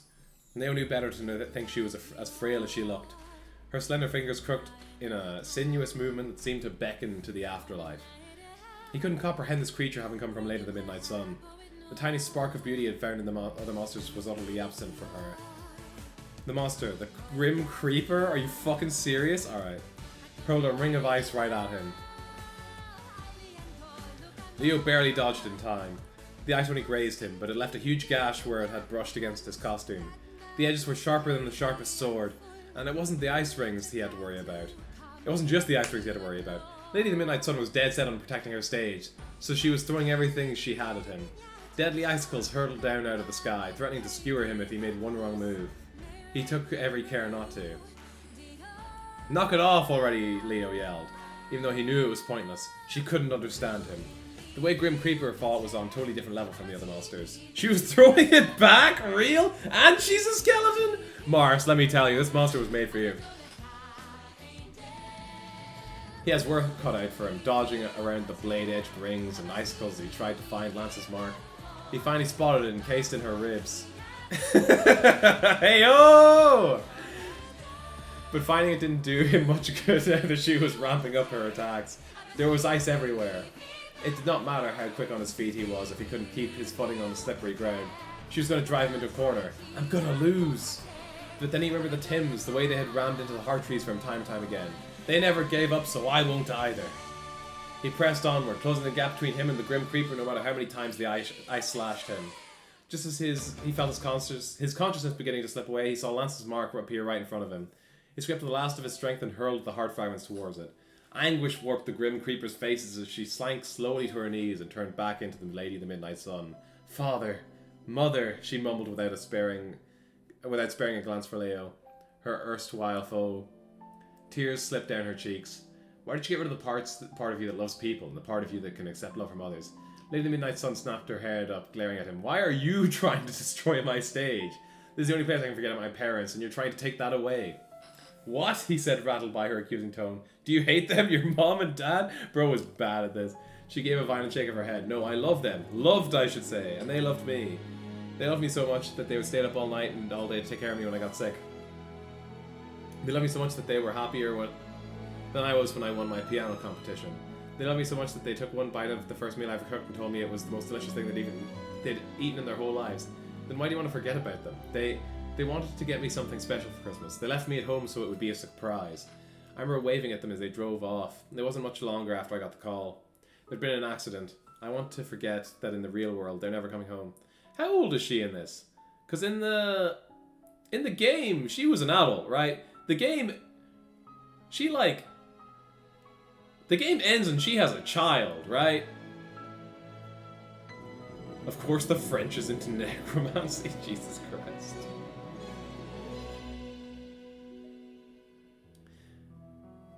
Anime ages aren't real. True. I want to forget that in the real world they're never coming home. That's awful, stammered Leo, at a loss for what else to say. You know, the first thing about awful, the more you love someone, the more they love you, the more it hurts when they die. Every time you think about them, every time you remember something, it hurts and hurts and it hurts. That's why I stopped loving anyone after my parents were gone, and why I stopped letting anyone love me. She was, okay, so in the game, she was dating someone. And then her parents died. And then she kind of, you know, shut out the other person. I think this, I don't know.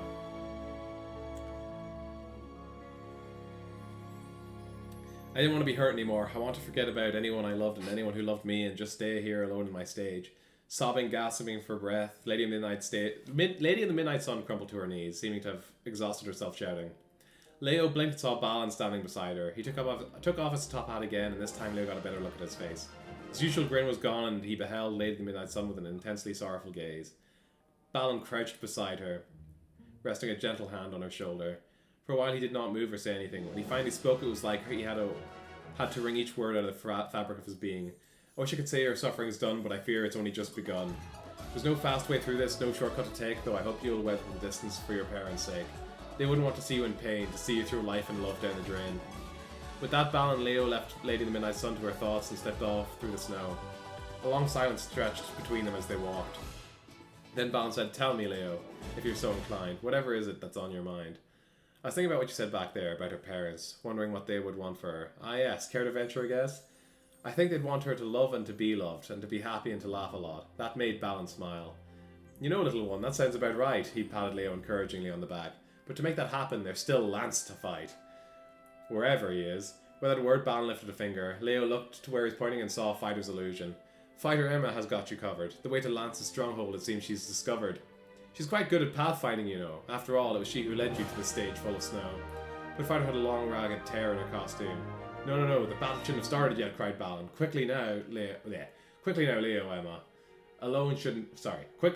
Emma alone shouldn't face that threat. Another tear appeared in the illusion's costume. Leo ran. Josh, please upload this as a YouTube VOD and I'll have a good night's sleep every night until I perish. Jesus, yeah.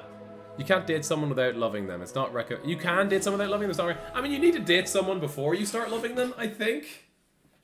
It depends what kind of love you mean, I suppose. None of the people that died in the game got brought back, just Cat. Balan has his priorities, and he's fucking right. I'll say it. Does this MF always talk? Yeah, Balan and Lance both always talk in rhyme. It's raw. It's raw. David, this is being uploaded as a VOD, and so is the first Balan reading stream. I don't know, I'm too cool to hold hands with girls. That's my go! Tell that to my ex. Yeah. Dap me up. Right. Dr. Seuss looking at? Yeah. Literally. He's sick though. Where am I going?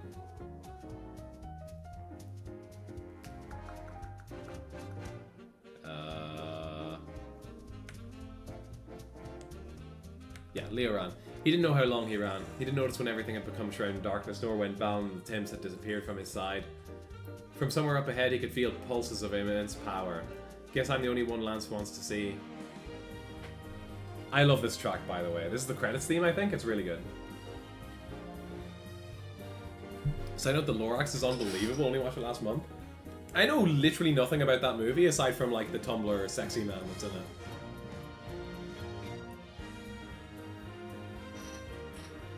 This track. He's real good, yeah. It's crazy. Josh, if you get too tired of talking, put me in the call. No, I'm handling it. Oh, it's great. You should watch. Hell yeah, I'll give it a look. I'll have to give it a little watch at some stage. Was that DreamWorks or was that Blue Sky that did the Lorax movie?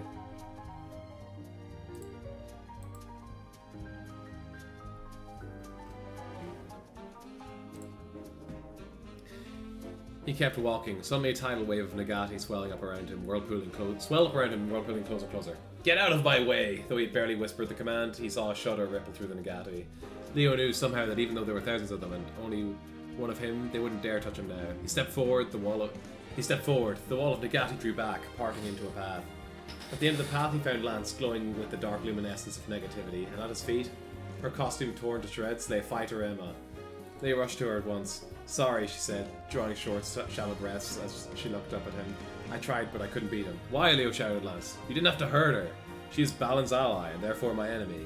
And now so are you, I am sad to see, said Lance with a shake of his head. No matter, I just have to begin anew. Seal away everyone's memories again once I defeat you. Back to normal your stages will go, just like everyone wanted. I'll make it so. That's not what any of us want. Not really.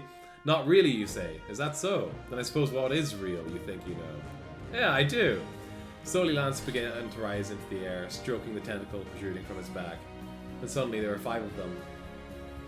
Show me then if you know real from fake. Which one is me and which are just shadows in my wake? This is the final boss! He does like the funny clone thing. Are you winning, Josh? I don't know, man. I think you should make a competing Balan Wonderworld reading stream. Illumination, okay, a sec. Put him in colony to bully the French. That's funny.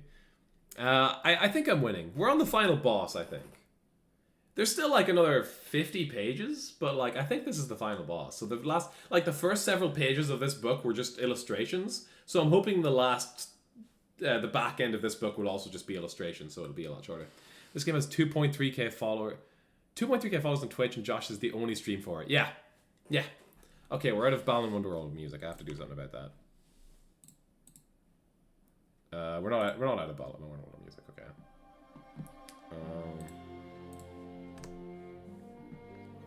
Yeah, I saw how many fucking followers this category has earlier. I was shocked. Like it has more than some fighting games, I think, which is crazy. Where am I?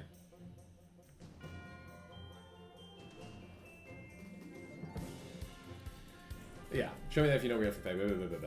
Lance let out a scornful laugh. Leo donned Tornado Wolf, keeping close eye on Lance's every move. The 5 of them smirked, then launched themselves at Leo one after the other. Lance was way faster than any other monsters. Leo could barely evade the attacks in time. He dodged the last Lance's blow by a hair, pivoted to Lance number 2, and threw a punch as hard as his costume would let him. Lance caught his fist without any effort at all. Well done indeed, and done very well, said Lance, lifting an eyebrow. He almost sounded impressed. You found the real me, but how could you tell? The other ones didn't hold back when they attacked me, but you did, if only a little. Lance tilted his head.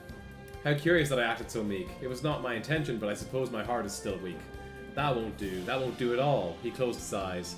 I'll have to rely on my true form to finish this brawl. Nagati flocked to him by the hundreds. Oh, okay, this is like we're actually just the final boss. That's crazy. Nagati flocked to him by the hundreds, clinging to every inch of his body. They watched in horror as Lance transformed into an even larger, more powerful, more hideous monster covered head to toe in those marks of his. He was negativity incarnate. Tentacles unfurled out of a massive bulk, embellished with countless marks. The other monsters had been horrible, but they had all retained at least some small vestige of the human they had once been. But not this one. This one exuded nothing but pure, horrifying, revolting power. But the pure, horrifying, revolting power of negativity. I forgot the B. And now that Leo saw it, he knew its true name. Shadowlance. It swept one of its fat tentacles toward Leo, whipping up whirlwinds in its path. The tornadoes locked on, turning to bear down on him even when he dodged out of the way. They were nothing like the twister Scarecrow had used when he had been a monster. Those ones were made of air, after all. These ones were pure negativity, howling at high speeds. And they just kept coming, one after the other. I can't keep this up, Leo thought desperately, sweat slicking his forehead. He lost count of how many there were, but he didn't need to know their exact numbers to know that there were too many to dodge.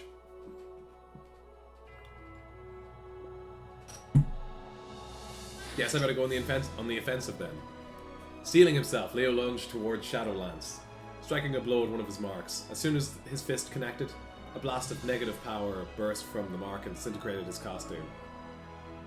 The agony that filled him was worse than when he struck Lady of the Midnight Sun's heart trees. It was pain unlike anything Leo had ever known. All that and didn't seem to have even rattled Shadowlance. One of the marks disappeared, but that was it. With a motion like he was shooting a fly, Shadowlance sent the half-faded Leo flying away. Josh, when was the last time you read a different book? I read 1984 like a couple months. I think the last time I read I'm like halfway through 1984, and the last time I read it was like a couple months ago. I need to get back to it.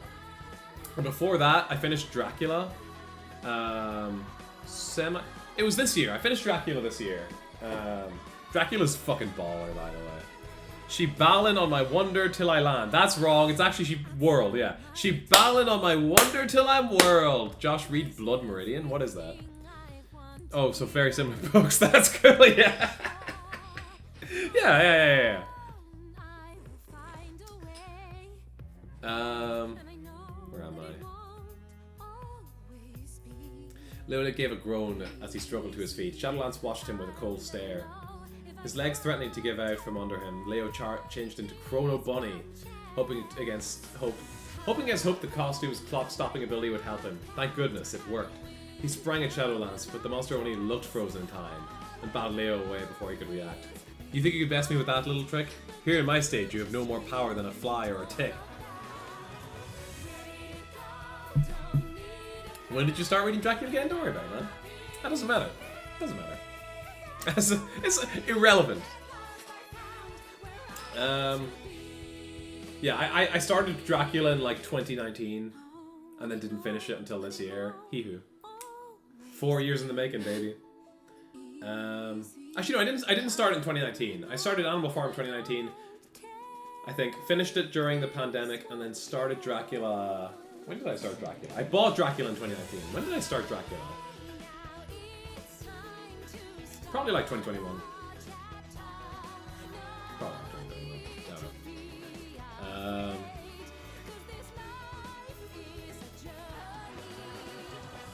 Leo claps to his knees. He didn't have the strength to keep fighting. He struggled as one of Shadowlance's tentacles wrapped itself around him, but his flailing only made it crush him tighter. As his vision blurred and faded, he saw two glowing somethings zip through the air. They crashed into Shadowlance, sending up a shower of sparks before plummeting into the ground and flickering out. It was Sentinel and Watcher. They lay on moving where they had fallen. They were both clad in costumes, not of negative power, but of the positivity that Street Beat Leo himself had been drawing upon.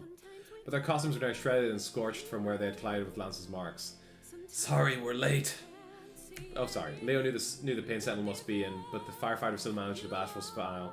Not really living up to my name if I don't protect you. That goes for me too, said Watcher, struggling to her feet despite the wounds covering her body. Though they were worse for wear, their positive power seemed to have dealt some damage to Shadowlance in return. Two of his marks had disappeared.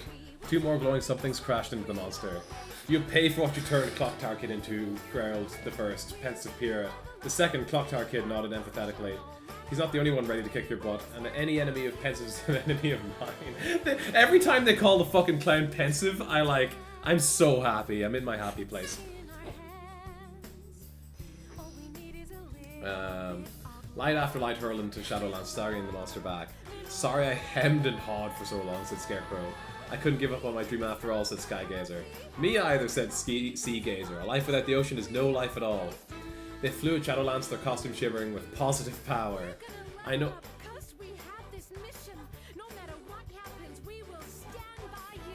What is happening with the music? Alright, sure. I know you love us in your own way, said Bugsy, aiming for one of Lance's marks. So I'm sorry about this, but my butterflies need me. You turn on me, each of you, every last one. Bitterness laced Shadowlance's words. After I have loved you, all I have given and done. What kind of adults would we be if we let children fight our battles for us, said Madame of the Mansion, as she and the invisible custodian rushed the monster.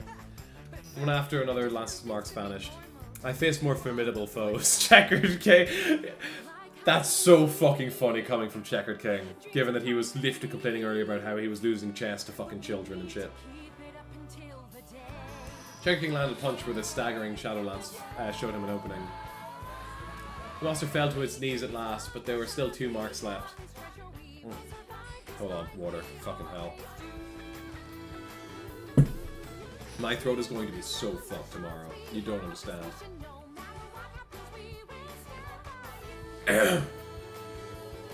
Is that all you've got? Your every attack? Because if it is, victory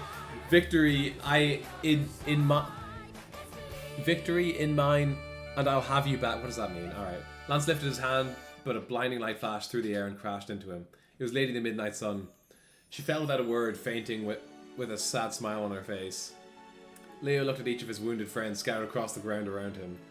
I know how much you want to stay on your stages, how much they meant to you, yet you still came to help. He tore his eyes from his friends to glare at Shadowlands and saw fighter Emma struggling to stand. No! Leo didn't have the time to shout the word before she charged at the monster. Not at the last mark, but at the tentacle still binding Leo. Her blow weakened its grip around him, and he rolled himself free. Here goes nothing. Leo gathered the last dregs of his power, then rounded himself into Lance's mark. Light, negative and positive both, exploded around them. When the brilliance finally faded away, Leo saw Lance lying at the explosion's epicenter, back to the form he'd been when they first met. You may not believe it's true, he murmured sadly as he faded away before Leo's very eyes. But I only ever loved all of you. And then he was gone. It's over. Leo looked at Emma and each of his friends in turn as they all stirred awake again. He scrubbed his face with a sleeve. Thank you, all of you. A sudden brightness flooded the dark, and Leo squinted into it, confused. What had they gotten? When had they gotten to the Balan Theatre? Balan himself stood before them, applauding. Well done, little one, well done. Leo's friends slowly rose to their feet. I passed your test, said Leo loudly. Balan grinned. You defeated Lance, certainly, but that wasn't your real test, you see. Bro? What? Never fear, little one. You still passed, but I knew you wouldn't do exactly as I asked. If I'd said outright your test was to find people to trust and befriend, why, you'd stubbornly refuse until the bitter end. So to you, a slightly different task I set, which, for defeating Lance, my many thanks to you get. Now that his power has waned, Wonderworld has once again balance regained. As he spoke... Sorry, I just got distracted by the fucking Earthbound thing. I saw it change and I just got fucking caught over it. As he spoke, Balan started growing see-through, as did the entire theatre and the tins. What's happening, said Leo, echoing his friend's shocked exclamations. The time for you to leave Wonderworld is here. Since you no longer need the Balan Theatre, it will disappear. Perhaps you'll find it once more if your heart ever goes astray. Or perhaps not. Who is to say? But with full certainty, this I can declare. It was a delight to have you, my friends. A joy beyond compare. Balan doffed his top hat and swept into a low bow. Clocktower's kids widened in surprise. You're better looking than I thought. Thank you. I'm flattered to tell it true. Emma snickered. You're certainly nicer than any of us thought. Why, am I? Balan spun his top hat back on his head, grinning that grin of his. With the lavish theatre fading fast around them, Leigh and his friends crowded close to Balan. Yeah, I know. That Balan fella, he's a pretty looking dude. It's true. You know he's an anime twink under the hat? That's crazy. Go back where you came from, you lot. Dawdle here much longer, you really ought not, he said with a shooing motion. Without warning, Emma flung her arms around Balan. Bewilderment flickered across his face. Leo didn't want to say goodbye to the Tims. And annoying as Balan had been at the beginning, the man had grown on him. Leo joined Emma in hugging him, but Balan put a gentle hand on his back and gave him a soft push toward the exit. Everyone chatted as they walked towards the front doors, stealing glances back over their shoulders. We're going to stay friends even once we get back to the real world, right? Asked Emma. Everyone nodded emphatically. Including, of course, Leo. I'm going to perfect my flying machine. Okay, I'm not... Josh would fuck Balan? He is a clown. It's you know... It's hard to say. It's hard to say for sure. Okay, a sec. Binga Dinga. How's it going, Gwabby the Great? How's it hanging? What am I doing? Where am I? It's so fucking weird hearing the English lyrics. I'm on work break. Tight. You're in America then, I assume. Because... No, it wouldn't even be America. Would it? Where are you from? Don't lie, you would? I don't know. It's hard to say. Yeah, okay, America. Okay. Where do you work? Because that's still, like, quite late, right? Because you'd... At most, you'd be 8 hours behind. It's 6 o'clock. Okay, yeah. Where are you working at?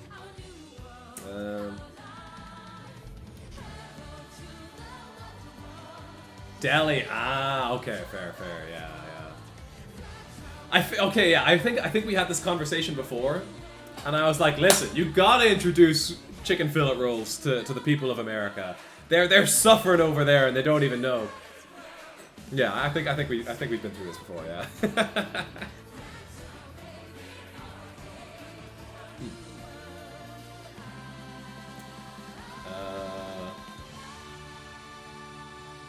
I'll head back to the ocean, said Seagazer, but I think it's still a bit soon to start swimming again just yet. I kind of made fun of everyone for being so into the El Tronados, but they might be cool to see. Think we can catch them tonight? Leo asked Emma. The meteor shower? The news said it was only for the one night. The El Trandos, huh? Disappeared, friend and thought. I haven't heard of them, but I know what I need to do. I'm going to get back to Christmas Rose Park and start telling the princess how I feel. She might not feel the same, but I'll never know unless I say something. If I don't, all the time I spent in Wonderworld will have been for nothing. Christmas Rose Park? Where's that? I've never heard of it before. Clock Tower Kid had a sad look in her eyes as she took the clown's hand. Though I guess I ought to go back to that clock tower. Beside Checkered King stood his queen, fading away with the Tims and everything else. You aren't my wife, said Checkered King to the queen, who regarded him sorrowfully. You're just my memories of her. No amount of wishing will bring her back. He embraced her. You're born of my heart, so to my heart you should return. At that, a wide smile lit the queen's face. She touched her lips to Checkered King's cheek and then faded away into his chest. Checkered King held his arms around the empty air where the queen had been for a little while longer, tears streaming down his cheeks. 100% yeah, everyone deserves chicken fillet rolls. For real! Whenever, listen, Celtic Throwdown 2022. I brought some of the like Dutch, some of the Dutch players to Duns to get a chicken fillet roll, and they, you know what, changed their lives. Not really, but they, you know, one of them liked it. I'm not sure about the rest. Oh, here's a cool illustration.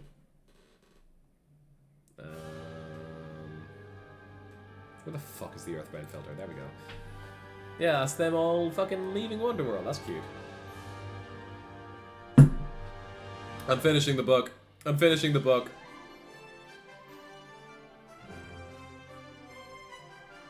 Alright, Earthbound filter going back on. With that, Leo and their 12 friends stepped out of the Balan Theatre. No one remained in the Balan Theatre, save for Balan himself, the Tims, and a few lingering Nagati. After sending everyone on their way home... Also, this book doesn't end on a cliffhanger.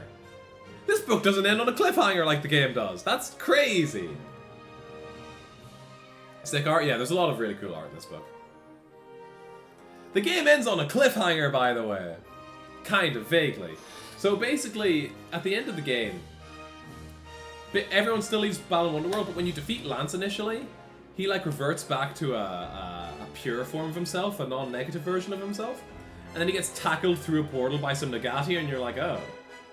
Like, you see that, and you're kind of thinking, oh. Is he good? Can I unlock, like, a true ending or something? The answer is no. They knew they wouldn't get another game, yeah. Yeah, but when they were doing the novel, they were like, alright, that's not happening. Let's just wrap this up, you know? After sending everyone on their way home, Balan turned and made his way to the heart of the theatre. There he found Lance as transparent as a ghost. Balan let out a light snort. Masquerading as Wonderworld's maestro was quite ill-advised. I hope I can take this to mean you've been properly chastised. Lance's eyes fluttered open. It was no masquerade, not in the sense you imply. But I suppose, yes, by omission I did lie. To call myself maestro, I indeed have cause. Not of Wonderworld now, but Wonderworld that was. Oh? I was the one who kept positive and negative powers in harmony. Before I was called Lance, my name was Balan, you see. No, denying it won't make it any less true. But now I have a question for you. Have you any memory of the real world you can recall? 3,000 years it's been, after all. Balan's breath hitched in his throat. No, what? See, this is raw. This is raw. This isn't in the game. You have a minute left? Ah, that's a shame. Ah. This is so fucking cool. Where's Earthbound? This aspect that the novel does, where Balan isn't the original Balan, and he's someone who found his way into the Wonderworld and never left. This shit's raw. This shit's cool.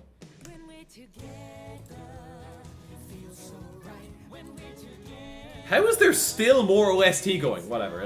It seems like it'll last me till the end of the book at this stage.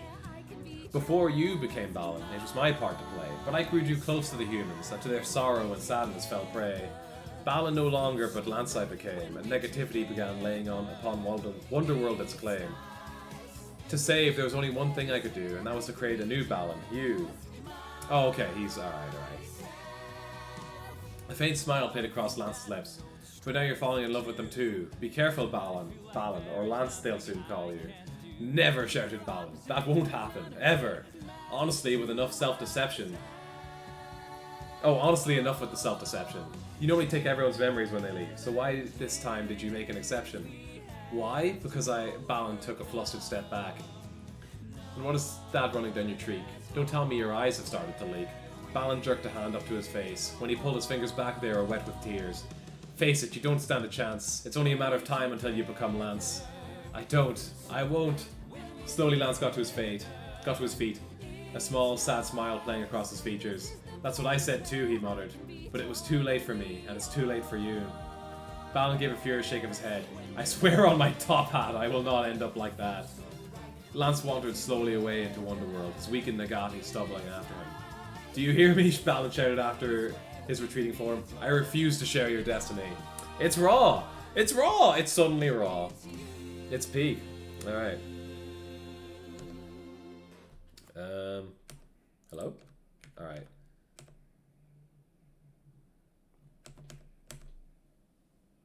Okay, now it's just bios for what all the characters did after they leave Wonderworld. Thank Christ.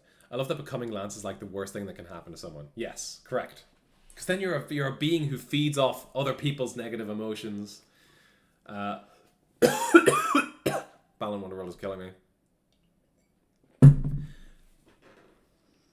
Attilio, the pensive pirate, held Clock Tower Kid's hand as he stepped out of the theatre doors. He squeezed his eyes shut against the light outside. Eventually he grew accustomed to the brightness enough to squint at his surroundings. He stood in the central plaza of Christmas Rose Park. Oh, we're out of music. Okay. Josh, there's another stream in the Balan Wonderworld category? No way. That's crazy. Alright, I'm out of Balan Wonderworld music.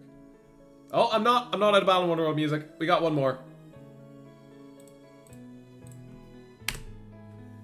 I have to finish the book in 2 minutes. Because this is the last song. Alright.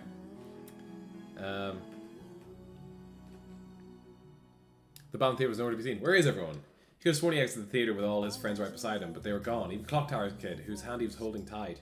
What's going on? Balan's parting words echoed in his ears. Go back where you came from, you lot. Dawdle here much longer, you really ought not. We all came from different places, so we must have returned to different places too. None of them has suspected that they would be separated the moment they stepped foot out of the theatre, so they hadn't told one another their real names or where they lived or anything. Images of checkered kings, Queen disappearing back into him flashed through Attilio's mind. Could Clock Tower Kid, all of them, have been created from my heart like that too? The thought filled him with desperate dread, but he knew it couldn't be true. After all, his left hand was still warm from where Clock Tower Kid had held it. She's real. She's just somewhere else. Wherever it was she found the Balan Theatre, we'll find each other again. I'm sure of it. All of us. But I've got a lot of self-improvement to do before then. He glanced at his wristwatch. Barely any time had passed since he went into the Balan Theatre. They'd be getting ready for the first parade of the day right about now. Okay. It's weird hearing them fucking sing in English. They'd be getting ready for the first parade of the day right about now. Attilio, the pensive pirate, steeled himself and set off at a brisk pace through the park. It was still a bit too early for the parade crew to have arrived just yet, but when he got there, he found Princess Mary getting ready herself. She tilted her head ever so slightly when she noticed the clown. His heart flailed wildly against his ribs. He took off his mask. I have something to tell you, and if it makes you laugh, well, then I suppose I've done my job at least. Princess, I have feelings for you. I always have. For a long time she only stared at him, then she lifted a hand to peel off her silver wig. I've been waiting a decade to hear you say that, pensive. This bitch. I'm furious. You can also say it. Alright. Attilio gaped at the turquoise hair spilling over his shoulders. Princess, you called me Clock Tower Kid 10 years ago? I don't know about all this. I really don't know about this. This is a little weird. Oh god. Alright, anyway. Little strange. Little fucking strange.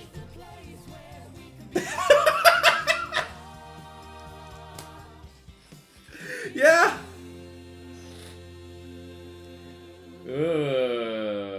Okay. Alright. Anyway. He peered at her face and knew it was her. There was no mistaking those features, but he didn't understand. Clock Tower Kid had been, well, a kid just a moment ago, but the princess before him was at least 20 years old. What happened? I just got here. Ryan, do you remember a pensive pirate and the Clock Tower Kid at all when I was reading the novel earlier? Basically, Clock Tower Kid, pensive pirate. Clock Tower Kid clearly had a crush on pensive pirate, but she's like a child, right? Whatever. Pensive pirate has someone in the real world he's had strong feelings for, but he never told them.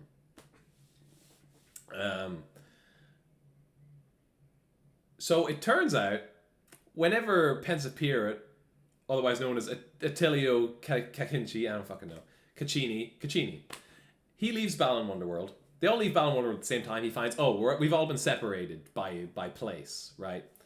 I have no idea where any of these people are, but I have to go confess my love to this person in the park who I've been putting it off for with. He goes and does that, and then she takes off the wig, and it's an aged clock tower kid. Like, she is 10 years older now. Apparently displaced them through time as well, but that's a little fucking weird, right? That's like that's pretty fucking weird.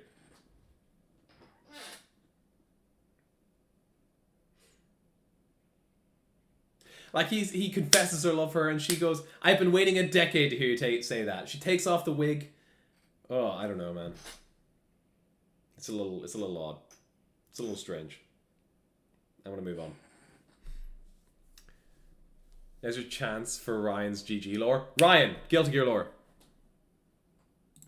Because you redeemed one during the Lex Monaghan match, and I didn't do it. So, it's bedman time, baby! Give me a second.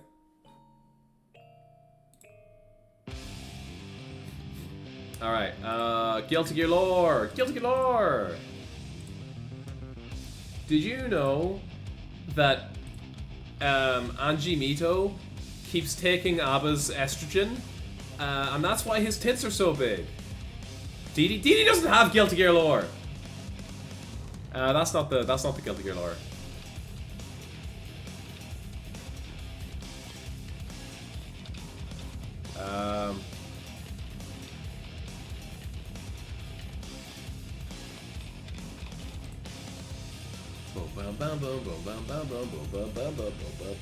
Ryan, did you know that Anji Mito is a master of deception? That motherfucker is like a triple agent, for fuck's sake. So, he's like, at the start, so he's like a friend of Biken's, right? He's been a long-term friend of Biken's. At one point, he's working for, who the fuck is it? He's working for that man at one stage, to like, get information on him. At another stage, he's working for Happy Chaos, I think. At another stage, he's working for Chip. Like, bro just keeps, like, you know, in computing, if you get a computing job, right, every 2 years, you're very likely to change jobs, like just completely move away from the place you are, quit your job, and go to another place because they'll just pay you better. It's better than trying to wait for a pay rise. That's basically what Anji Mito's doing. He's got some incredible juicers. It's true. It's true. I think he might have worked for the Post-War Administration Bureau at some point. I'm actually going to Google this, because now I'm curious, because he has worked or pretended to work for some amount of people. It's actually crazy. Also, him and Biken, actually, I don't know if I ever said this on stream. Him and Biken are from Japanese colonies. After Japan was destroyed, all the remaining Japanese people were rounded up into these colonies where they kind of have to live, and they're not allowed to leave. That's a really weird thing about Guilty Gear. So, when him and Biken leave, they're kind of breaking the rules or whatever to do that. It's very strange. But in any case, him and Biken leave the world to do that. I think it's, I don't know. I think it's specifically because they can be turned into gears, and as such can be turned into bombs. Because this is a whole thing that was planned out. May is also illegal. Yeah, she's also illegal. She's also meant to be in one of the Japanese colonies, yeah. Is the book canon? To Balan Wonderworld? I have no idea.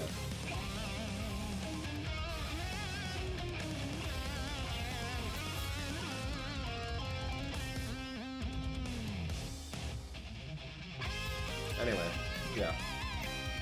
Japanese people locked up in colonies because they have gear. They like have their cells or whatever on a wavelength that they can be just like turned into gears, and that's dangerous. But no one really knew that until it became a thing. Look, it says the princess's clock tower kid. Christ. But see, that's weird because okay, hang on. In the ending of Balan Wonderworld, the video game, it shows everyone walking around at the same time and like interacting with each other. And Clock Tower Kid is still a child, and the Pensive Pierrot and her are like, I don't know. Spoilers, we're at the end of the book! Alright.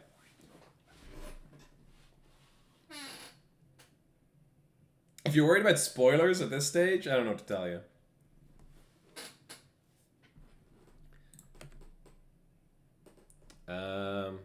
Oh right, I have to F11. Also, her name is Cass? Yeah, we'll get to that. My real name is Cass Milligan. There you go. It's as easy as that. After I left the Balan Theatre, I looked everywhere for the Christmas Rose Park you were talking about, but I couldn't find it. Anyway. It made me afraid that I'd simply made up Wonderworld, imagined all the friends I made there. But I could still feel your hand in mine, so I knew it had to be real. As soon as I realized that, I got word they were building this park. Her name is Cass fucking Milligan, yes. I need to blow my nose again. I would have finished this section and I would have go fucking tattle that, because Christ. Then we must have gone to the Balan Theatre years apart. Years and miles apart, yes. It's been 10 years since I went into the theatre, since I returned. 10 whole years. I knew what I had to do. I got voice lessons, studied acting, auditioned for the role of princess here at the park, and when I got it, I waited. For you. You should have told me. Told you what happened in the future, you mean? You fucking idiot. Cass the Clock Tower Kid gave him a gentle grin. What if I told you and changed the past or something? Suddenly Attilia remembered. What happened to your kitten? I steeled myself and went back to the clock tower. She was fine, didn't even have a scratch on her head. I called her over and she came right over and rubbed herself all over my legs. She isn't a kitten anymore, but she's still... Okay, yeah, she would still be alive, because she was a kitten, so she'd still be alive now, yeah. But she still struts around the clock tower like she owns the place. She's got lots of babies and grandbabies to keep her company too. What a relief. You're telling me. The others, I found one of them. We're still friends. Who? Come on, I'll show you. This is very cute because now it's reminiscent of how... So in Balan Wonderworld, Clock Tower Kid was the first one to find other people. And now it seems like it's going to be repeating that same thing again, where she finds him, and then she finds Checkered King. It's cute. It's very cute. You know what? I actually think this was in the game. Are you fucking serious? Is Milligan Irish? I thought it was Scottish. I have no idea. She's Irish? Is Milligan Irish? I don't think it is. I'll check the cutscene after. I'll check the cutscene now. Hang on. A gentle breeze twirled around them, sashaying through the silver wig in Cass the Clock Tower Kid's hand and filling Attilia with a strange nostalgia. She offered him her hand and he took it. It was as warm as it had been when they'd left the Balan Theatre together. 10 years I've been waiting to hold your hand again, said Cass, grinning. Even as tears slipped down her cheek. I don't care if she's Irish now. Fair enough. Alright, I'm checking the cutscene.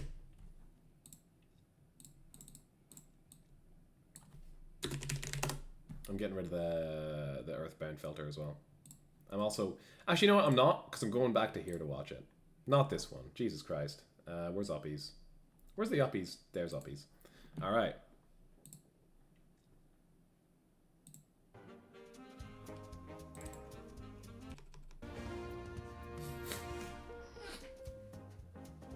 What a great track. Alright, so there's Clock Tower Kid, finds the kitten, and there she finds the Invisible Man. Or Invisible, whatever. There's Checkered King. There's What's Her Face. I'm turning up the quality on this. Okay, it doesn't go up. Alright. There's Skygazer. There's the farmer. Joe. His name is Joe. There's the bug catcher. Okay, and then we have like... Oh, it didn't... Oh my god, it is. Because it doesn't show... Okay, we have like a clock here, right? It shows like time moving forward. No, it doesn't. Okay, I thought it did. I don't know why I thought it did. No, it doesn't. Alright. Yeah, there's Lady in the Midnight Sun with a baby. There's whatever. There's whatever. Oh, what the fuck?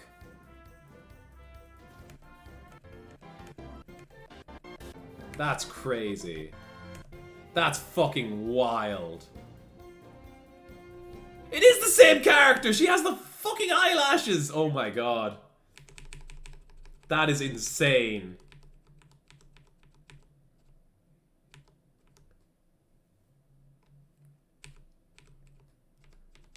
Did they expect you to just glean that from the fucking video game? What the hell, man? Where the fuck is the part where he confesses his love to what's-her-face? Oh no, he does it in his... Right. I'm with you, okay. What a strange... In costume she looks the same besides the hair, yeah, because she's wearing a wig, yeah.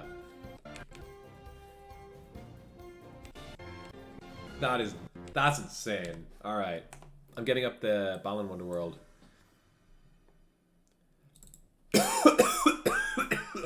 Anyway,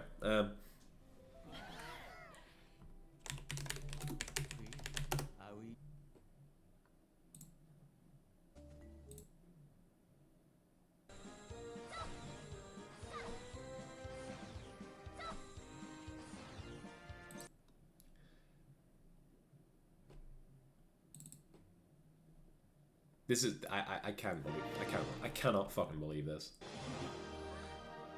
She has the eyelashes. That is insane. What a fucked up video game. Alright.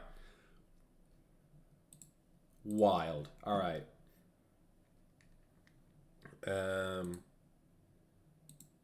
Okay, I'm going to the bathroom. Because I need to blow my nose again, get more water. Oh my god, the PS4 stream overlay, that takes me back. Yeah, you know, I think they still use that. Alright, be right back.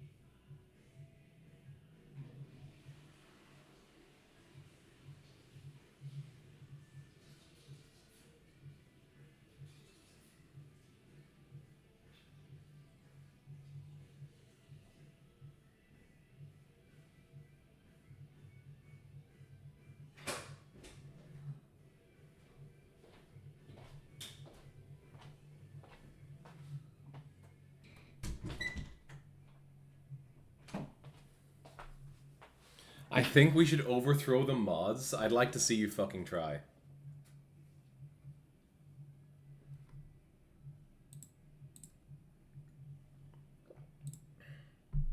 I'm fucking dying, bro.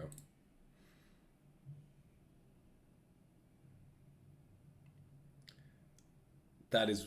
It's insane that this was in Balan Wonderworld, the video game, and you would just never... Like, it's right there. It is actually just right there. Kal Suresh, the Checkered King. Thanks for all your help. Oh, right. Give me a second. I have to F11. He has the sickness. It's true. Like, I hope that's the last time I need to go to the bathroom before the end of the stream, because I can't keep doing this. We're coming up on 5 hours. I think this is the longest stream I've ever done, maybe.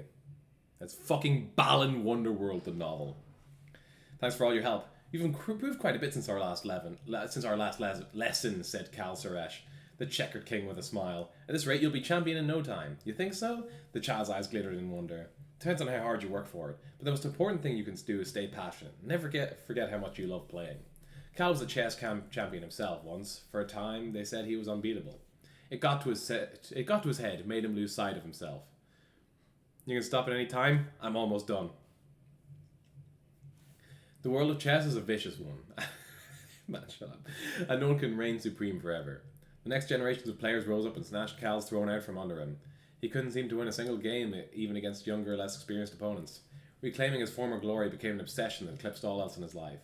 Even his wife, whose illness he never noticed, was growing worse until it was too late. His love for chess soured into hatred. Then he went to the Balan Theatre. The theatre helped heal him. When he returned home, he renovated one of his rooms and opened up a chess workshop. It didn't take long for him to build up a clientele of children all eager to learn from a former champion. Checkered King, as he was known in the Balan Theatre. Kal glanced at his wristwatch. Cass had called him yesterday and told him Pensive Pierrot had finally confessed his feelings for her. Took the clown long enough. The two were due to visit him any minute now. I better get started on our refreshments, he said happily to himself, and headed into the kitchen. After he'd left Wonderworld, cooking had become a new passion of his, surpassed only by his love of chess. Checker King kind of relatable, not gonna lie. Maybe a little bit, but I'm not gonna say too much on it. I'm gonna keep quiet on that, I think. The young boy that had defeated Kal all those years ago was champion now. Some time ago, he'd started coming by for monthly visits. That's very cute. They would chat all things chess while they dined on the delicious fare Kal prepared for them. During one of their visits, Kal learned why he'd been smiling when they'd played against one another during that fierce match. The boy told him how happy he'd been to finally be able to get to play against... The boy told him how happy he had been to finally play against the champion he'd long admired, but how, when their match was over, he felt so bereft. Now, good food and good conversation brought Kal the same joy he felt teaching the chess to kids. I didn't know you let your wife die. I mean, I didn't let my wife die, but I would love to imagine a wife in Balan Wonderworld. Whenever I lose at KOF. But the boy wasn't coming today. Today he was hosting Clock Tower Kid and Pensive Pierrot, or Attilio Caccini, he should say. Memories of Wonderworld swirled in his head as he stared. See, okay, also, one of the things, I think at the start of this book, it mentions that whenever you leave Balan Wonderworld, you don't remember it. So it lied to me. Memories of Wonderworld swirled in his head as he stirred fragrant soup on the stovetop. Like last time when you joshed it. What are you talking about? What the fuck did you just say to me? What did that mean? Doorbell rang, breaking his reverie. Kal tore the apron off over his head and hurried for the foyer. He opened the door to see Cass, the Clock Tower Kid, and Attilio, the Pensive Pierrot, standing on his front step. Welcome, welcome. But it is good to see you again, Pensive. It's been far too long. It has? How long ago did you leave Wonderworld, Checker King? 7 years, give or take. Jesus. Pensive Pierrot studied Kal's face a moment, noting the subtle signs of those extra years. He was indeed older, but the kindness in the crinkle of his eyes was the same. So was the warmth of his smile. Took me about a year to find Checker King after I left Wonderworld, said Cass. Can you believe he's a celebrity? I couldn't tell you the first thing about chess, so I had no idea he was an undefeated world champion. Was, yes. But I lost the title, my wife, everything. What the fuck? I wish you hadn't been there to see me at my lowest. You ought to have told me to pull myself together. I didn't need to, because I knew you would. Cass flashed an impish grin at the grumbling Cal. Josh! You're fucking balls! I won the race! Let's go! Let's go! To Dark Jester? To Dark Jester. Classic Josh always joshing it. Oh, the last time you fumbled? Oh, right, at KOF, right. You mean you mean the KOF part, not the wife part. I'm with you. Okay. You're going to get a divorce? Yeah. Yeah. That jump scared me so hard. Yeah. Yeah. You get used to it. You get used to it, Dan.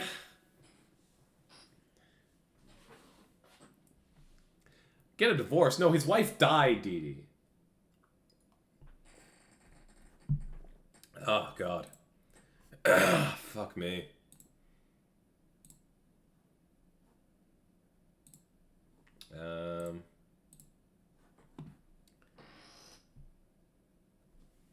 Where am I going?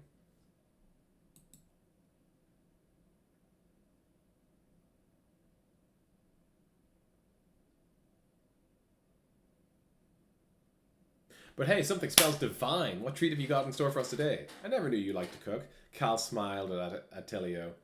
Almost about as much as I like chess. It makes me feel so happy to entertain my friends with good food and drink.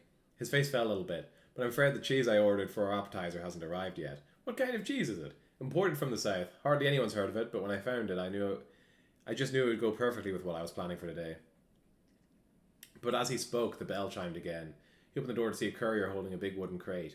What perfect timing! A huge grin on his face, Cal took the parcel from the courier and brought it to the kitchen table. Wow, it's come quite the distance, Cass said, marvelling over the postage stamp to the crate. I'm so glad it got here in time. Cal pried open the lid, rummaging through the wood shavings packed in order to protect its contents. At last he pulled out a bundle wrapped in newsprint and other old papers. He dusted off the shavings and carefully unwrapped it. Now that is some fine cheese, said Cal, turning it over in his hand so they could admire it from every angle. Let's see if it tastes as good as it looks.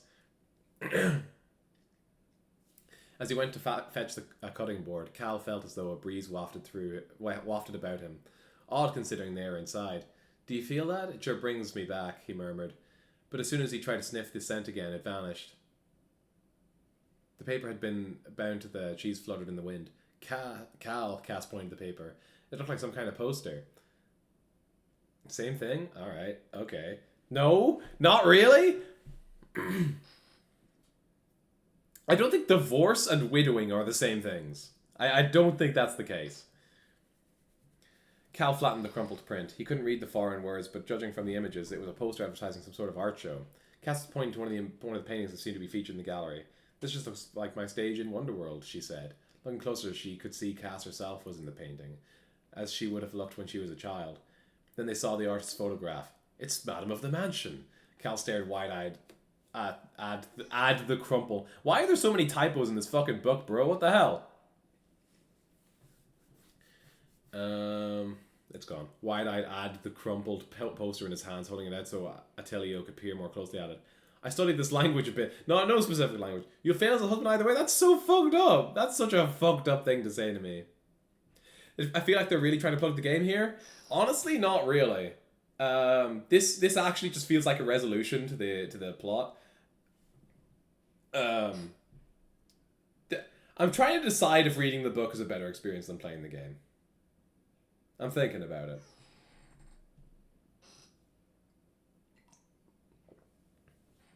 He would be a good husband. Look at his commitment to Balan. That's what I'm saying. And my commitment to Billy Hatcher.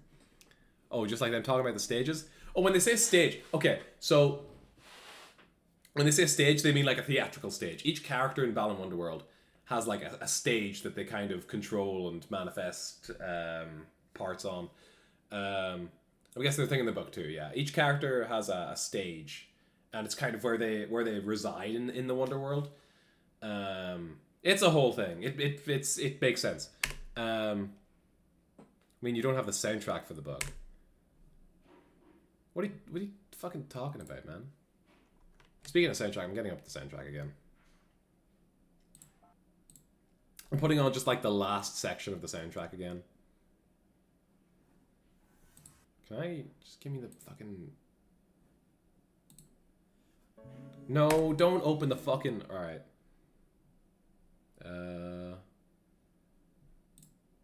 Yeah. Yeah, Heart Piece. Final Dance. Yeah, this is the one. Yeah, I'm starting it from here.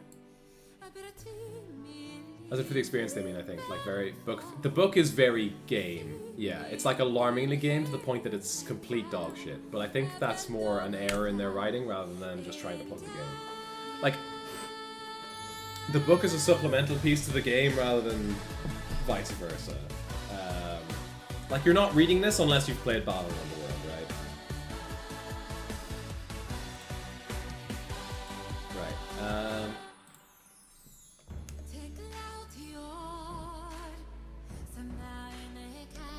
Let's see. The artist's name is Lucy Wong. Seems like this whole exhibition is of her works, and it starts from, "Why, it's open now! We found Man of the Mansion," said Cal in wonder. He took up his phone, motioning Cass and Attilio to the dining room. Beside the receiver hung a photograph of Cal when he was younger. In it, he stood his arm around a woman who looked just like his queen in Wonderworld. "You two get yourself some food. I'll arrange our flights." Lucy Wong, the Man of the Mansion. In her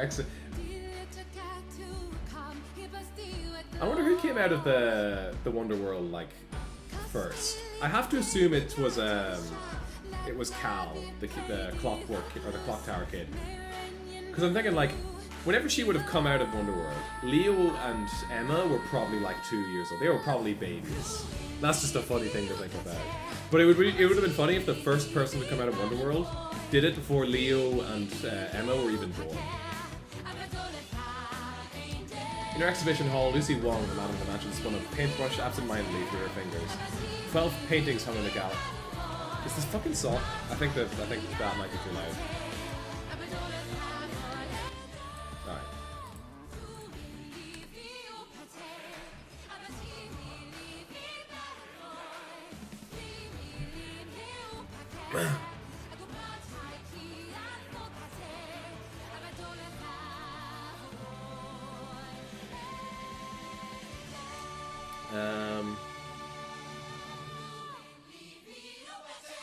Oh, whoops. She was working now on the 13th, which had once been covered in nothing but black. Oh, 12 paintings hung in the gallery, each depicting her friends from Wonderworld and the scenery of their stages. She was working now on the 13th, which had once been covered in nothing but black. With each masterful stroke of her brush, Lucy Wong crafts a lush, fantastic world, the critics had proclaimed. It was high praise, but to Lucy, she wasn't crafting anything. She was just putting to the canvas the things she had seen. She'd only just finished the 12th painting when the exhibition opened and decided to start working on the most recent piece right there in the gallery. Sometimes people who came to the exhibition would ask Lucy to sign their art books. She'd switch from paintbrush to pen and quickly jot down her name and the date. The black swathed canvas stared her in the face. She knew what she was going to paint. For so long she'd lost sight of what she truly wanted to paint, focused as she'd been on what everyone else would deem valuable, but not anymore. A painting full of warmth, gentleness, beauty, and more than anything else, one that would fill any who beheld it with courage. A painting of the people she had met in Wonderworld. The first 12 had been practice. With each one, she got closer and closer to perfecting her vision. Lucy still wasn't quite sure if what had happened in Wonderworld had been real or not, but as soon as she finished this piece, she was going to look for them, her friends. She pulled out her cherrywood palette. It had every colour she needed, all ready to go. Closing her eyes, Lucy drew in a deep breath, loaded her brush with white pigment and made her first small stroke. Red lines followed, then swaths of blue, colour after colour crowding onto the black canvas. The gallery never went in and faded from her awareness as she worked in silent concentration. Her family brought her meals and changes of clothing. The gallery staff brought her tea and snacks and kindly allowed her to shower in the employee facilities. But she spent most of her time in front of the painting, consumed by her work. At night she would turn the gallery lights off, wrap herself in a blanket and curl up in a corner to sleep. Holy shit. Every day a reporter from her hometown would take a photo of her painting and print it in the newspaper. Next to that, her family told her she was becoming quite the celebrity. People the world over were keeping up with her progress. She didn't care about any of that. Lucy had spent a day, like every other day since she began, with a paintbrush in her hand from the moment she woke up in the morning. More people than ever flocked to the gallery to watch her at work, but Lucy, the Man with the Mansion, paid them no heed. She reached for a tube of pigment and it felt as if a wind had wafted over her. Her eyes closed, she breathed in deep. Her eyes closed, she breathed in deep. The aroma it carried made her heart ache with nostalgia. She tilted her head into the breeze, and when she opened her eyes, saw 3 familiar faces staring at her from the front of the crowd. It's you, Pensive Pierre. These motherfuckers do not know each other's names. It is so funny. Pensive Pierre and Checker King, and my word, how you've grown, Clock Tower Kid. Pallet dropped from Lucy the Madam Mansion's hand with a clatter. She rushed up to embrace them in turn. I think the ideal way to experience Balan Wonderworld is to read the first half of the book, play the video game, and then read the last third of the book. Christ. Fucking hell.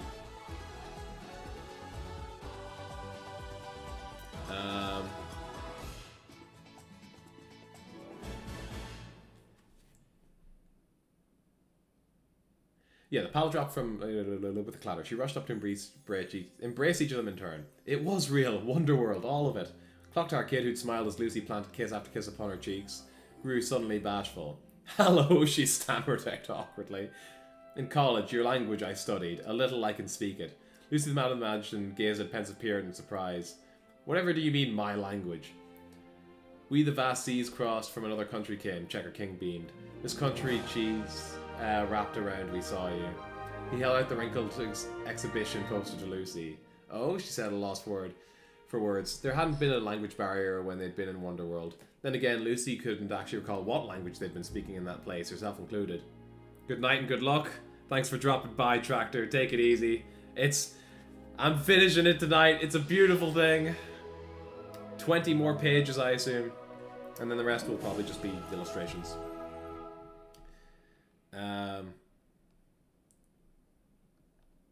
Well, Lucy hugged them all again, tears streamed down her face. Well, this will just have to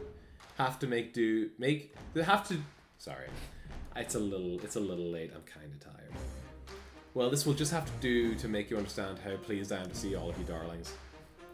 Hayu Chang the Sky Gazer. I tell you the Pensive Pierre. Hold on, water. My throat goes a little bit on fire. Tell you the Pensive Pierre and Hayu the Sky Gazer stood atop the cliffs at the end of the peninsula looking out of the sea. You're really going to do it, said Attilio. Why does he suddenly know where Sky Gazer is? Hayo nodded. No one had ever made the crossing over the Atlas Strait on a man-powered flying craft. Hayo himself had tried and failed twice. This time he had crashed and landed himself in the hospital for a month while his broken... The last time he had crashed and landed himself in the hospital for a month while his broken ribs and fractured hip bones mended. It had been all over the news, which is how Attilo found him. Fuck's sake. Now Hayu licked his finger and held it up to test the direction of the wind. Attilio the Pensive Pierre had cast the Clockwork Kid, Cal the Checker King, and Lucy the Madam Mansion stood watching him. Worry playing on all their faces. Don't look at me like that, said Hayu. I'll be fine. Maybe I wasn't as concerned with safety as I should have been before, but now I've been to the Balan Theatre, I've made sure to take all sorts of precautions. Helmet, pads, I took as much time to design all the protective gear as I did to engineer my flying machine. So even if I do crash again, I won't get hurt nearly as badly as I did last time. Attilio nodded. I suppose people do need equal amounts of positive and negative power after all, don't they? Shut the fuck up, man. I know about that, but hey, big congrats to you and Cass. You and Cass for getting engaged? Christ. Oh no, we were trying to keep it a secret so you wouldn't overshadow your big day. What tipped you off? Hayu pointed to the Cass's Clock Tower Kid's hand and the engagement ring on her finger glittering in the sunlight. I'm glad I found out before takeoff, he said, grinning as he flung a leg over his flying machine. Makes me feel like if you two could take the plunge, then so can I. That's very cute. With that, he launched himself off the cliff. He pedaled as hard as he could. He pedaled as hard and as fast as he could, but his stamina wasn't quite what it had been. His muscles grew fatigued and the flying machine started to lose altitude. How old is this fucking guy? He wasn't even halfway across the channel when the machine dipped only a couple of yards over the surface of the sea. As he struggled to bring it aloft again, he zoomed over a ship. As he passed his craft, he looked down and saw Sea Gazer standing on the deck. She had her face turned towards him, arms waving as she cried, "Sky Gazer!" She's out on the water again. You got the Sea Gazer, he whooped and channeled every last ounce of his strength. He had into desperately pedaling legs. Fiona Demetria, the Sea Gazer.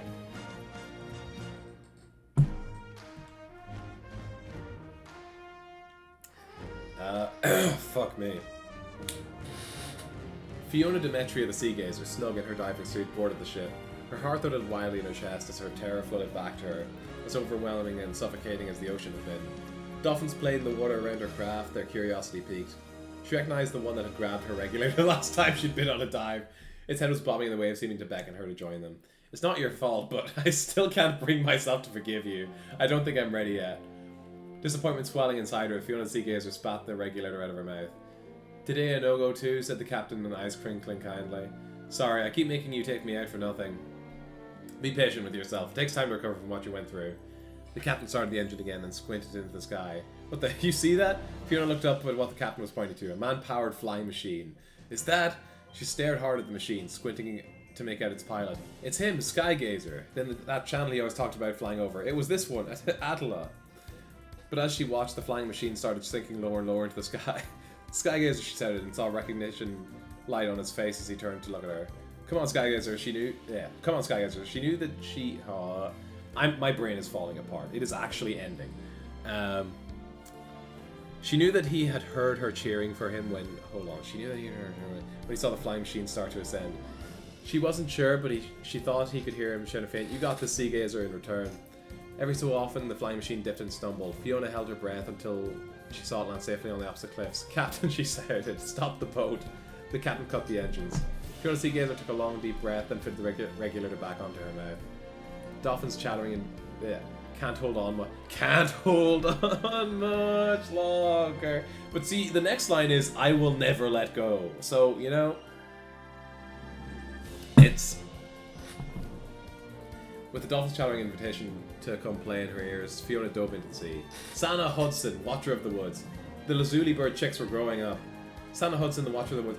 Her one was fucked up, by the way. Sana Hudson, the Watcher of the Woods, had fought tooth and nail to create a forest reserve in the north neighbourhood of a newly founded town. And in that park, at the top of the tallest tree, she had fashioned nests for Lazuli birds. I hope they'll come back. One mated pair had. Sana worried so much over them. She visited the reserve every day to see how they were doing. One day she'd heard their babies chirping happily in the nest. Thank goodness. She'd been so delighted that she hummed all the way home to her apartment and even burst into song in the shower. Now I can face my friends from Wonderworld with pride. Though what happened in Wonderworld felt like a vivid dream, Sana had never stopped believing her friends were real. That they were out there somewhere. She would find them one day. Toweling her hair dry, Sana switched on her TV. This was reporting on a fire that had broken out in the woods. North of the town, she was home to the Lazuli Bird Park. Sana dropped a towel and flung the balcony door open, rushing out to the veranda. North winds blowing. This season, it was all too easy for fires to spiral out of control. The woods were supposed to act as a buffer of sorts, but it had been so dry for so long that the lush greenery had withered into veritable kindling. Sana rushed down to the parking lot and flung herself into her car, gunning it to the reserve. The closer she got, the more the opposite lane grew congested with traffic. Everyone was evacuating. Her tires squealed as she pulled into the reverse parking lot. She ripped the keys from the ignition and sprinted into the trees. Thankfully, the blaze hadn't spread to the reserve yet, but Sana could see its orange glow on the northern horizon. It was getting brighter and closer. She found the Lazuli bird's tree and craned her neck to look up at their nest. The parents huddled over the tricks, their eyes trained onto the fire. Where are the firefighters? Sana cast around for any sight of fire trucks, but didn't see a single one nearby. She finally found one in the neighborhood, just east of the park, spraying water over the streets and buildings. She ran up to one of the firefighters. "Why isn't anyone protecting the reserve? We've got enough people here to protect the neighborhood as it is, but what are you doing here? You should be evacuating the rest of the civilians. Listen to me, the trees are basically matchsticks right now. If the fire reaches the reserve, the entire city will go up in smoke. Yeah, I already told you, we've got our hands full here." None of the firefighters would listen to a word she said. She could not get lucky with anyone. Maybe she was fucking spitting. She ran back to the Lazuli bird's tree, desperate to save them at least, but the nest was too high for her to reach. Smoke stung her nose and the sound of fire crackling filled her ears. The fire had reached the reserve. Stupid drought, stupid humans. A dark light flickered in Sana's eyes. If they won't listen, then I'll just have to make them. Hey, what are you doing? Sana jumped as a hand fell onto her shoulder. What does it look like? She spun around and found herself facing a man dressed in the capital city's fire brigade uniform. It's you, Watcher. Her anger shocked out of her, Sana peered more closely at the man's face. Sentinel? The two stared at each other, jaws dropped. It was real. Wonderworld was real. I'm quickly going to check my PCs. I'm running out of space on my PC as well. There are a few different... Like, as I'm recording this VOD, my PC is running out of space. I thought I had more space than I did, but the other Balan stream are honestly way better. I believe that! They probably aren't fucking falling apart at the seams trying to read this fucking, this goddamn novel.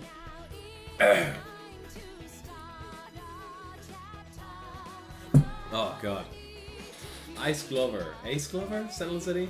This would be bad if the countries appeal to us for help finding displays, huh? The brigade captain said to Ice as their fire trucks sped through the streets. Just clears immensely? What the fuck, man? Yeah, that forest reserve to the north has me worried the most. It'll go up like that, he replied with a snap of his fingers. The County Brigade's prioritising the residential areas, which makes sense, but if we let the flames reach the reserve, the city's done for. Check them out when you have a chance. Is it fucking Dark Jester? There is no fucking way. Ryan? Because I saw someone mention earlier. It's Dark Jester. It's Dark Jester. Give me a minute. Alright, first of all, this is shutting the fuck up. No! Just pause the song. Just pause the song. Despicable Me, The Flash. Oh, The Flash! I know that one. That's from fucking... That's from Marvel, dude. Yes, dude. No! Just pause the song. The Flash. Oh, this is a tricky one. Oh, this is my song. This is my song right Hello, now. Stu. Boom, boom, I was reading the boom, Balan boom, Wonderworld novel, and then... It's a banger. Alright, so we got Weird Al. Hello, Stu. Well, I was reading the Balan Wonderworld novel. House of 1,000 Corpses. Oh, this is tricky. Sonic the Hedgehog. Josh, you know Sonic. Can you help me out here? I don't know what the fuck. What do you mean I know Sonic the Hedgehog? What the fuck are you talking about? Blue. Alright, these are all... No, this is tricky, man. What do you mean I know Sonic the Hedgehog? What the fuck are you talking about?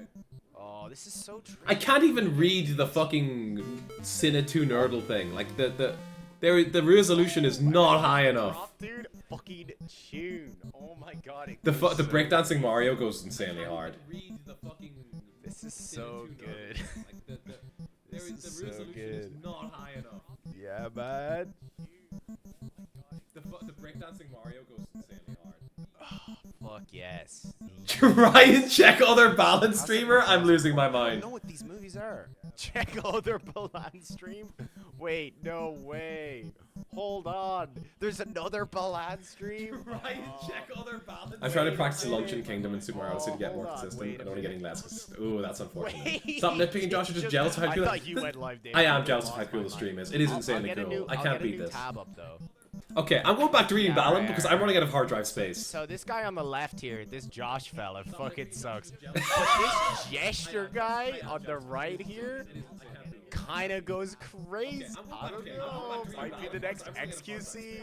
This is kind of fucking nuts. I'm loving this. Oh yeah. Oh, this is. Great stream, man. I'm enjoying it so much. Ryan, I gotta go back to. Oh yeah, now this is the stuff. I gotta go back to watching to reading Balan. Oh wait, no, I'm like doubled up, right? Okay.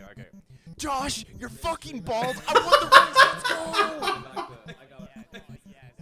I gotta go back to. I got it. Josh, I gotta go. I'm going. Alright, okay. End. Right. You all are very stupid? Yeah. Oh my god, Ryan, while you're here, I saw the insane crossover with the monkey ball tweets earlier. It was, what the fuck are you talking about? Alright. I'm finishing this goddamn book.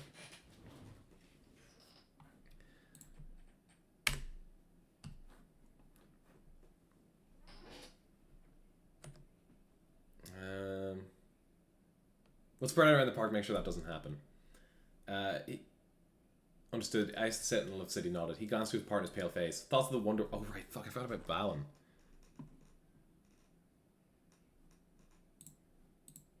Super Monkey tweets? Oh, now I want to check what this is. Hang on.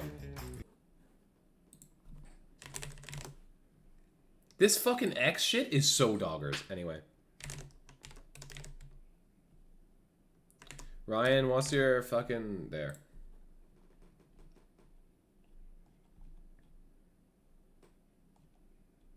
I am Kenough.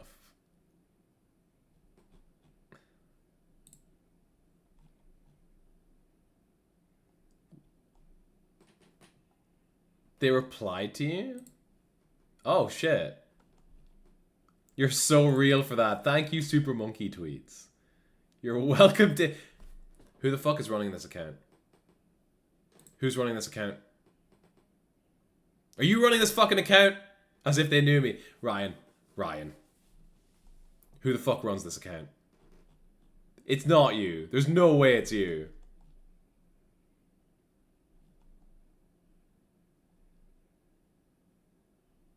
They posted selfie. It's not me. I wouldn't hide this.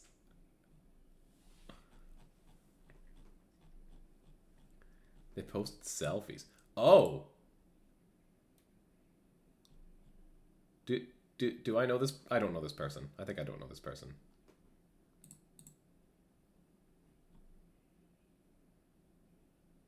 Ryan, who is this? Josh, what? No idea. Okay. Didi, what do you want from me?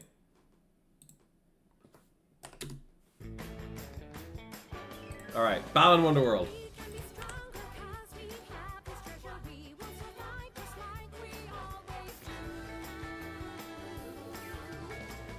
Read the book. Working on it. Jane and Josh, I'm not fucking you, but I am live. Check me out in the Balan. Ryan, I have already checked you out. I need to finish this book. Josh, it's 1 a.m. I know it's 1 a.m. I'm aware. Thank you for your concern. Thoughts on the Wonderworld floated through. Go finish your book. I guess, yeah. Work harder. Okay. I still wasn't sure if the Balan... The English is throwing me off. I still wasn't sure if the Balan theory had been real or a hallucination or what, but he knew he had not imagined the fire that led him to the theater in the first place. The fire where he'd retrieved from his post without his orders, his legs moving as though they had a cowardly mind of their own. Why do I feel so lonely? Something's gotta give. Come on, let's do this. Life can be tough. Pretty cool. Why don't my friends talk to me? What is happening with the song? Pathetic. I just want things to be normal. See you on the flip side. Like hide and seek. Dreams are hard to believe. What is happening in this song? Need to keep it up until the day. The day. The day. We can be stronger 'cause we have this treasure. We will survive just like we always do. Shut the fuck up, Mars. His partner hadn't retreated even when their captain had ordered a withdrawal. His partner stayed route to the spot, put out the blaze, and became the city's hero. But his partner hadn't been to the station since. Sentinel had fled before he was supposed to. His partner hadn't fled at all, yet between the two of them, it was his partner who faced their captain's wrath. From the sounds of it, Ace's partner had gotten an earful. I got no use for wannabe heroes with a death wish.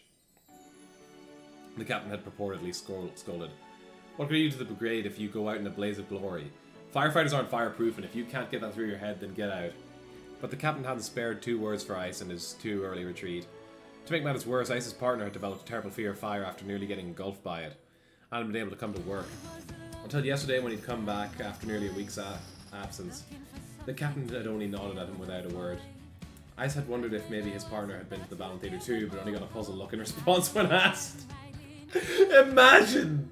Christ! Yeah, man, did you go to the weird clown's place? Ah, you know, the weird clown's place, you know? With all the little birds and the weird dark energy freaks. And the 2 clowns. And they like make you work through your problems. Like, what the fuck are you talking about, man? Now that cemented it for him, the Balan Wonderworld had definitely been some sort of hallucination. The fire truck stopped. Ice turned to head for their arranged meeting spot when his captain barked, "Civilian!" He followed where his captain indicated and saw a woman glaring at the fire. I'll get out of here. Ice jogged over and tapped a hand to her shoulder. Hey, what are you doing? What does it look like? I went to the Weird Clown's place. Okay, I know you mean me. I know you mean me. I didn't help you work through your issues. You're missing some pretty significant... Yeah, was there a week ago? Yeah. Shut the fuck up. Alright.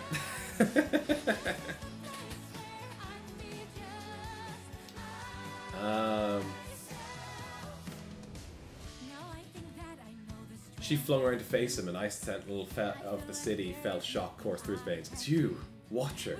Watcher's eyes widened, mirroring the astonishment on Ice's own face. Sentinel? The two stared at each other's jaws dropped. It was real. Wonderworld was real. Josh still reading? Yes! Christ. I will be here for the rest of my life. That was when Ice noticed the dark light glittering in Watch's eyes. The Zulibird's nest, she said. I have to save it before the fire gets here.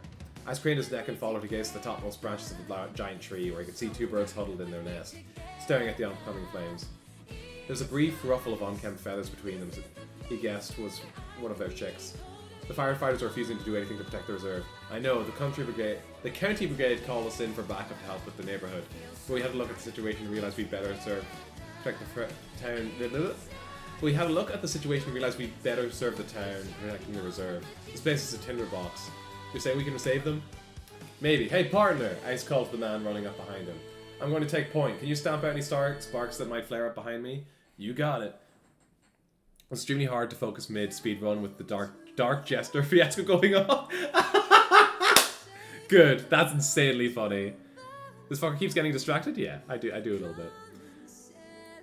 Ice got surrounded if the fire Ice would be surrounded if the fire spread behind him as he went. He's got my back. He'll make sure I have a way out. Are you sure you can stop it? Watcher regarded him with dark eyes. I'm no hero, and to be honest, fire scare me silly. But I think I can get it under control, and if I think so, then there's nothing to worry about. Watcher nodded, letting Ice's partner pull her back.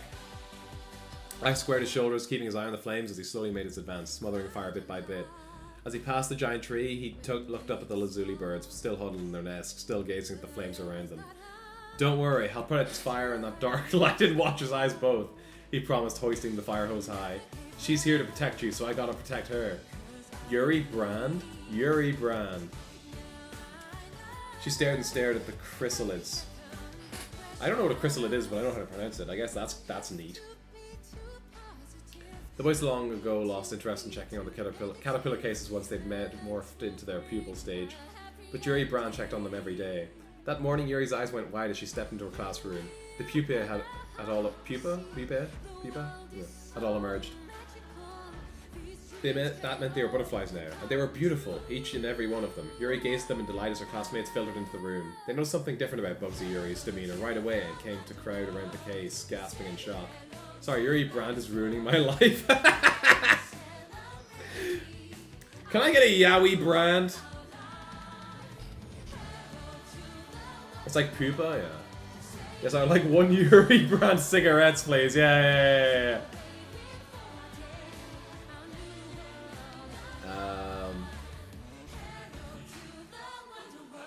Even her teacher's eyes widened when she came into the room and saw what everyone was looking at. Pretty! We should keep them forever and ever, said one of her classmates, but Yuri shook her head. We can't.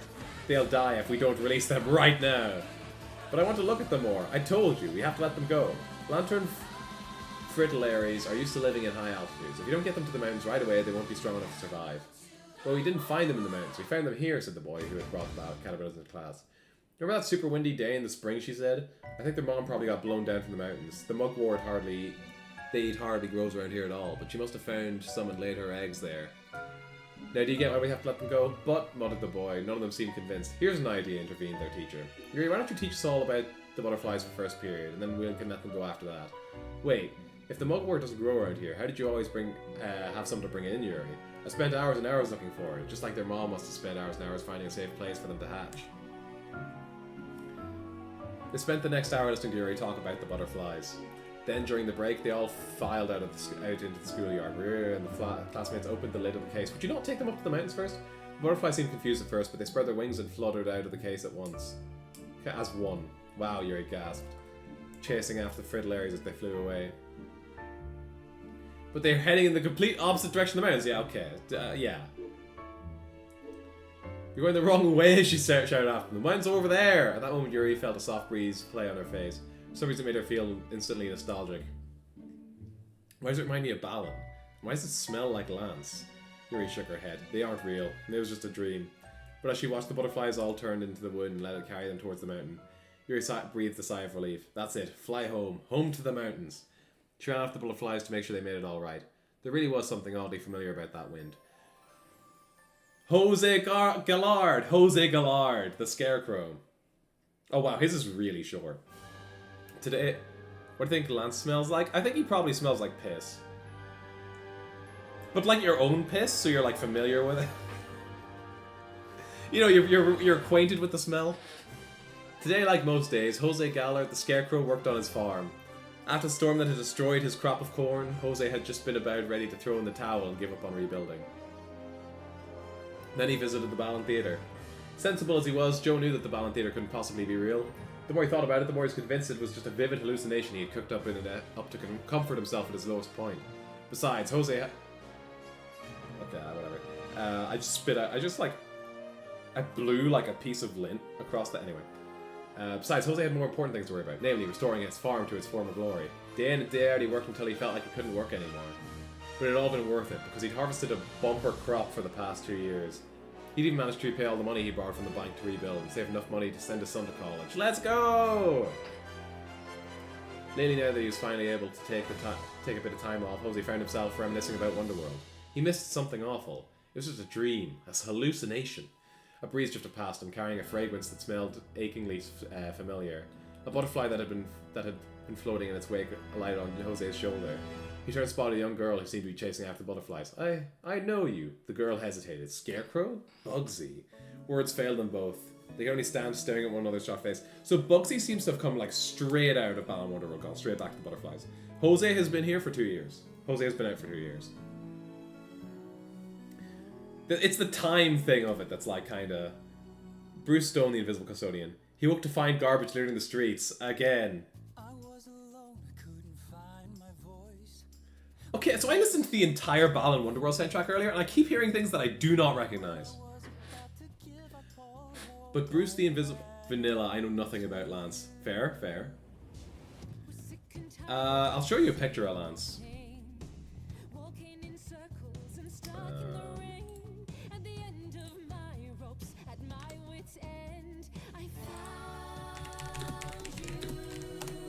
This is Lance. This is the fella. He looks very cool.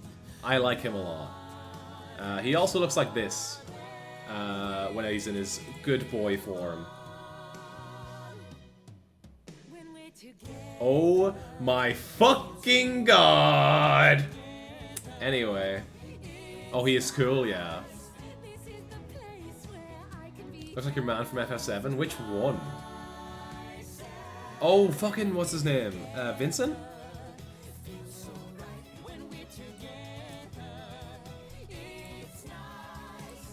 Alright.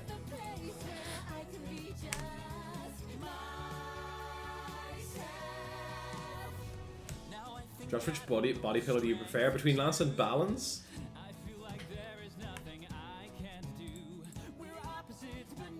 Lance. I don't know. Oh my god, Balan has a bulge.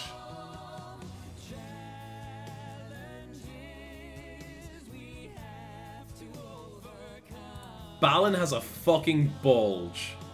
Secret Santa's coming up, you know? Oh, whoa.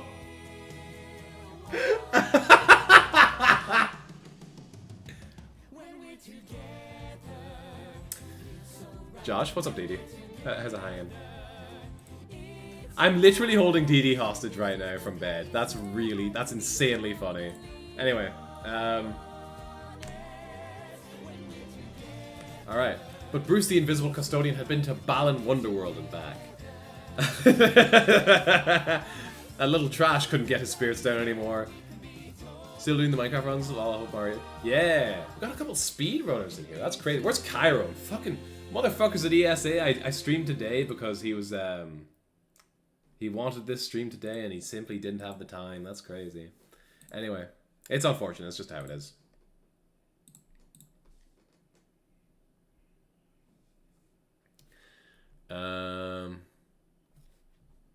He walked through the town picking it up, not caring if he had to tidy things all on his own.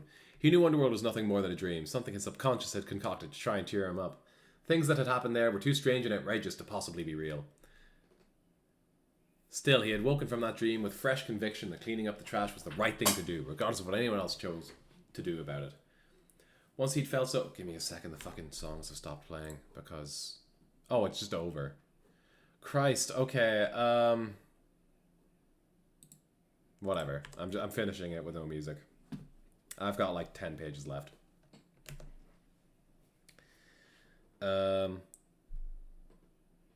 Once he'd felt so despondent at the sight of children getting, but now it hardly upset him at all. I'd still be a little pissed, man. I don't know. Doing Filtered Seed for the first time, it's not great. It's great not to get fucked by RNG. Hell yeah. Filtered Seed goated. Can you play Aria Math from MC, Josh? Oh yeah, hell yeah. Yeah.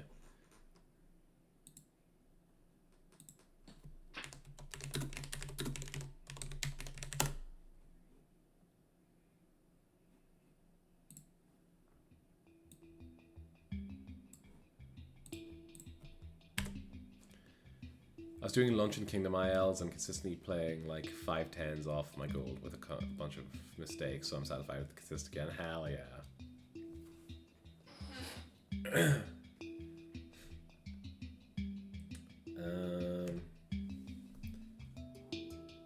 You know what? This book doesn't even mention Box Fox.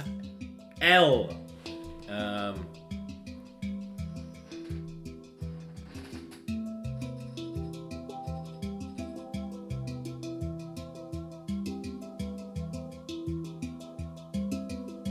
Another candy wrapper laid at his feet. He was about to pick. I think the song might be getting a bit too loud.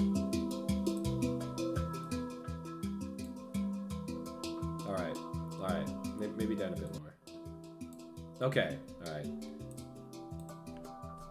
I'm starting to get good at like seeing from the audio mixer how much louder I should be than the backing track. Anyway. He was about to pick it up when a small hand reached out and took it before he could. Bruce, the invisible custodian, looked up from the ground in surprise. A boy of about 5 or 6 carefully folded the wrapper and tucked it into his pocket. Well, hello, you must be new in town. What's your name? We just moved here yesterday, said the boy. I saw you picking it up and thought I should help. Is that so? Said Bruce, a grin tugging at his lips.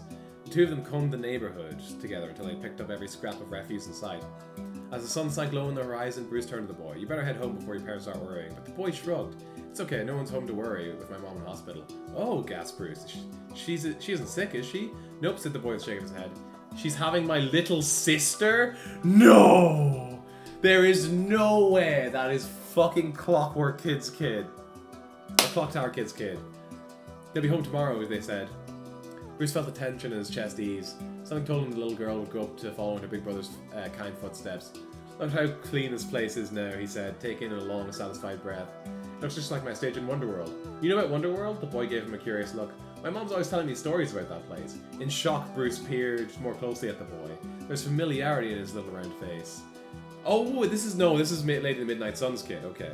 You look like the Lady of the Midnight Sun. Hey, you know my mom's Wonderworld name. My mom's Wonderworld name. Dazed, Bruce stood rooted in the spot. So it was real. Ibn Bia. Okay, how do you pronounce his name? It's really funny. Look, I'll show it. Give me a second. Let me get out. Ibn Bia. Ibn Bia, the Lady of the Midnight Sun, held her newborn to her breast, grinning as she watched her son help Bruce, the invisible custodian, pick up trash. Like Bruce, Ibn had always believed that Wonderworld had been an illusion. Something that she had hallucinated to dull the agony of losing her loved ones. It had taken her some time to heal, but eventually she allowed herself to love again. She'd even gotten married, but she was so scared something would happen to her husband or her son, or that something would happen to her and leave them to suffer in her absence, so she'd shut herself up in her home, barely daring to leave. But she was getting better at facing those fears with each passing day. The day her son was born changed her. She wondered what her parents would say if they could see her now, still so mired in grief. She looked at the little boy in her arms that she already loved so fiercely and couldn't bear to think of him hurting that deeply and for that long if something happened to her. That was when she promised herself that, even though she would never stop missing her parents, she wasn't going to let her grief rule her a moment longer. She was grateful for her time in Wonderworld, even if Balan and all the others had been nothing more than an illusion. But it was real. When she and her husband had returned home from the hospital with the new addition to their family, they found their son out front chatting with the invisible custodian. Her son told her of how the two of them had been picking up litter all over town. The vibe of this song fits the background so well. Yeah, it's nice. Doing that practice, trying a few things a friend showed me, has really motivated me because I feel like I'm still playing the game really safe, and I've seen from this practice that if I try some rescue tricks I improve so fast. Hell yeah.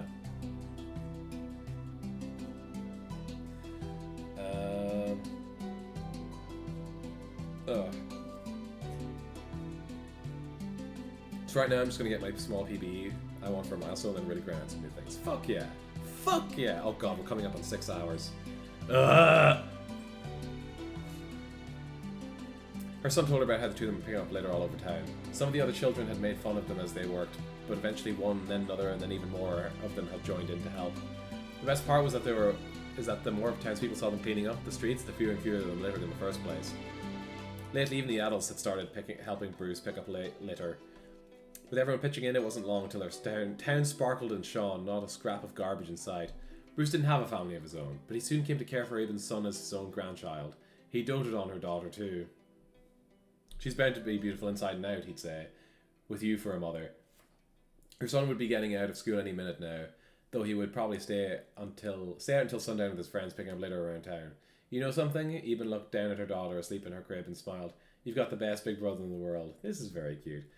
Cass Caccini, the Clock Tower Kid, were back on this. Upon arriving home from their honeymoon, Cass, the Clock Tower Kid, and Attilio, the pensive peer, had set down their suitcases in the foyer. They had visited a town called El Trando. It hadn't been their plan to use their honeymoon as an excuse to go, though once they discovered it on the map, they couldn't not. Unfortunately, though they searched the town high and low, they hadn't been able to find a boy who looked a street beat or a girl called Fighter. Before they'd been to the theatre, neither of them had ever heard of the Entrando meteor shower either. Maybe they're from the future, posited Attilio with a frown. It's possible we won't even be alive by the time they're born. I don't think so, said Kat, shaking her head. Haven't you noticed Street Beat's dance moves and the music player he used are coming into vogue? Or at least things that are near enough to be more than coincidence. We're getting close to finding them. I can feel it. It's just a matter of time. Before Taylor could respond, Cass's phone trilled. Oh, it's Cal, she answered, putting the phone to her ear. Turn on the news, he babbled without preamble. I have to call the others. And with that, he hung up. Attilio, lounging on the sofa, turned his head to face her. That was quick. He just said to turn on the news. Attilio hit the remote on the button. On the television, countless shooting stars streaked through the sky. Footage sent in from one of their viewers, according to the small text in the corner, while a reporter chatted away about the spectacle. That's right, the El Trando. It's not El Trando, gasped Cass. Street Beat wasn't talking about a place, but about this meteor shower, the one they named after the astronomer that predicted it. And remember, Street Beat went into the Balan Theatre the day after it was over. It says it's happening over a place called High. This book is really fucking cool whenever it's not about the game. How many pages we got left now? 7. If even. I'm sure it says it's happening over a place called Highland Isle. I'm sure the others will remember what he said about going into theatre after the El Trandos too. We have to go. Cass was right. Any of their friends from Balan Theatre watching this news would know to go straight to Highland Isle. The time difference between here and there was too great to risk calling to make sure. They might be too late if they left any later. They sprung out the door, grabbing their suitcases as they ran. On their connecting flight, they managed to meet up with Cal, the Checker King, Hayo, the Sky Gazer, and Fiona, the Sea Gazer. Just going to sleep right now, but I'm congratulating for reading you all this. You to go, no cat. Thank you so much. I know. I'm aware. Yeah. How much space do I have left on my hard drive? How quickly am I running out of room? 43 gigabytes left, baby. All right. Lucy met in the mansion, found them on the docks as they were getting ready to board the ferry to Highland Isle, flapping her hands in greeting as she ran over to join them. Yuri brand Bugsy. Yuri hopped down from the passenger seat of Jose's truck. He helped get her bag down from the luggage rack, then drove off to look for a space in the dock parking lot. The wind carried the sharp scent of the sea. Yuri breathed in and smelled something else mingled with the salt. It made her feel intense pangs of melancholy. She turned at the sound of footsteps and saw Jose jogging up to her. His wide eyes were fixed, not on her, but on something in the distance. When she followed his gaze, she gasped. There stood Checker King, Sky Gazer, Sea Gazer, and the man in the mansion. She dropped her bag and rushed over to them. Speechless, she flung her arms around each of them in turn, tears flowing freely down her cheeks. It'd been so long since she'd seen her friends. What, no hug for me? Never say no hug for me. That shit's weird. The beautiful stranger who had spoken was crying too. Wait, Yuri gasped as recognition began to flicker in her mind. I know you. My name's Cash, she said, smiling through the tears. But Attilio pensive every now and then. He starts to call me Clock Tower Kid. Bit weird. For a moment, Yuri could only gape at her. Clock Tower Kid had been younger than her in the theatre, but now she was all grown up. Yuri flung her arms around her in the tightest hug of them all. That's funny. Then they waited. So the news about El Trandos brought us this far, said Ice, the sentinel of the city, as they walked around that Highland Isle Central Park. But now that we're here, how are we going to find Street Beat and fight her? Easy, Santa the Watcher of the Woods pointed down the street where a troop of dancers were practicing. Keen eyes as ever, my friend. Wait, who's... Okay, yeah. Yeah, thank you for Dark Jester. Great bit. Fantastic bit. The best bits on my stream are usually Ryan.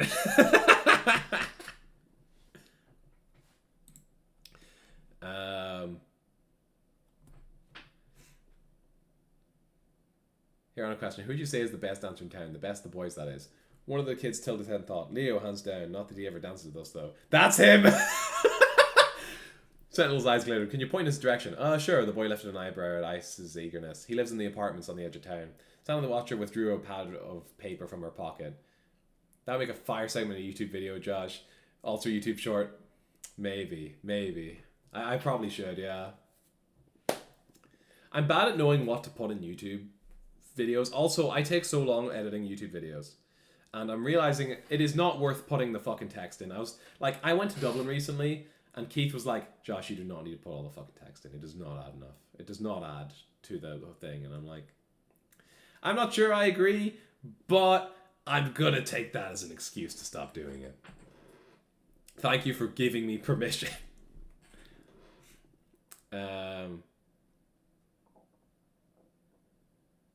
Santa, well, yeah, I don't suppose you could draw us a map. The boy sketched out quick instructions and ran off. Ice and Santa peered down at the paper. Okay, said Ice. If we head west, we should... He cut off as someone wrapped their arms around him from behind, startled. He looked behind him and saw a large woman, her face buried in his back, as he spoke excitedly in a foreign tongue. Sorry, do I know you? She looked up and recognized her tear-streaked face at once. Madam of the Mansion, Santa shouted in joy. Wait, which one's Santa? I don't fucking remember. Santa the Watcher of the Woods, okay. Oh, this is... Okay, this is Sentinel and Watcher separately from the rest of them? Okay. Sail until the end of the Balan book, but incredibly EP. Understandable. You should see in the original Dark Jester moment, honestly one of the best bits of all time. Oh, the ultimatum. Yeah, it's really good. Something with Pokemon Sleep. Understandable. How is Pokemon Sleep? What is that like? What do you do? It's just a sleep tracking app, but with Pokemon, right? Yeah, I think that's meant to be basically it. Anyway, yeah, enjoy EP. Stu, thanks for dropping by. Man of the Mansion, Santa Joe, enjoy. Behind Man of the Mansion, others were running towards them. Checkered King, Pensive Pirate, Scarecrow, Geyser, Sea Geyser, Bugsy, and a woman who'd flown her... And a woman who flung her arms tight around Santa when she reached them. Clock Tower Kid spotted Santa, is that you? Wordlessly, Clock Tower Kid nodded. Santa returned the embrace. For a few minutes, they were caught up on what happened after they'd all left the Balan Theatre. Sentinel Watcher, said Attilio, the Pensive Pirate, smiling at them.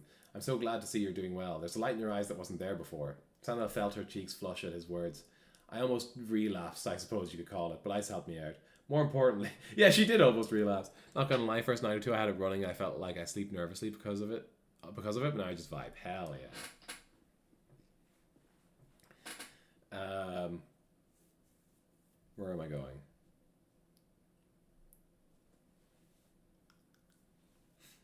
She showed them the paper with the map on it. We found out where Street Beat lives. Should we go say hi? Clock Tower Kid shook her head. Not yet. We need to make sure we aren't too early.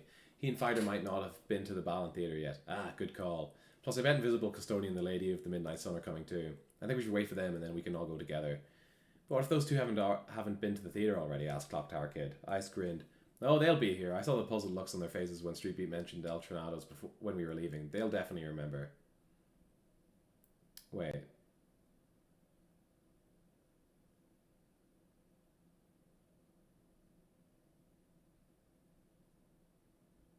Okay. Brightness bloomed on Clock Tower Kid's face. Then let's look for them first. There's no need, said Cal, shaking his head. Lex looked at the older man in shock. What are you talking about? They're our friends. Of course there's a need. No, I mean, look, said Cal, pointing down the street. They turned and saw invisible custodian and Lady of the Midnight Sun ambling along a nearby outlook. The breeze picked up, stirring their shared memories like leaves. It carried a fragrance vaguely reminiscent of Lance or Balan, or maybe both. The sun set. The 12 of them lingered in front of an apartment building. They watched as a young boy walked out, his hands in his pockets, his gaze lowered to the ground in front of him. It was Street Beat. And as he passed, he glanced up at them. But the sullen look on his face remained. He didn't recognise all of them. He must not have been to the theatre yet, Attilio whispered to Cass. 15 years I've waited to see him again, she said, wiping away tears. Oh my god!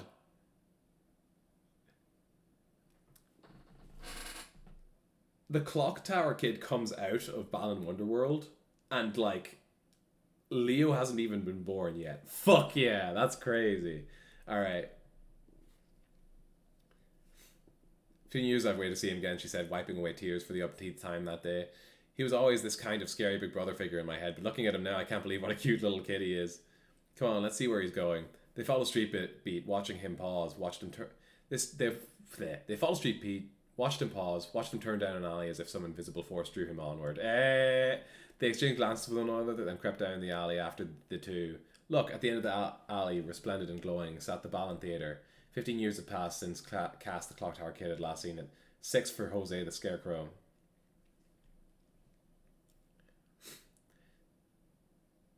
Stalking children? Hell yeah! Hell yeah! Street cast a glance up and down the alley, causing 12 of them to scurry back and hide in the shadows. When they dared peek out around the corner, they saw Street Beat walking into the Balan Theatre. 12 of them shouted a smile and waited in silence. They waited as they could see Fighter, who'd emerged first, watch Street Beat enter. They waited as Street Beat emerged, a brilliant smile lighting his face. They waited as he realised the others hadn't come out after him, as he called for his friends in a panic. Then they waited no longer. Aww. Balan Wonderworld? There are more pages. Wait, 200... Oh, okay. That's the last page.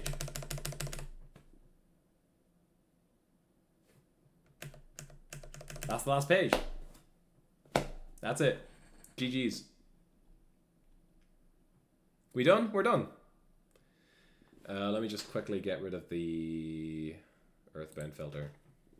Let's go! My god!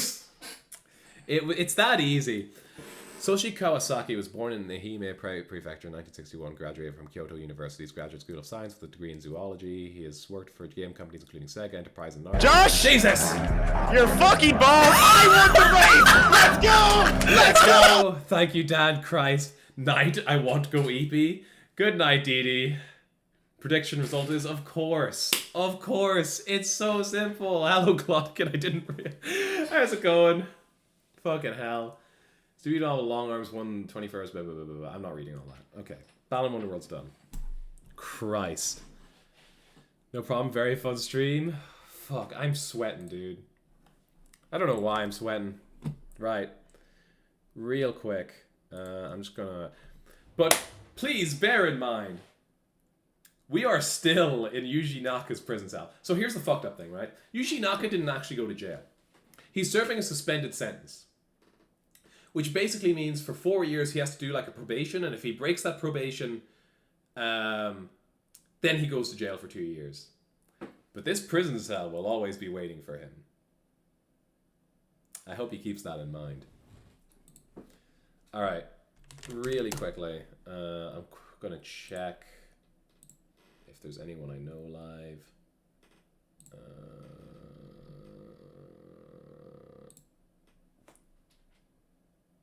Alright, I got 4 viewers. I don't think there's any point in me rating anyone. I'm just gonna go to bed. I don't think anyone I know is live anyway. There's... Lex is streaming Kingdom Hearts. I'm rating Lex. I'm rating Lex immediately. Alright. Give me a sec. Thank you all for dropping by. And sitting with me throughout this fucking... This. Oh, thank you so much, Dan. Take it easy. God. I'm going to bed. I'm also going to bed. But first I need to watch Lex play this shit. Because this is peak. I need you to understand. Lex playing Kingdom Hearts, that's peak. Alright, take it easy. Good night. I didn't want to jump off anyway.